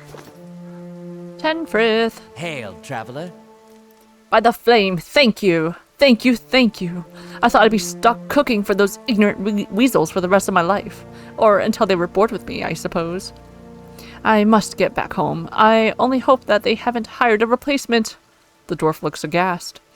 Listen, next time you're in Gilded Vale, stop by the Blackhound Inn. I'll let Pasca know just what you've done for me, and I'm sure she'll do right by you in turn. And by the flame, I serve the flaming fist. Oh, to be back at my oven again. You have earned a reputation. Reputations can be held with communities or factions in the Eastern Reach and will affect how members of that group respond to you. In some cases, friends or enemies of those groups will also react to your affiliations. Helping a group will increase your positive reputation with that group. Harming a group will increase your negative reputation. It is possible to have a mix of positive and negative reputation with a group if you help and harm them in equal measure. A real reputation system? We have the technology. It's gonna be fun. Late for dinner. Speak with the innkeeper at the Blackhound Inn. The tent is empty, but for a pair of stained cots and the stink of unwashed bodies. Ew. Stinky. Ew, fruits. Jerwoodian fruits include the imported sunreed, staple of the Adrian orchards, and the common pear, though Valiant figs are quite popular among the wealthy. Thank God you don't, expire. Rice, meat, poultry, copper pan. I don't have to be 3 rep with everyone forever. Thank God I don't have to be universally despised. That was kind of fun though, not gonna lie. NGLTBH. Alright, let's try scaling this wall here.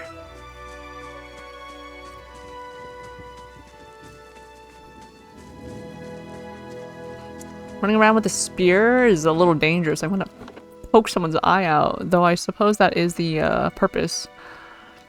Alright, examine, scale the wall.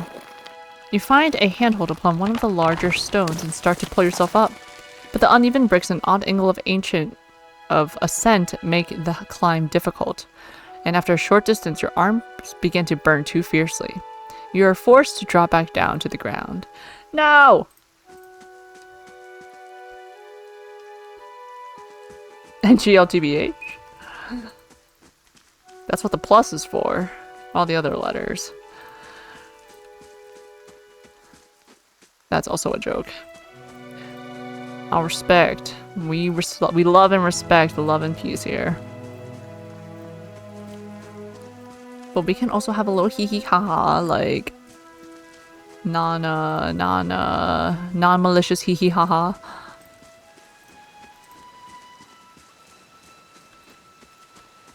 Alright, did I explored everywhere here? But there's gotta be some way for me to climb the thing in the same map, surely, because this is the intro area. So, like, what am I missing?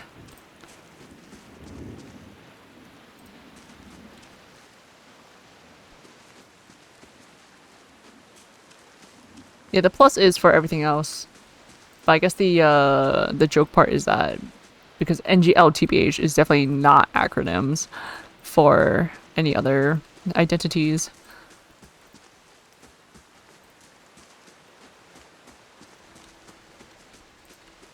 That I know of, at least.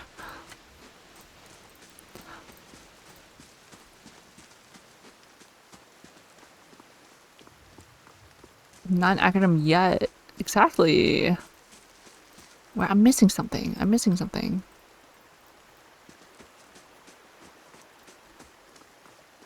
Someone will figure it out. That someone will not be me. Oh. Northwest to Girin's Grasp. South to Gilded Vale.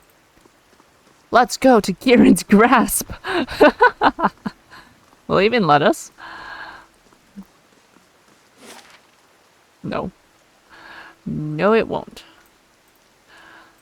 Alright, Gilded Vale. We'll come back. We'll come back to this little rock.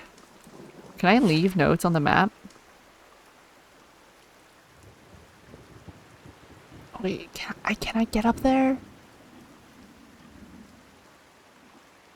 Hold on. Hold on. Let's go up there. I now see why there's a ×2 speed function. We're wandering. There we go.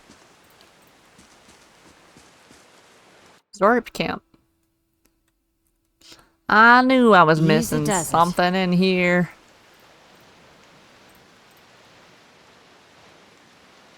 And you definitely got, like, the rope.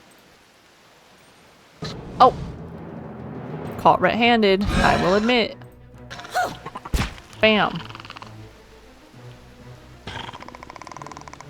Perfect.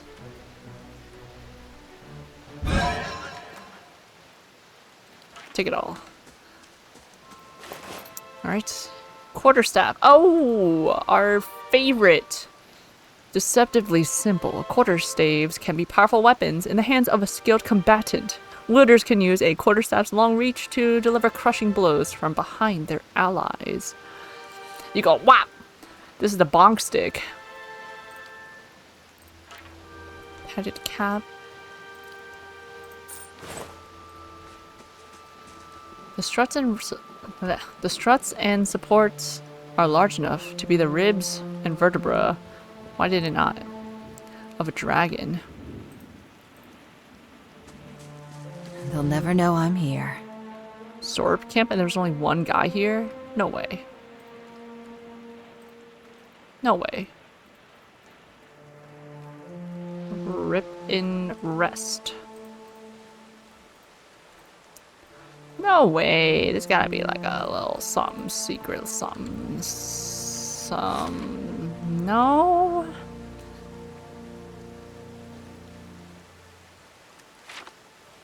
The bear cave.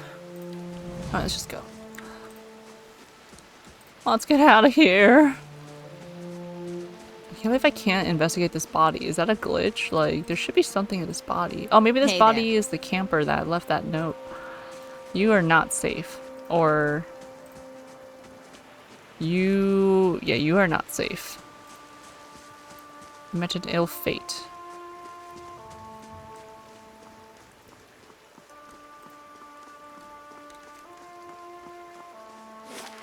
Gilded Vale.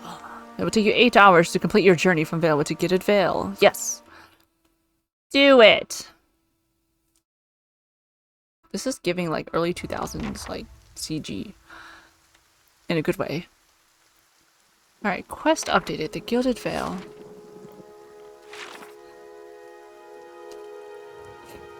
I did that. I crossed the Vale Wood. It was quite small, actually.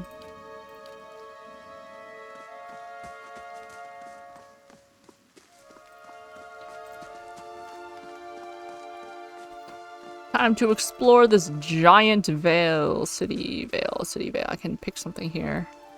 But that requires me going up there. Oh! Oh my god.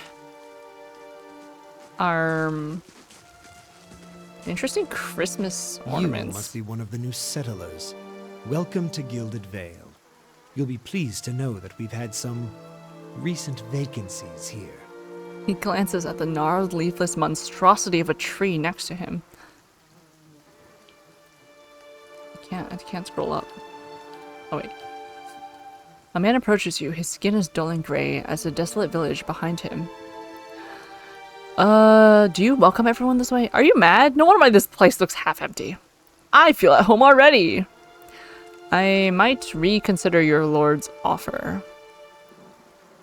Do you welcome everyone this way? The only answer you hear is the buzzing of flies from the tree. Of course, we'll need to make some inquiries first. The inestimable Lord Radric VII has taken great pains to insulate our town from Widewind's legacy. Have you ever conceived a hollow-born child? He praises you over half-moon spectacles and scratches his chin. What are you talking about? No. That's a rather personal question. Mind your own dang business. What are you talking about? An infant born without a soul, of course. Lord Radric has made it his first priority to eliminate this scourge from our village. Born without a soul? I should warn you, stranger. Here in Gilded Vale, we have a special place for dissidents, charlatans, and those who would hide a curse in our midst. He steps to the side and inclines his head ever so slightly toward the deformed tree. His lordship's wife is with child and due any day now. Without his approval, I shan't be able to find you a permanent settlement. It will have to wait until after the birth. We can continue our interview then, after the bell tolls from Radric's hold to signal my lord's new heir. In the meantime, you can find temporary accommodations at the inn just southwest of here. The inn would be my preferred accommodation anyways, so I'm cool with that. I've been feeling strange ever since a close call with a Beowig. Is there someone in town who could help? You said something about Hollowborn and Widewind's legacy before. Before I got here, I saw several people conducting a strange ceremony near some ruins. That tree over there. Urgiet doesn't even look over his shoulder. Ah, yes. Not everyone has accepted the measures necessary to keep the village safe. Ever since Lord Radric banished the mothers of Hollowborn, some have taken up arms against him.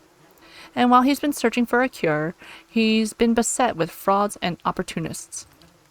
We've had ciphers, wizards, and animancers come through town, taking the Lord's coin and promising to end the curse. Lord Raedric finally decided to make an example of those who would profit from our tragedy. He points to the body of a dwarven woman. The latest was an animancer from the Valen Republics, who claimed to know techniques none of us had seen.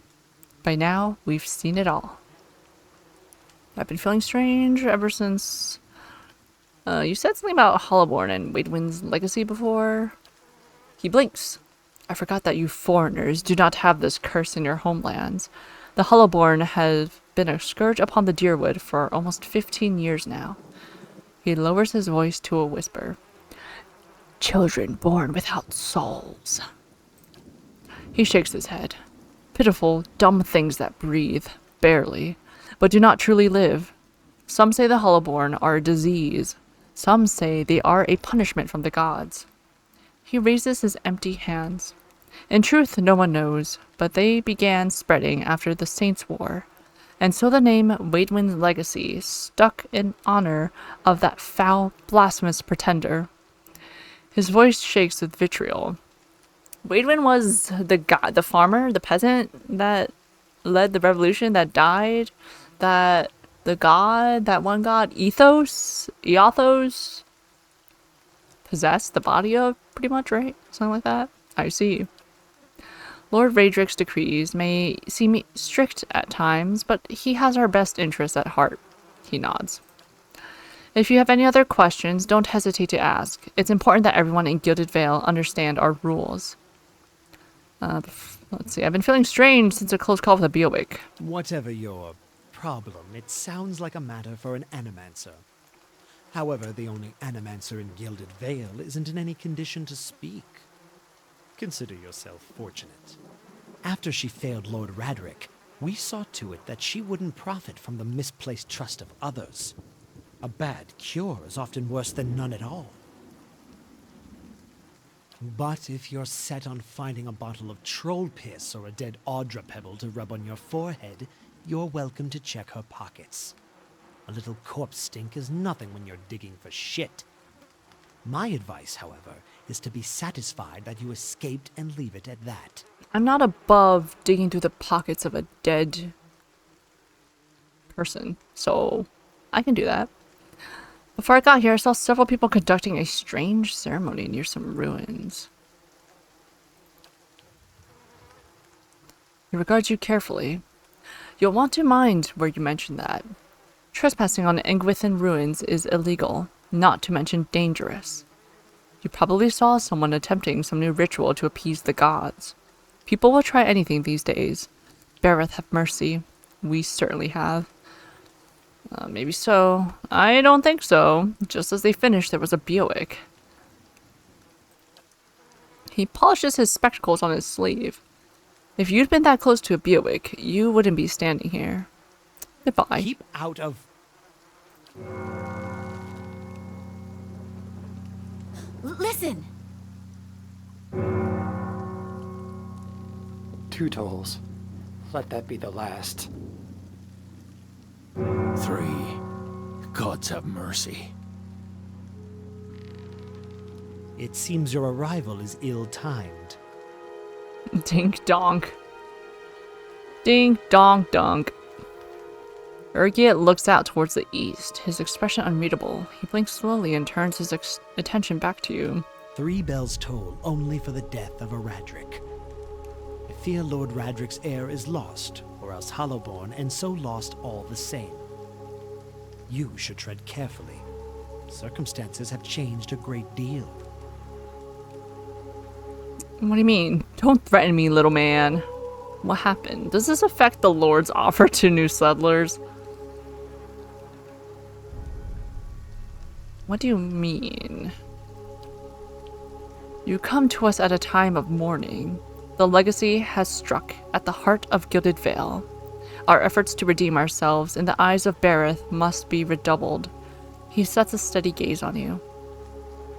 What happened? He shrugs one bony shoulder. I will know more details when the messengers arrive. The vagaries of childbirth, perhaps. But that is not your concern. Does this affect the Lord's offer to new settlers? I can be sure of nothing right now. I advise you get some rest. The inn, or stable for all I care. Find me afterwards. I will know more soon enough. Farewell.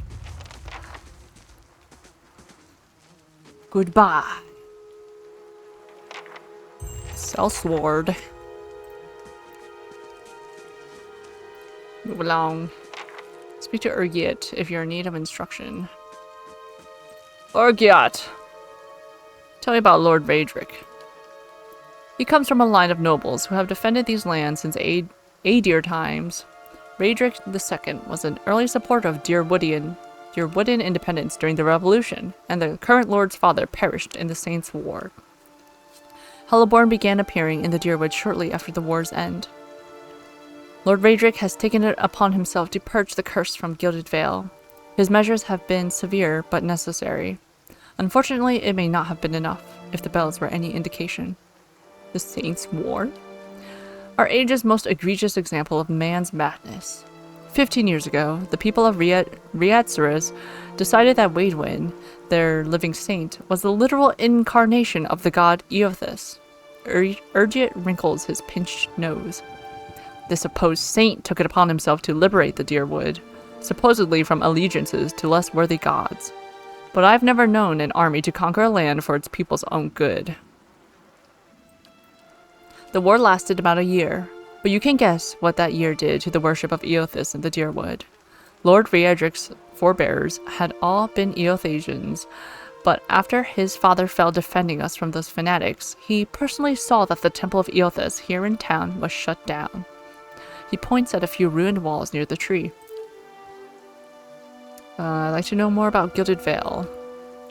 We're a frontier village, as are most settlements in the Dyrwood. Gilded Vale hasn't grown much since its establishment in the colonial days, and the last 15 years have seen our population shrink further. He takes in the ramshackle houses and half-fallen fences. Hence our recruitment of fresh settlers. Why has Gilded Vale's population been shrinking? Waidwin's legacy. Of course, many women have had difficulty bearing healthy children of late. A few years ago, Lord Raedric decreed that no mothers of Hollowborn are to be allowed in Gilded Vale. His mouth tightens into a firm line. His lordship dealt swiftly with the objectors. It may be harsh, but if it purges us of this curse, is it not worth it? Tell me about those ruins behind the tree. That's what's left of the Temple of Eothas. His lips pucker. Lord Raedric forbade worship of the dead god after the Saints' War. It's been abandoned for almost 15 years, but there are plans to rededicate it to Berith, the god of life and death. Enough about Gilded Vale. Goodbye.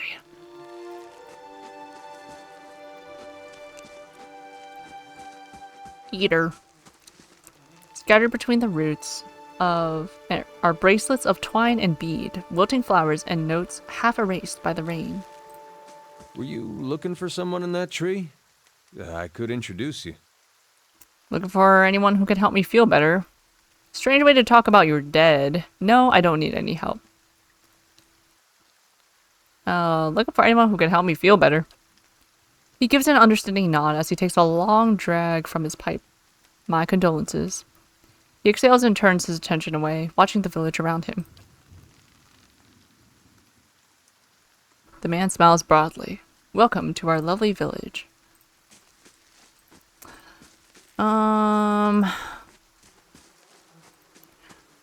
Okay, let's see.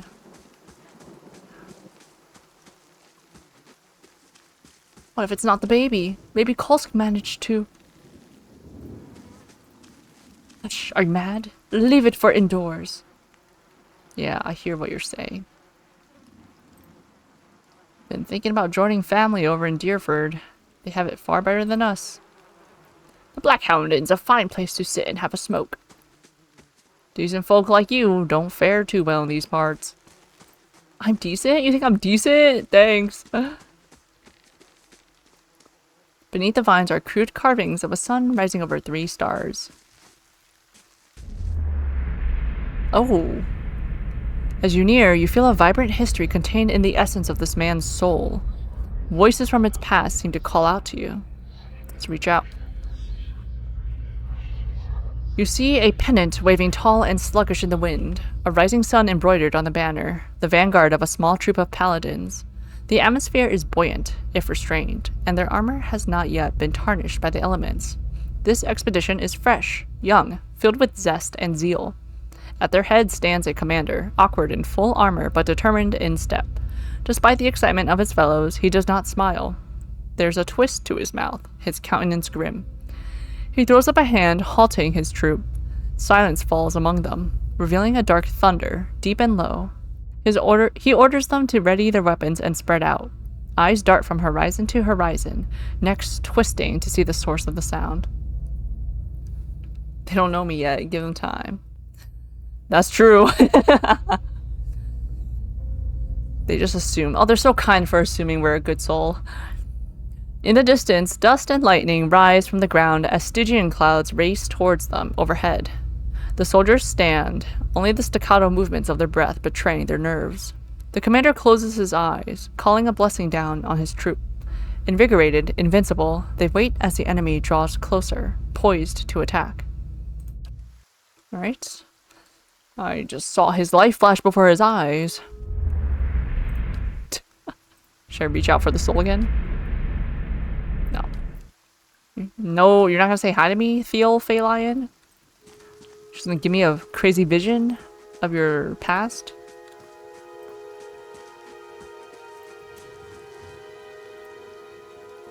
I heard they fended off another attack on Lord Raedric's keep. Decent folk like you don't fare too well in these pirates. Oh, let me take this. Is this stealing?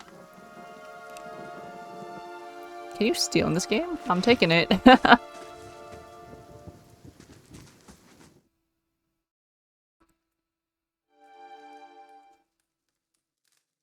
Naunton! Oh, I got bad news for you. This bottle of Sonreed is half empty.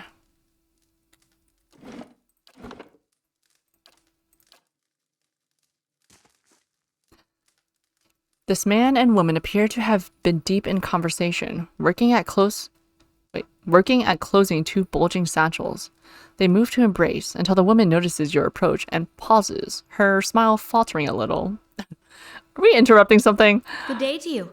Can we help you? She looks to her companion, brows furrowing with confusion. Do you know this woman, Naunton? Naunton shakes his head. I don't believe so. Was there something you wanted, stranger? You two seem to be in a hurry. That cloak. I've seen it before. You killed that man in the cave. You two seem to be in a hurry. Yes, I imagine so, Ingrid laughs. We're packing for a trip, actually. I've been meaning to visit Defiance Bay, and... She looks at Naunton. Well, in truth, I think I've had my fill of this town. Naunton reaches to take her hand. It's time for some new scenery, he says. Hold up. That cloak. I've seen it before. You killed that man in the cave. Are you accusing him of something? Ingrid looks to Naunton, touching his arm. If this is about the accident, we're both grieving Pearlie's loss, but it was a wild animal's doing. We found the quest-relevant house. I love quest-relevant houses. Naunton shakes his head minutely. You see a tremble in his hands. What would make you suggest such a thing? I had a vision in the cave. I saw Pearlie's last moments as he lived them. I saw you cut him with the knife. Stop. I have no patience for cowards and liars. Why did you do it? He was your friend. I want to know why he did it. But also, I love to be intimidating. Let's do that. Naunton flinches, but meets your gaze. After a moment, he sets his jaw and nods. Fine. I confess it. I did it. I saw to it he'd never leave that cave. His hand falls to his sword belt, and I do it again. But why? Naunton, wait! Ingrid raises a hand. I don't know what you saw in that cave, but this isn't what you think. Pearlie, my husband, he was as much a beast as that bear. Ooh, I see what's going on here. I tried to leave the first time I suffered his temper, but he wouldn't have it. She looks away, expression pained. Naunton, we met and I knew I'd found someone special. Someone kind, who cared for me. Please, all we want is to leave this place. To start somewhere else. She looks down at the satchels. We've some coins saved up. You could have it, if you'll only let us go. Sounds fair enough, hand it over. No, whatever your reasons, you caused a man's death. I'm taking this to the magistrate. Attack. Probably doesn't get a second chance. You two don't deserve one either. Keep the money, use it to start your new life. I don't need your coin. Go. Get out of my sight.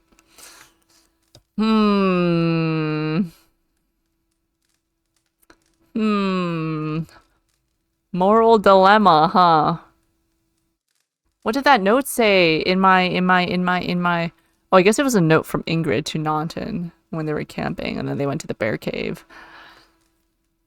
On one hand, attacking two of them would be fun.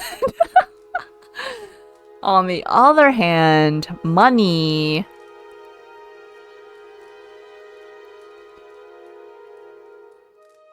On the third hand, morals. But like, we don't have anything. We didn't promise Pearly we would revenge him. We don't care. Sounds fair enough. Hand it over. We're so neutral. Ingrid sags with relief. Thank you. From the bottom of my heart, thank you.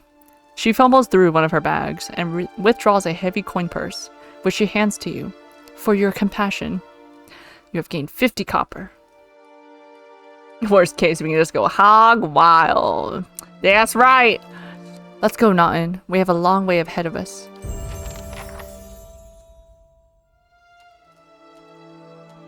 Thank you again. We won't forget this. Better not.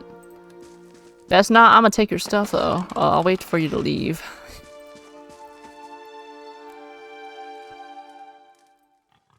This bottle of sun. Oh, I literally clicked on that. Silver loose. The most common Valian coin found in the Deerwood is the silver loose fish.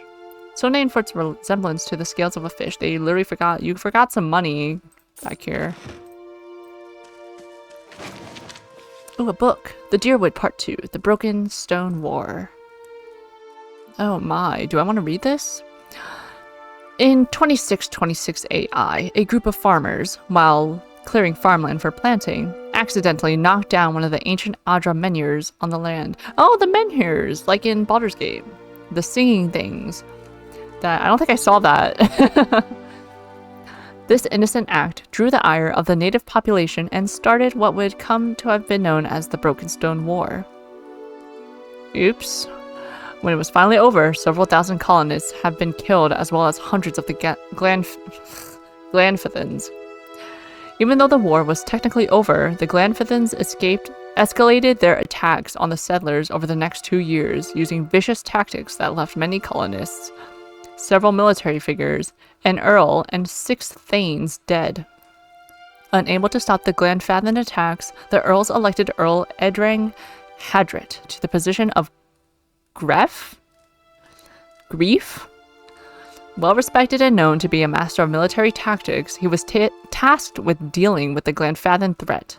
Edrang fought with the Glanfathans, led by an Orlan named Regd. For the next 2 years, neither side can gain the upper hand on the other, resulting in a tense stalemate between the two groups. Because of the stalemate, the hostilities slowly died off, and in 2631, the Deerwooden people signed a treaty with the Glanfathans.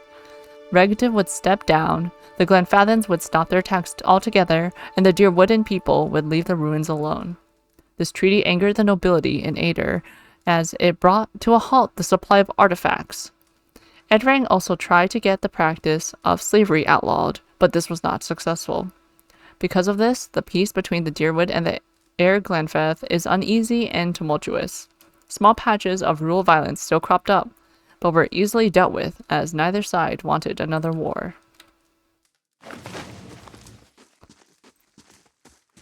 And that's that.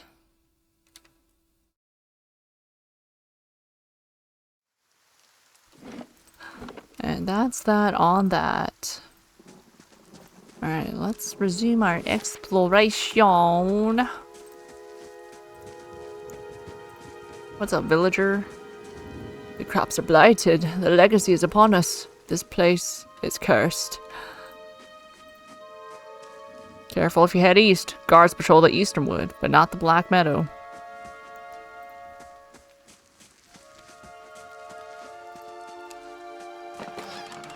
Ooh. Gold Rot Chew.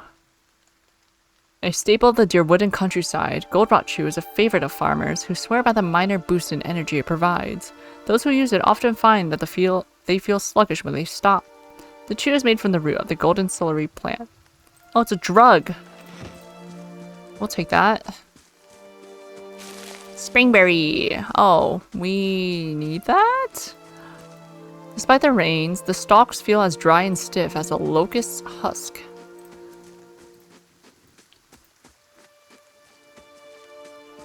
Locust of the Point.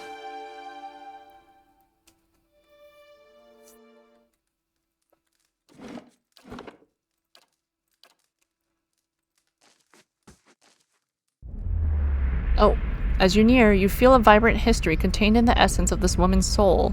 Voices from its past seem to call out to you. You see a crowded marketplace, vendor stalls lining the road.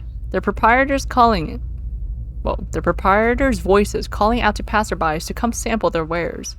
This woman wanders through the throngs, strolling hand in hand with another woman. They peruse the vendor's goods, tarrying at a book merchant with a number of old and beautiful tomes, chatting with one another about what they see. One will pick up a book and show it to the other, who will take it, comment on it, and place it back on its shelf. Then the first will snatch up the book again and quickly pay the merchant before the other can snatch it back. They walk away from the market, weighed down by packs filled with books, still hand in hand, standing close, comfortable and familiar with each other. I know what you are. As they pass down a somewhat deserted street, an object suddenly hits this woman in the chest and bounces off, rolling away toward one of the buildings. The women stop and look at the object, an apple, and then back up at the person who threw it. There is nothing special about him aside from the angry look on his face and the two other apples he holds. Before either woman can move, the man draws back and throws another one at them, this time hitting the second woman in the forehead. He yells at them, something derisive and hateful, something about a legacy and about responsibilities. The woman raises her hand to her head and wipes the juice and bits of fruit from her face and stares the man down defiantly. The first woman squeezes her hand and puts the other on her companion's shoulder, attempting to calm her down. The other woman pulls a book from her pack and holds it before her, muttering under her breath. She pulls her hand free and waves it beyond the book, an aura forming around her. The first woman is still trying to calm her down, but all she says goes unheard. The man, uncaring of the events happening in front of him, draws back and throws the last apple. As it arcs through the air toward them, the second woman brings up her hand and points at the apple. A glowing orb of energy flies from her hand and strikes the apple, causing it to explode, raining bits of apple down on the road and buildings around them. How much apple is in that apple? The man's face changes, anger joined by fear, looking like he's trying to decide if running or attacking is a better course of action. The second woman has started chanting again, her hand glowing, her eyes narrowing. This woman steps in front of her, placing herself between her love and their attacker. She touches her face, gently stroking it while whispering calming words. A kiss. The woman's countenance changes. She calms, her eyes softening, her lips regaining the lost smile. The first woman smiles again as well and kisses the other. "Wizard scum," the man behind them says, and the two women turn to face him, staring him down defiantly. They join hands and begin walking again, moving past him without so much as a sideways glance. Wow, we are really nosy. Huh. We just bust into this people's houses and walk up to them and stare into their soul and without a word and leave. Edlin Preston. You see a key turned gently, steady, and hear a ghostly click as the door swings inward. Two figures slip in, locking the door behind them, and begin their prowl. Their hunt is efficient, and it takes them little time to acquire a sizable collection of documents and oddly shaped velvet pouches. Quick hands fill pockets, rucksacks, bags. The door opens downstairs, and everything freezes. Footsteps, a tired giggle. The thieves are all eye whites and short breath as they empty their pockets of all but the necessities. Anything noisy hurriedly replaced. Silence from downstairs, then tentative steps up the staircase. A voice calls out. One thief creeps forward, the other gesticulating wildly for him to return. He continues forward, crouching by the banister. He sees a gaudy shoe and shoves. The woman falls with a cut-off scream, rolling lifelessly to the floor below. Swearing, the second thief grabs her brother, and they make their escape, collecting whatever of value they can on the way out. You got some secrets. Oh, it does say stealing. We're no thief. We ain't no thief. Give me that springberry. Yes. Oh, I don't need it anymore, though. Are these gonna be more stories? Yeah?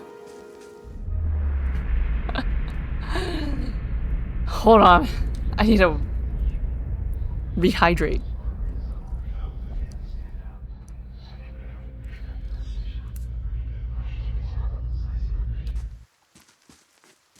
I'll snoop on your life in a moment.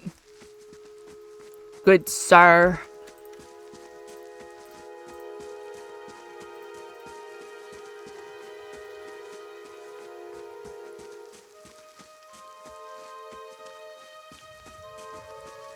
Wasn't prepared for the reading.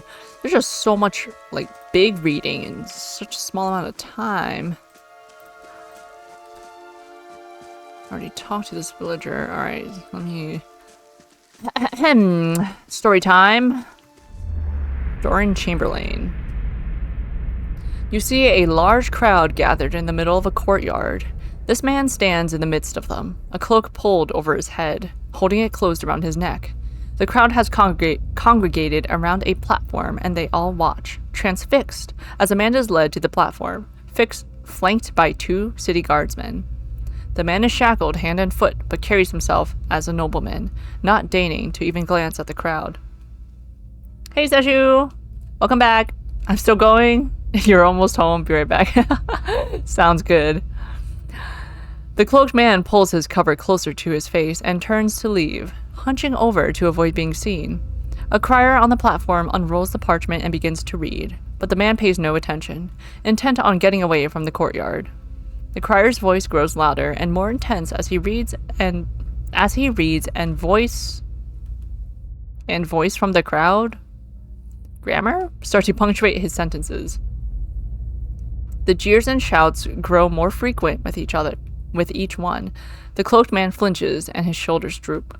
He breaks from the crowd, coming to the edge of the courtyard as the crier reaches the end of his proclamation. The crowd grows silent again, save for the occasional shout. The man turns back to look at the platform, seeing his father kneeling before the block, neck exposed. The executioner moves into position, lifting his axe to strike. The man turns suddenly, unable to watch. There's a wet thunk, and the crowd breaks into cheers and applause. He leans back against the wall, regaining his composure, then straightens up. With obvious resolve, he strides off, away from the crowd and his legacy. Rudolfir Necator. You see a pair of immaculately polished leather boots and an impeccably maintained goatee. Their owner, a slightly hook-nosed man with a wicked grin and narrow eyes. He bobs his feathered hat at a nearby merchant as he ambles by, a small piece of parchment held tight in his fist, ink staining his fair fingers. He seems to know most of the merchants in the market, stopping to engage some, nodding at others and even bartering for minor goods with a select few, always smiling, laughing and exchanging jibes. He approaches a heavy-set Almawa, smile plastered stiff across his face, and jokes about the weather. She jokes back, subtly palming him several gold coins. When he walks away, the paper in his hand is gone, and the smile on his face is far more genuine. He tips his cap at her, winking, and she trundles off with a new spring in his step. What's...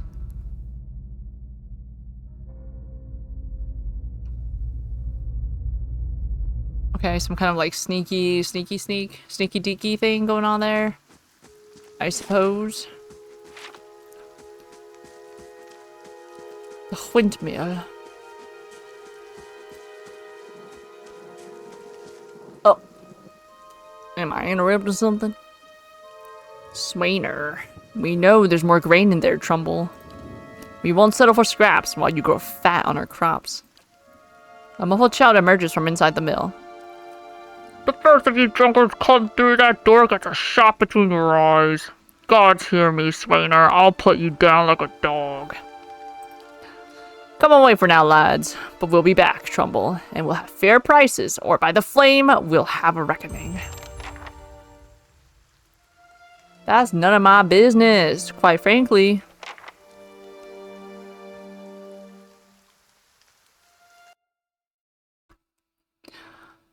That ain't none of my business. Sheesh. Bot. B-O-T.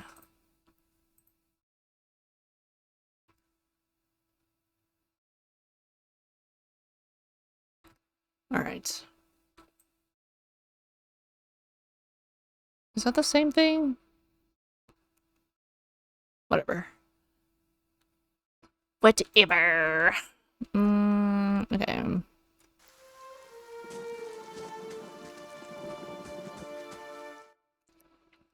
Oh, I can just go in the windmill? Okay. An elven man stands before you, his relatively stocky build suggesting a life of labor. His face is pale and drawn, and his eyes wide. Behind him, a younger man and woman exchange worried glances. Oh wait, he just said if we go in, then he's gonna shoot us. The miller raises a club as you enter. It shakes violently in his grip. Get back if you value your life! Hold on, I'm not here to hurt anyone. I don't like being threatened. Put that down before you get yourself hurt. Oh, wait, that's not the one I wanted to say. Hold on, I'm not here to hurt anyone. The miller hesitates, then lowers his club at a fraction. When did I save? Who are you? Is Swainer roping foreigners into his little crusade now? What was all that ruckus outside? My name is the Druid. I've only just arrived in Gilded Vale. I thought you could use some help. Those people out there seem pretty angry. I don't like being threatened. Who's Swainer? I'll be going.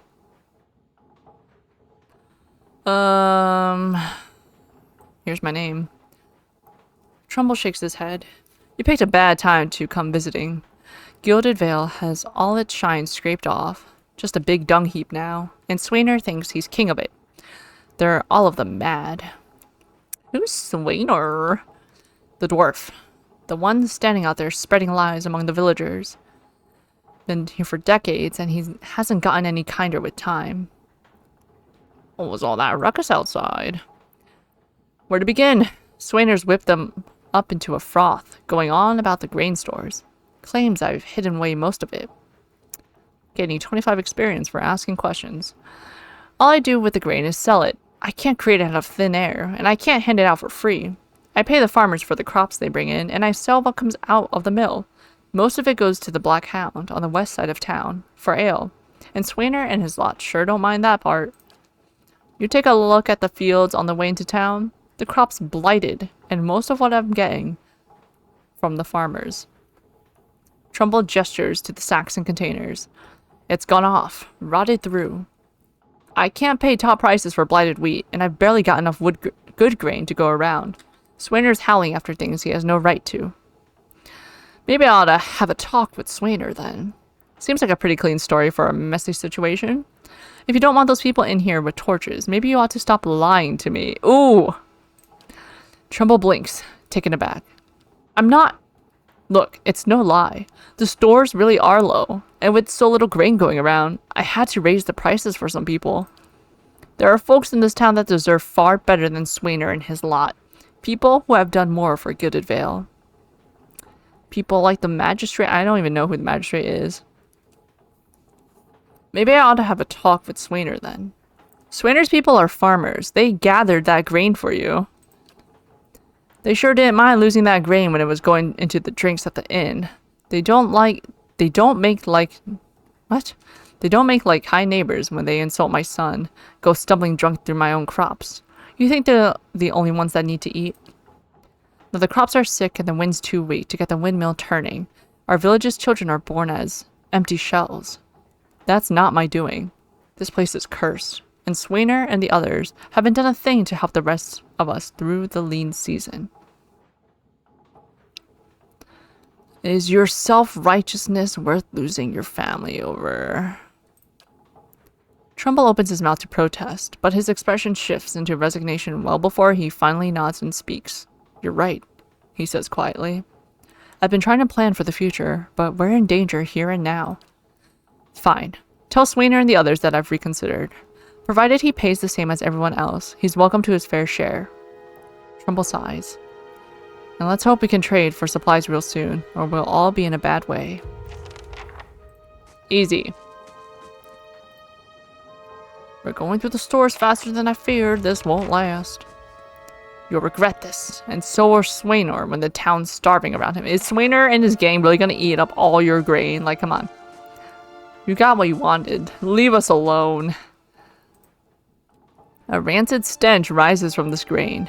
It's mushy and mottled with green. Ew. Yeah, Swainer can buy that. That's fine. Nothing like a little healthy mold to build your immune system. Healthy dose of mold. Yes, sirree.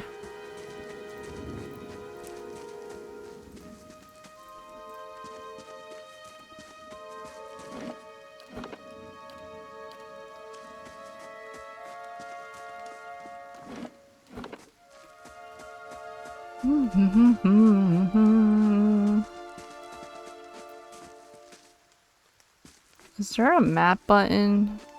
Oh, literally right here. Okay, we're like halfway, almost halfway through the town. The Gilded Vale.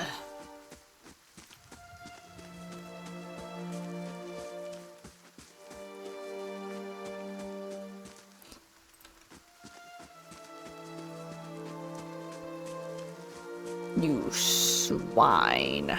You swit. Barrett's spell.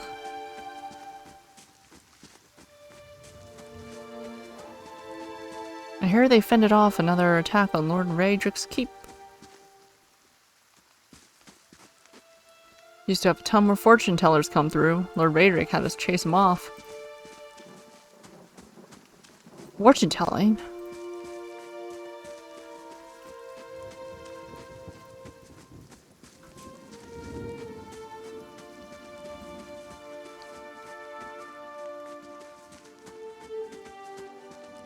Is this a house I can go into? Nope, but that is something I can go into. Let's check it out. Let's check this out first. The sign? What is this? Hey there. Black Hammer Smithery. Sure.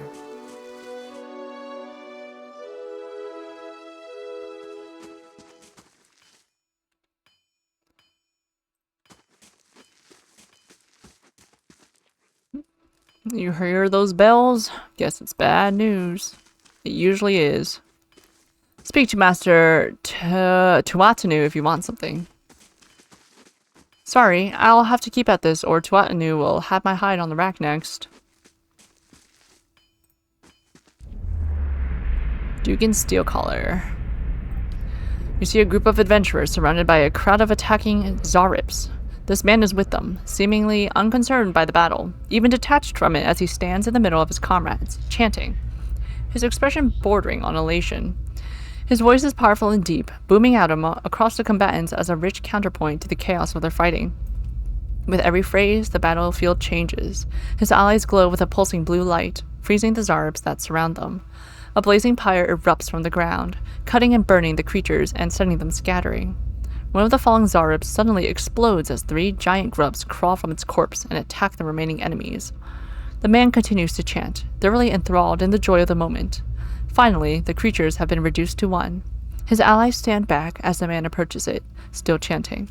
He removes his hammer and swings it at the Zarib. His phrase ends as the hammer connects with its head, punctuating the spell and bringing his song to an end.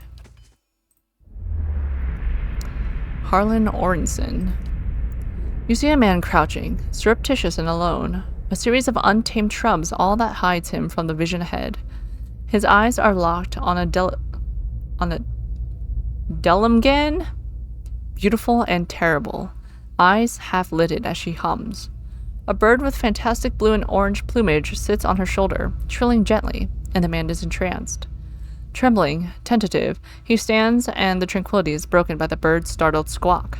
The Delimgan's half smiles, beckoning with twig-like fingers. She does not speak as he approaches. His mouth is dripping sounds of awe and admiration. She waits, coy and tempting, and with agonizing slowness, he is before her. Then, something changes. She sees something hanging limply from his side.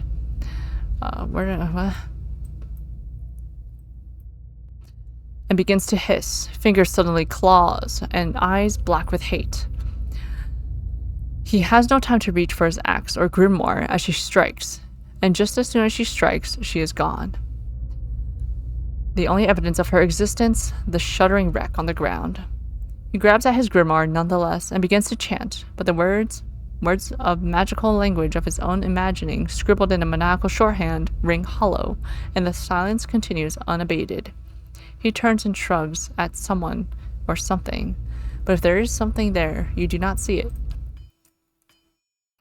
I don't fully understand what happened there, but okay. An account of Tuatanu's sales. The pages are nearly empty. This Aumaua man is of an impressive build, towering above the countertop. His skin is the dusky blue of the deeper oceans, and his thick arms boast corded muscle. Small ears frame a square-jawed face coated in smeared soot and arcing black tattoos alike. He offers you a broad smile as you approach. Welcome. You're the first new face I've seen in quite some time. What can I do for you? Oh, what do you have here? You come to us at a strange time, I'm afraid. The stock's not what it used to be, but we've fine weapons and armor to offer yet, all forged right here at the Black Hammer. Show me what you got for sale. Alright, let me sell. Can I sell things? Retrained character. No. Party. My stash. I don't need, like, this many. Actually, I definitely don't need this many daggers, that's for sure. 11 to 16 slashing damage.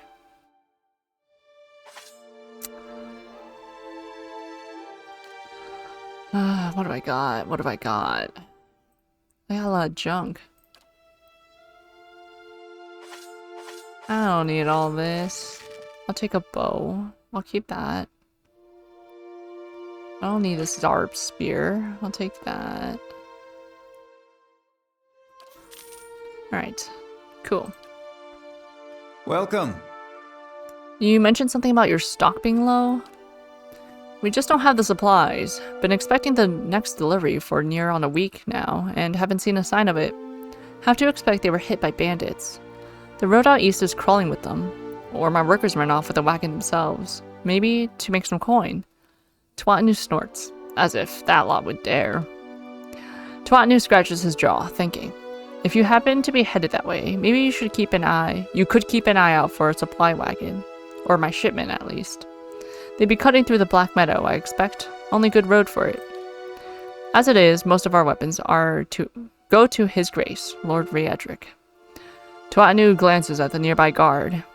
And that's as it should be. But it doesn't leave much for outsiders. We just don't have the iron. Just like, where was the wagon traveling from? We send the wagon up to New Hilmar with weapons, and it swings round through Logholm and the like to purchase supplies. Shortest route back is through the Black Meadow, and then north through the wilds. Tuatanu shakes his head. Had a trader come through with word they'd made it to Logholm, but haven't heard a thing since. I'll find your supplies. I'll find your supplies.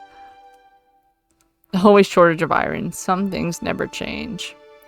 Hot commodity iron is. Twatanu nods. Then you have my thanks. You bring those supplies back and I'll have plenty more to offer you. A discount to start. Oh, and if you find my workers, tell them to hurry it up or they can take up farming instead. Slackers. Just add it to the quest log. Add it to that to-do list. Alright, how much more do I have to explore here? We did all this. We did this. Okay, so just a little bit more. Just a wee bit more. Ronin Taroni. I feel like these are like, because I know this game was kickstarted. Are these like Kickstarter reward people's stories? Like, you see a group of people standing around a wagon, transfixed on a sword as it swings in a large, graceful arc. This man holds the sword, passing it from hand to hand with a relaxed ease, making the blade dance in front of his audience. He tosses it into the air, spins, then puts his arm behind his back to catch it. The crowd claps excitedly, and a couple of them gasp, certain they are about to see a tragedy. Well, he's still alive. Hugo. You see a room, bright, warm, and covered in greenery. There isn't a spot in the entire space that doesn't have some kind of plant growing in it. Small germinating seeds in a corner here, large sprawling vines climbing the walls there. Although some of the plants are actually in some kind of container, there are a few that have grown from the dirt floor itself. These are just as lovingly cared for as anything else in the room. The man wanders through the plants, smiling at each and every one, an old pipe clenched between his teeth. Stopping next to one, he touches a leaf, lifting it up to look at the underside, then gently rubs it between his fingers. He takes a small handful of the soil it grows in and crushes it with his fingers. Satisfied, he drops the soil back into the pot and continues to the next plant. He hums a low, cheery tune as he moves among the plants, occasionally stopping to sing a few words of something to one of them. Finally, he reaches the door. Having visited every plant in the room, he turns back to look at them, a look of serene pleasure on his face. Then he turns back and is gone. My plants!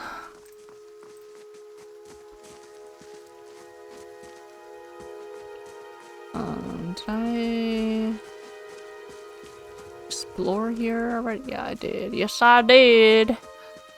That indeed I did do. I do that.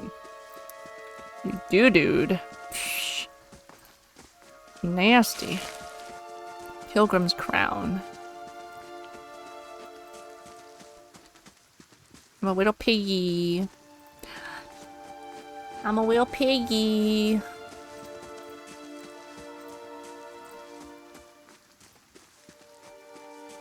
I'm a little piggy.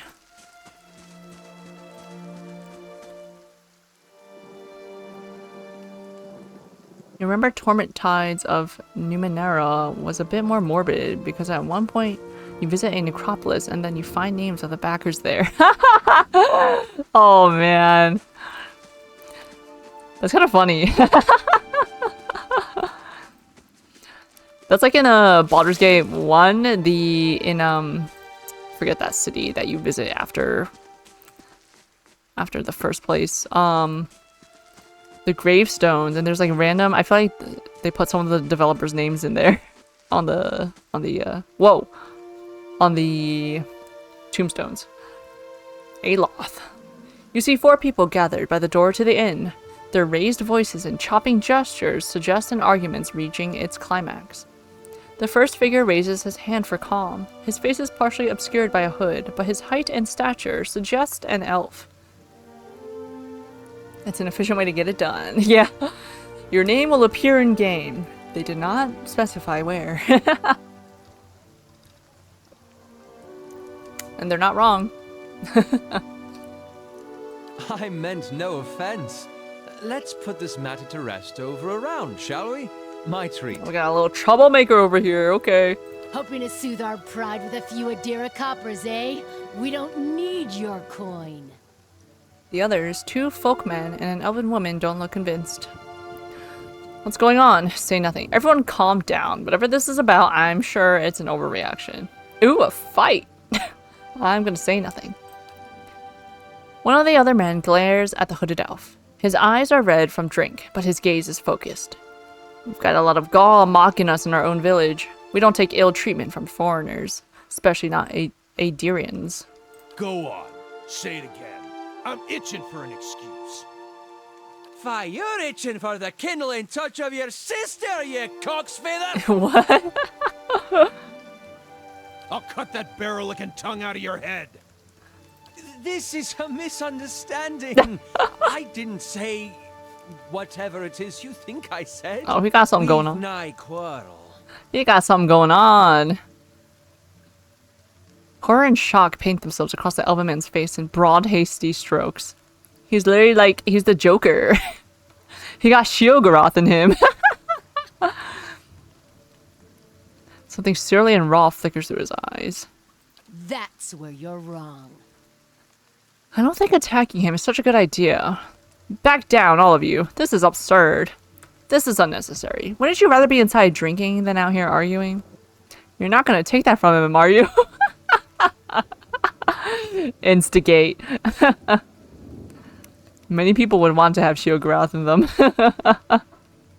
I'm staying out of this one.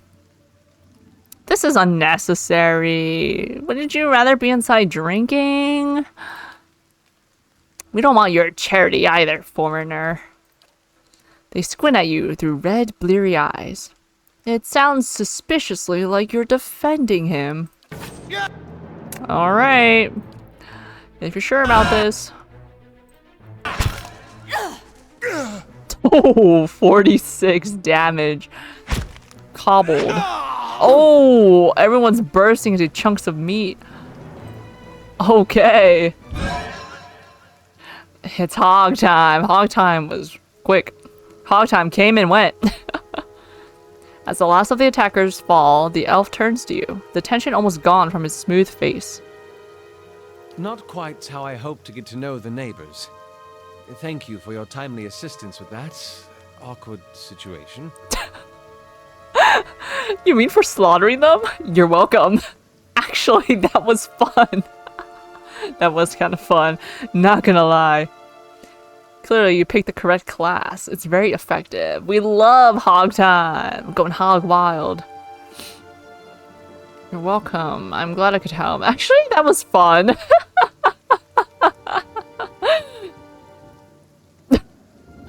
Then I can't imagine you lack for entertainment in these parts. He straightens his hood, and you note the remains of fraying embroidery on his gloves. His boots are caked with the dirt of many months' travel, but the leatherwork beneath it is sturdy and fine. I am actually glad that I'm not hating the druid, because I think in other games, druid is usually I'm like, eh. They usually like summon things. I'm not a summoner. Well, I suppose introductions are in order after that little fiasco. Aloth Corvusser, at your service. Tell me about yourself. How did you manage to get stuck out here? You'd better have more to say for yourself than that. You'd be so rude. How'd you manage to get stuck out here? He laughs uncomfortably. That is something of a long story. Well, I'm a wizard by training, and an adventurer by necessity. I was born in the Seathwood, part of the mainland of the Adir Empire, and both of my parents served the nobility, which afforded me an education for which I'm grateful. However, there were no open positions in those houses, and so I decided to seek new means in a new land. I don't know if you're telling the truth. And how exactly did you come to be here? I was traveling with a caravan, but we were separated near some ruins. In Gwithan ruins? Oh, those can be dangerous places during the best of times. Oh, I know. Which these are not. And half the locals would arrest you for trespassing, and the rest would kill you outright. I'm curious, what exactly did you find there? A Buick. Several hooded figures operating a strange machine. Nothing. Made sign. A Buick. And you survived? I've heard such a thing was impossible. But it seems you either have a knack for timing or the favor of the gods. What are you doing in a Gilded Vale? Just how did you manage to cross those 3 drunks? I'm afraid that was a matter of misunderstandings and mistranslations. It doesn't help that people in these parts remember their war with Adir like it was yesterday. You did tell that one man to go F his sister. You did make a rather lewd suggestion regarding one of the aggressors and his own sister. I see. You did tell that one man. Ah, that. He clears his throat and adjusts his sleeves. As I try to tell them, they misheard me. Happens all too easily after a few pints, and the accent doesn't help. I heard the same thing. For just a moment, he looks as if he's about to say something else. His expression brightens with mischief, but before he can speak, he forces a tight smile, biting his lip so hard you expect to see blood. Finally, his face relaxes, and he shakes his head. I should speak more clearly next time. My apologies. We got like a Jekyll and Hyde situation over here. Like, what are you doing in Gilded Vale? Didn't he just... An excellent question. I came looking for fresh air and cheap land. Instead, the magistrate gave me directions to the inn and a story about the local lord's expectant wife. But I take it that's a familiar tale. And you? Like you said, I'm also a settler. I've been experiencing strange things of late. I'm looking for an expert on souls. That's my own business. I'm looking for an expert. Indeed. The local lord has searched far and wide for similar specialists. He has rid himself of them almost as desperately. He nods at the gnarled old tree in the center of town. His darting glance takes in the tumble-down buildings and the fallow, rock-strewn fields.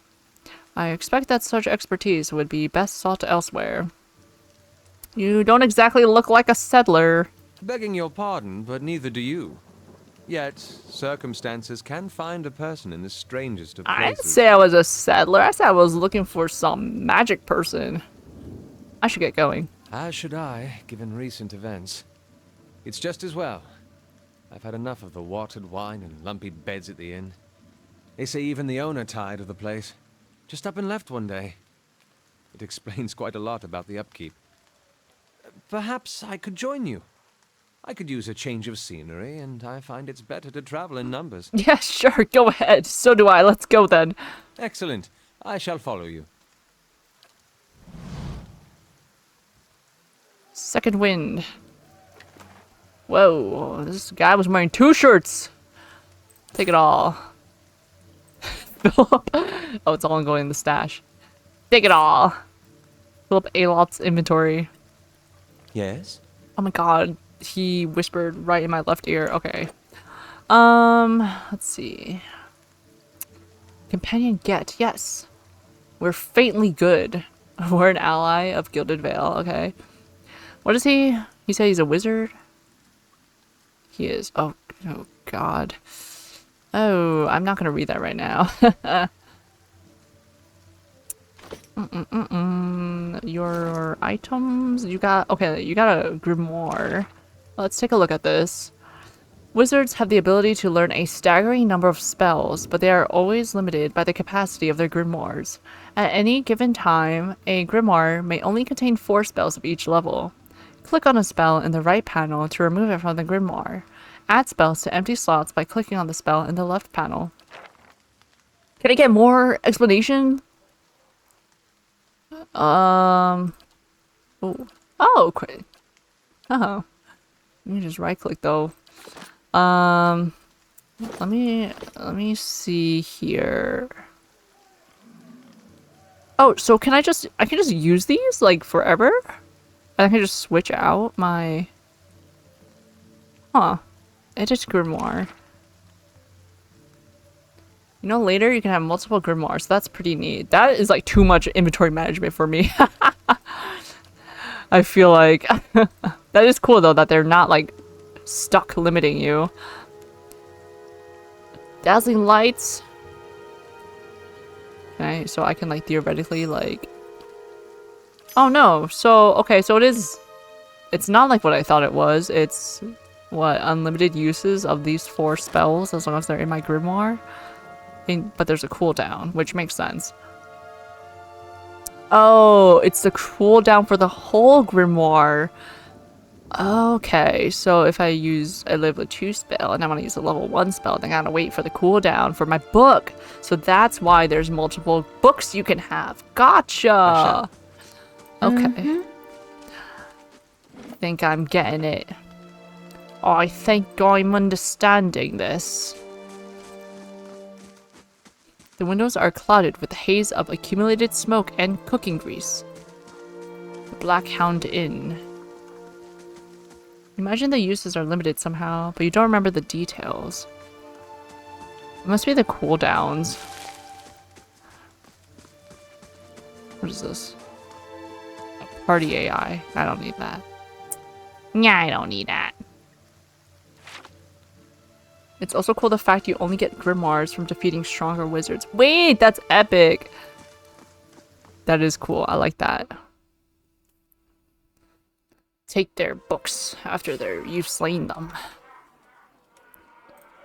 The floorboards are sticky with spills that no one has bothered to clean. Ugh. Thought this place was going under after the owner left, but it's held out. Wish we had some minstrels in here. Just look in the mirror, buddy. Asuka. Some kind of brown slop is congealing in these dishes. It smells burnt. At least from what you remember. Maybe you can purchase some as well. Well, we know that I don't be purchasing things, so we're good with that. Alright, let me talk to Pascal, get my reward for saving your cook. I think they can also have spells you don't normally have access to. Hello. That makes sense. And the incentive would be greater to destroy. Kill all enemy wizards. Hello, and welcome to the innkeeper looks up. Oh, it's you! Tenfrith told us what you did for him. It's such a relief to have him back. I can't thank you enough. Consider yourself a favorite of the house. Discounts on drinks, rooms. Tenfrith said he wanted to whip up something nice for you. He's already back to work in the kitchen. She laughs. So what would you like? Let's see, like a room. I could use some reliable help. You know of anyone looking for work? I'd like to know more of the Black Hound. Could I see what you have for sale? I'm sure you'll find something to your liking. We have the finest cook in Deerwood.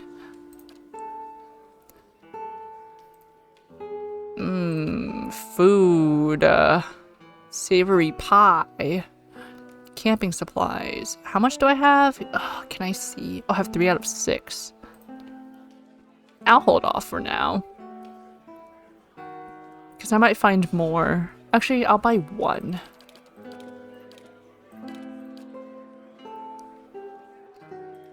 Ooh. Let's see. What can I sell you? I'll keep all of this. Can I cook? I don't want these hats.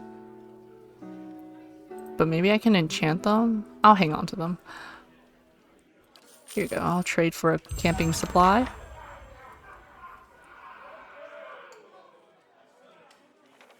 I've gained reputation with Gilded Veil. Moderate. Okay. Don't purchase things you say immediately look at the store. Well, you know, like, I can look. One can look.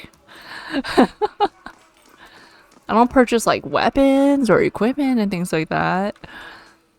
Spoons hang by the fire, coated in brownish gunk. Ah, it's you, my savior. He makes a sweeping gesture to indicate the kitchen around you. It's so good to be back. Do not think I will let this go unrewarded. I have decided that you have earned the right to learn one of my most closely guarded secrets. My dearest recipe. After this, you will eat nothing else. A savory pie to keep you hale and hearty. May it serve you well in your travels. Thank you, kind sir. I will name a dish in your honor. The dish.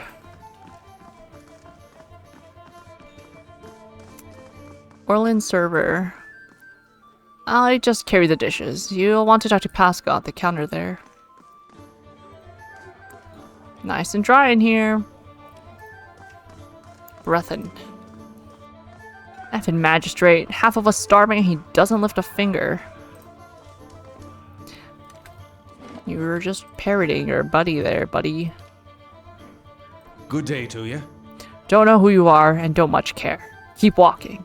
We're not here to chat with foreigners. Aloth narrows his eyes. Careful. Looks like they're cut from the same cloth as those rowdies who attacked me. He wrinkles his nose. Smells like it too. What if I told you that Trumbull's changed his mind about the grain prices? The dwarf looks up, blinking. What? You serious? He exchanges looks with his fellows, who grin hesitantly. The old man listened to reason? About time. I told him he'd come around. But dang if he didn't take his time about it. He sets a few coppers on the table. Here, buy yourself a drink, now that we can afford it. Goes for you two as well. Drinks on me. You're welcome. Can't thank you enough. Might be we'll last the season now. Enjoy your moldy crops, your moldy grain. And who are you then? Another fool come to answer Raedric's invitation? Our great lord had my sister run out of town after the boy was born. She was the only family I had left. Not sure where she is now. Places, I need another drink. He about to run his wife out of town. Table. I'm not stealing. It doesn't say steal.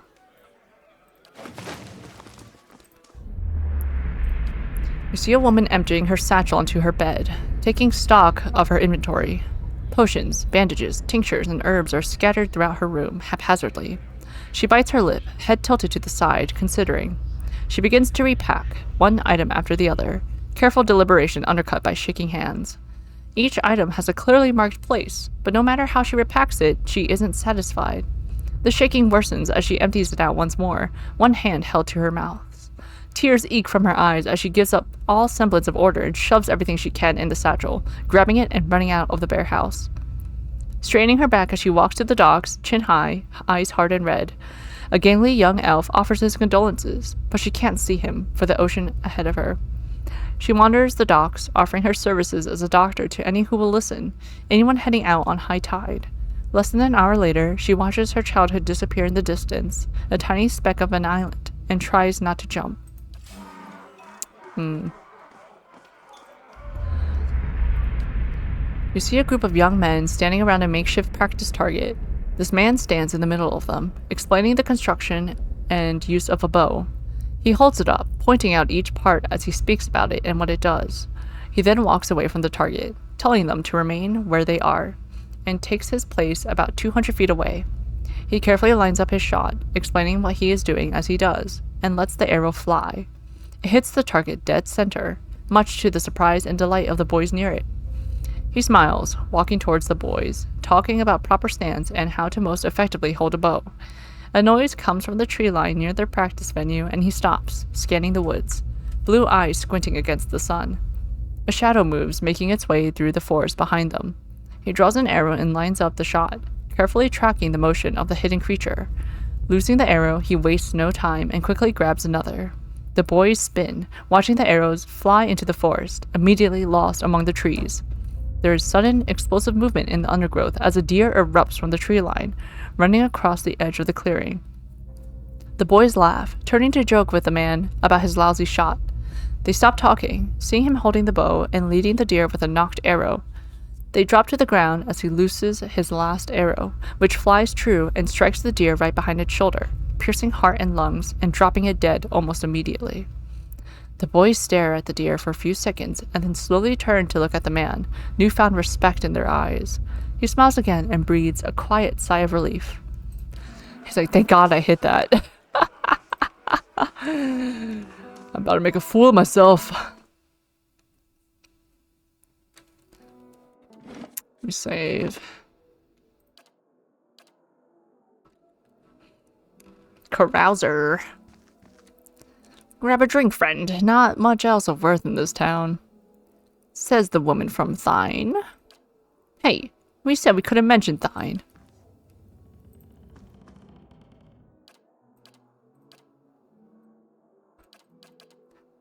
The carousers.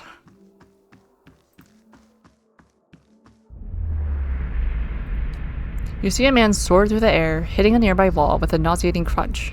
He doesn't get up. His attacker, a burly, clean-cut warrior with a carnivorous grin, turns and shoves his fist into the stomach of another assailant, removing another from the impromptu brawl. The bar is a whirlwind of elbows, knees, fists, and feet, with no end in sight, and he is in his element. In the corner, 3 smaller men speak quietly, throwing malicious glances at the larger man in the center. He breaks a chair over a tattooed head, cackling. The trio position themselves in the 3 parts of the room, and with a terse nod, they charge.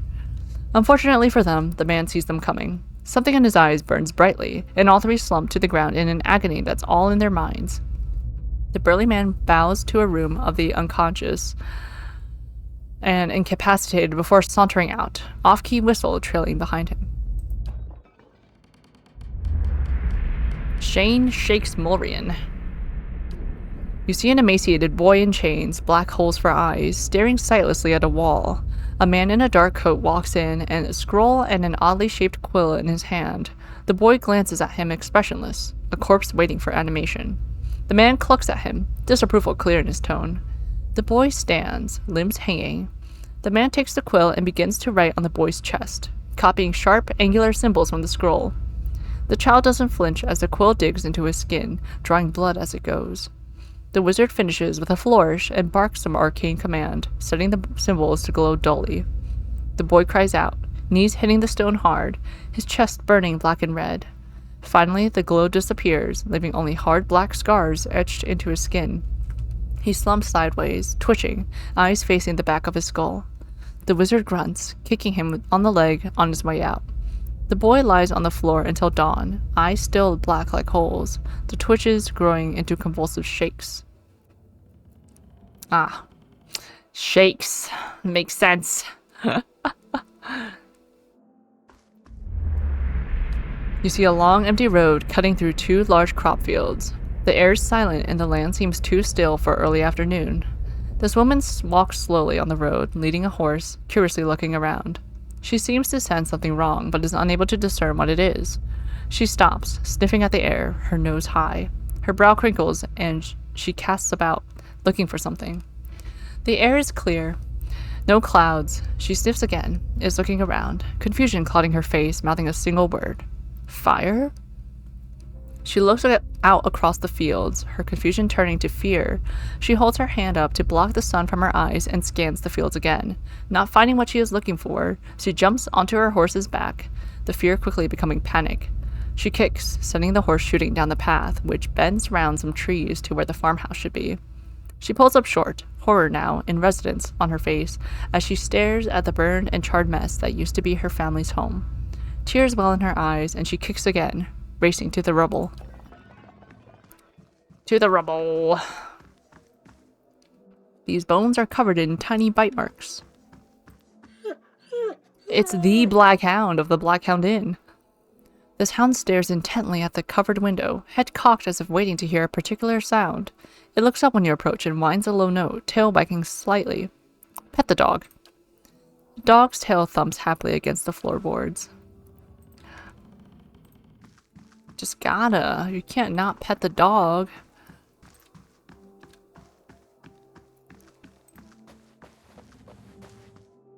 Crammed behind the books is a drawing that shows Eothas and Lord Raedric in a compromising position. Oh! Okay, I see you! I see you! Let me take a look at that. I see you, whoever put that there. I see you. In guest.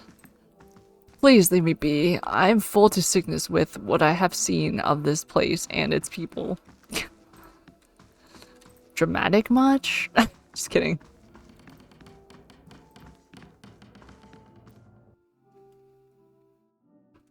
Don't look. Show me. Show it to me. I can see it in my mind's eye. Used to have a lot more fortune tellers come through here. Yeah. And then I told her, that's not the pistol. Ha!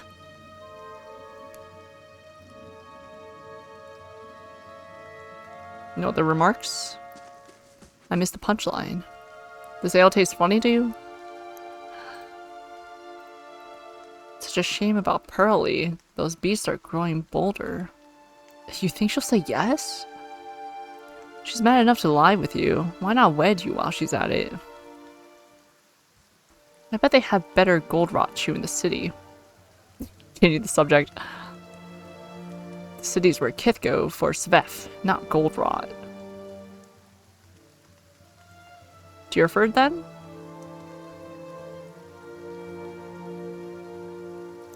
And then I told her, that's not the pill. This guy just randomly... What kind of conversation are they having right now? Alright, there were some more dialogue options from Ms. Pasca. That I did not click on. Save. Hail, traveler. I could use some reliable help. I should know more about the Black Hound. Really? Well, let me see. The actual building's been here for years, but the Black Hound's fairly new. We get a lot of new faces in here too. Fewer than we used to, I admit. Tenfrit's the big draw. I'm sure we'll get the big crowds back again in no time. I used to work the tables, actually, until the old owner up and left. Nobody's sure what happened to him. Even left his poor hound behind. That's the name, see? The Black Hound? It's still sitting upstairs, pining after him. Poor old girl. Place ended up in my hands somehow. She laughs. My very own inn. A lot of hard work involved, but it's been worth it so far. Please, sit where you like. Would you like a drink? Or a room? We have 2 available at the moment. I'm afraid we can't offer much by way of a good meal today. She sighs. Unless you're fond of cold porridge. I could use some reliable help. Do you know of anyone looking for work? Oh, well, I wouldn't say I can speak from experience, but we do have certain sorts coming by looking for work from time to time. If you want to hire someone on, I'd be happy to send them your way. Oh, is this like... Oh... No, I don't want default people. What the heck? Get me out of here. How do you do? I'd like a room, please. Certainly, you're always welcome. Oh my god. 83? And that's with the discount. Meanwhile, in Baldur's Gate, it's like 12 gold for the premium room, like so cheap. Inns allow characters to rest without using camping supplies. Cheap rooms are usually available, but if you have copper to spend, you may consider the more expensive options. The bonuses they provide last for a long time and affect the entire party. 113? Holy cow. You think you can create additional characters if you feel like it, which is kind of cool. Oh, interesting. Nah, I can only control one. I can only handle creating one character at a time. Party management. Lasts for 2 rests. 1 perception, 1 mechanics. Lasts for 2 rest, 2 resolve. Ooh. The common room. The companions are pretty good in this. We don't have another 2 hours to spare. Yeah, we don't. We really don't. I already had trouble coming up with one name for this character. Like, I can't. I don't have it in me for another. From the party management screen, you can see what your allies are up to when they aren't in the party. Oh! If you've assigned them to adventures, you can see how long it will take for them to complete their assignment. Oh my god, just like in mobile games. Recalling a companion or adventurer from a mission before it is completed will forfeit all the potential rewards for that assignment. Oh my god! Wait, so I can freely exchange my party members in and out of my party? Yes! Let me talk to the other dude by the tree, because he has a portrait. Okay, potential companion. Let's go. Let me save. We have the technology. Technology sure has come a long way. Temple of Eothas. Oh, I did not... Oh. Oh, this is the temple. Oh, I see, I see, I see. Oh, the downstairs. Oh, I did not finish exploring here. That is correct. I have made a mistake.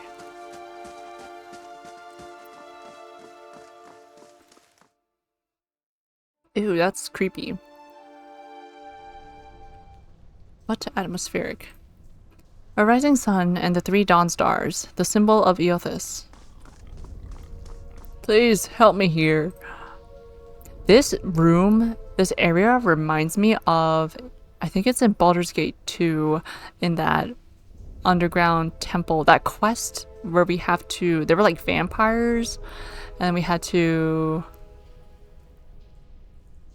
like, there was like a cult, there was like some secret god, one of the church quests or temple quests. You're honestly shocked you didn't join me already, but maybe there's something else to do. Potentially, let's see. Merton. A man lies resting against the wall, lit by the dim illumination of the fading sconces. He has a gaunt, fox-like aspect, and his face is pale and damp with sweat. One arm is held loosely against his side, sleeve soaked with blood. He gives you an anxious glance as you near, his features twisted with pain. Gods keep you. Huh. Thought you were some... Never mind. Whoever you are, you've traveled a long way to reach a dark place. This temple isn't what it used to be. Probably for the best. Times being as they are. He groans in Shift's position, wincing. I'm no looter, if that's what you're thinking. Not one of the faithful either. Just wanted to do some good, I suppose. Got my arm clawed up for it. Regards you warily. Maybe you'd have better luck. Better luck with what? The man points a finger upwards. These ruins around us? Used to be a temple of Eothas, the scattered god. A grand temple at that. His worshippers would come from all over the Deerwood. From Riyadh Cirrus even. Until the war, of course. Even then, you'd get some of the stubborn ones. The ones that couldn't get it through their heads that their god was dead and gone. Go on, get to the point. Is this really the time for a history lesson? Lord Raedric allowed them to worship? Go on. Once the legacy started, Lord Raedric decided he'd been too lenient on the Eothasians. He had his people go in and put them to the sword, left them down there, buried under a heap of rock. After that, Raedric ordered the temple sealed. It's been years like that, up until recently. Lord Raedric hopes that if we rededicate the temple to a living god, then we'll be forgiven and the legacy will end. See? He smiles wryly. But until then, the temple is as you see it, unguarded. That's where you come in. Merton licks his lips. Those priests. Maybe they didn't have a lick of sense between them, but they still didn't deserve to go like that, chopped down in their god's house. It doesn't sit right with me. But if you can get down there, find their remains, maybe we can finally give them a proper burial. Merton breathes out. No small task. There's coin in it for you if you need motivating. Who are you, though? Alot's cautious expression softens. A pleasant surprise to see that someone around here has a shred of respect for the dead. I'll find them. I take it you're not supposed to be in here. They're long dead. What does it matter where they're buried? Wait, you want me to bring you some skeletons? Have some questions first. Yes? Why can't you do this yourself? As he's wounded. Who are you anyway? Yeah. Werton offers you a weak grin. Name's Werton. I lived in Gilded Vale long enough to remember how grand it used to be. He shrugs and looks away. I used to help the temple sometimes. Bring supplies. That's all. Won't Lord Raedric mind us digging down there? Any chance there's something down there worth a little more than some old bones?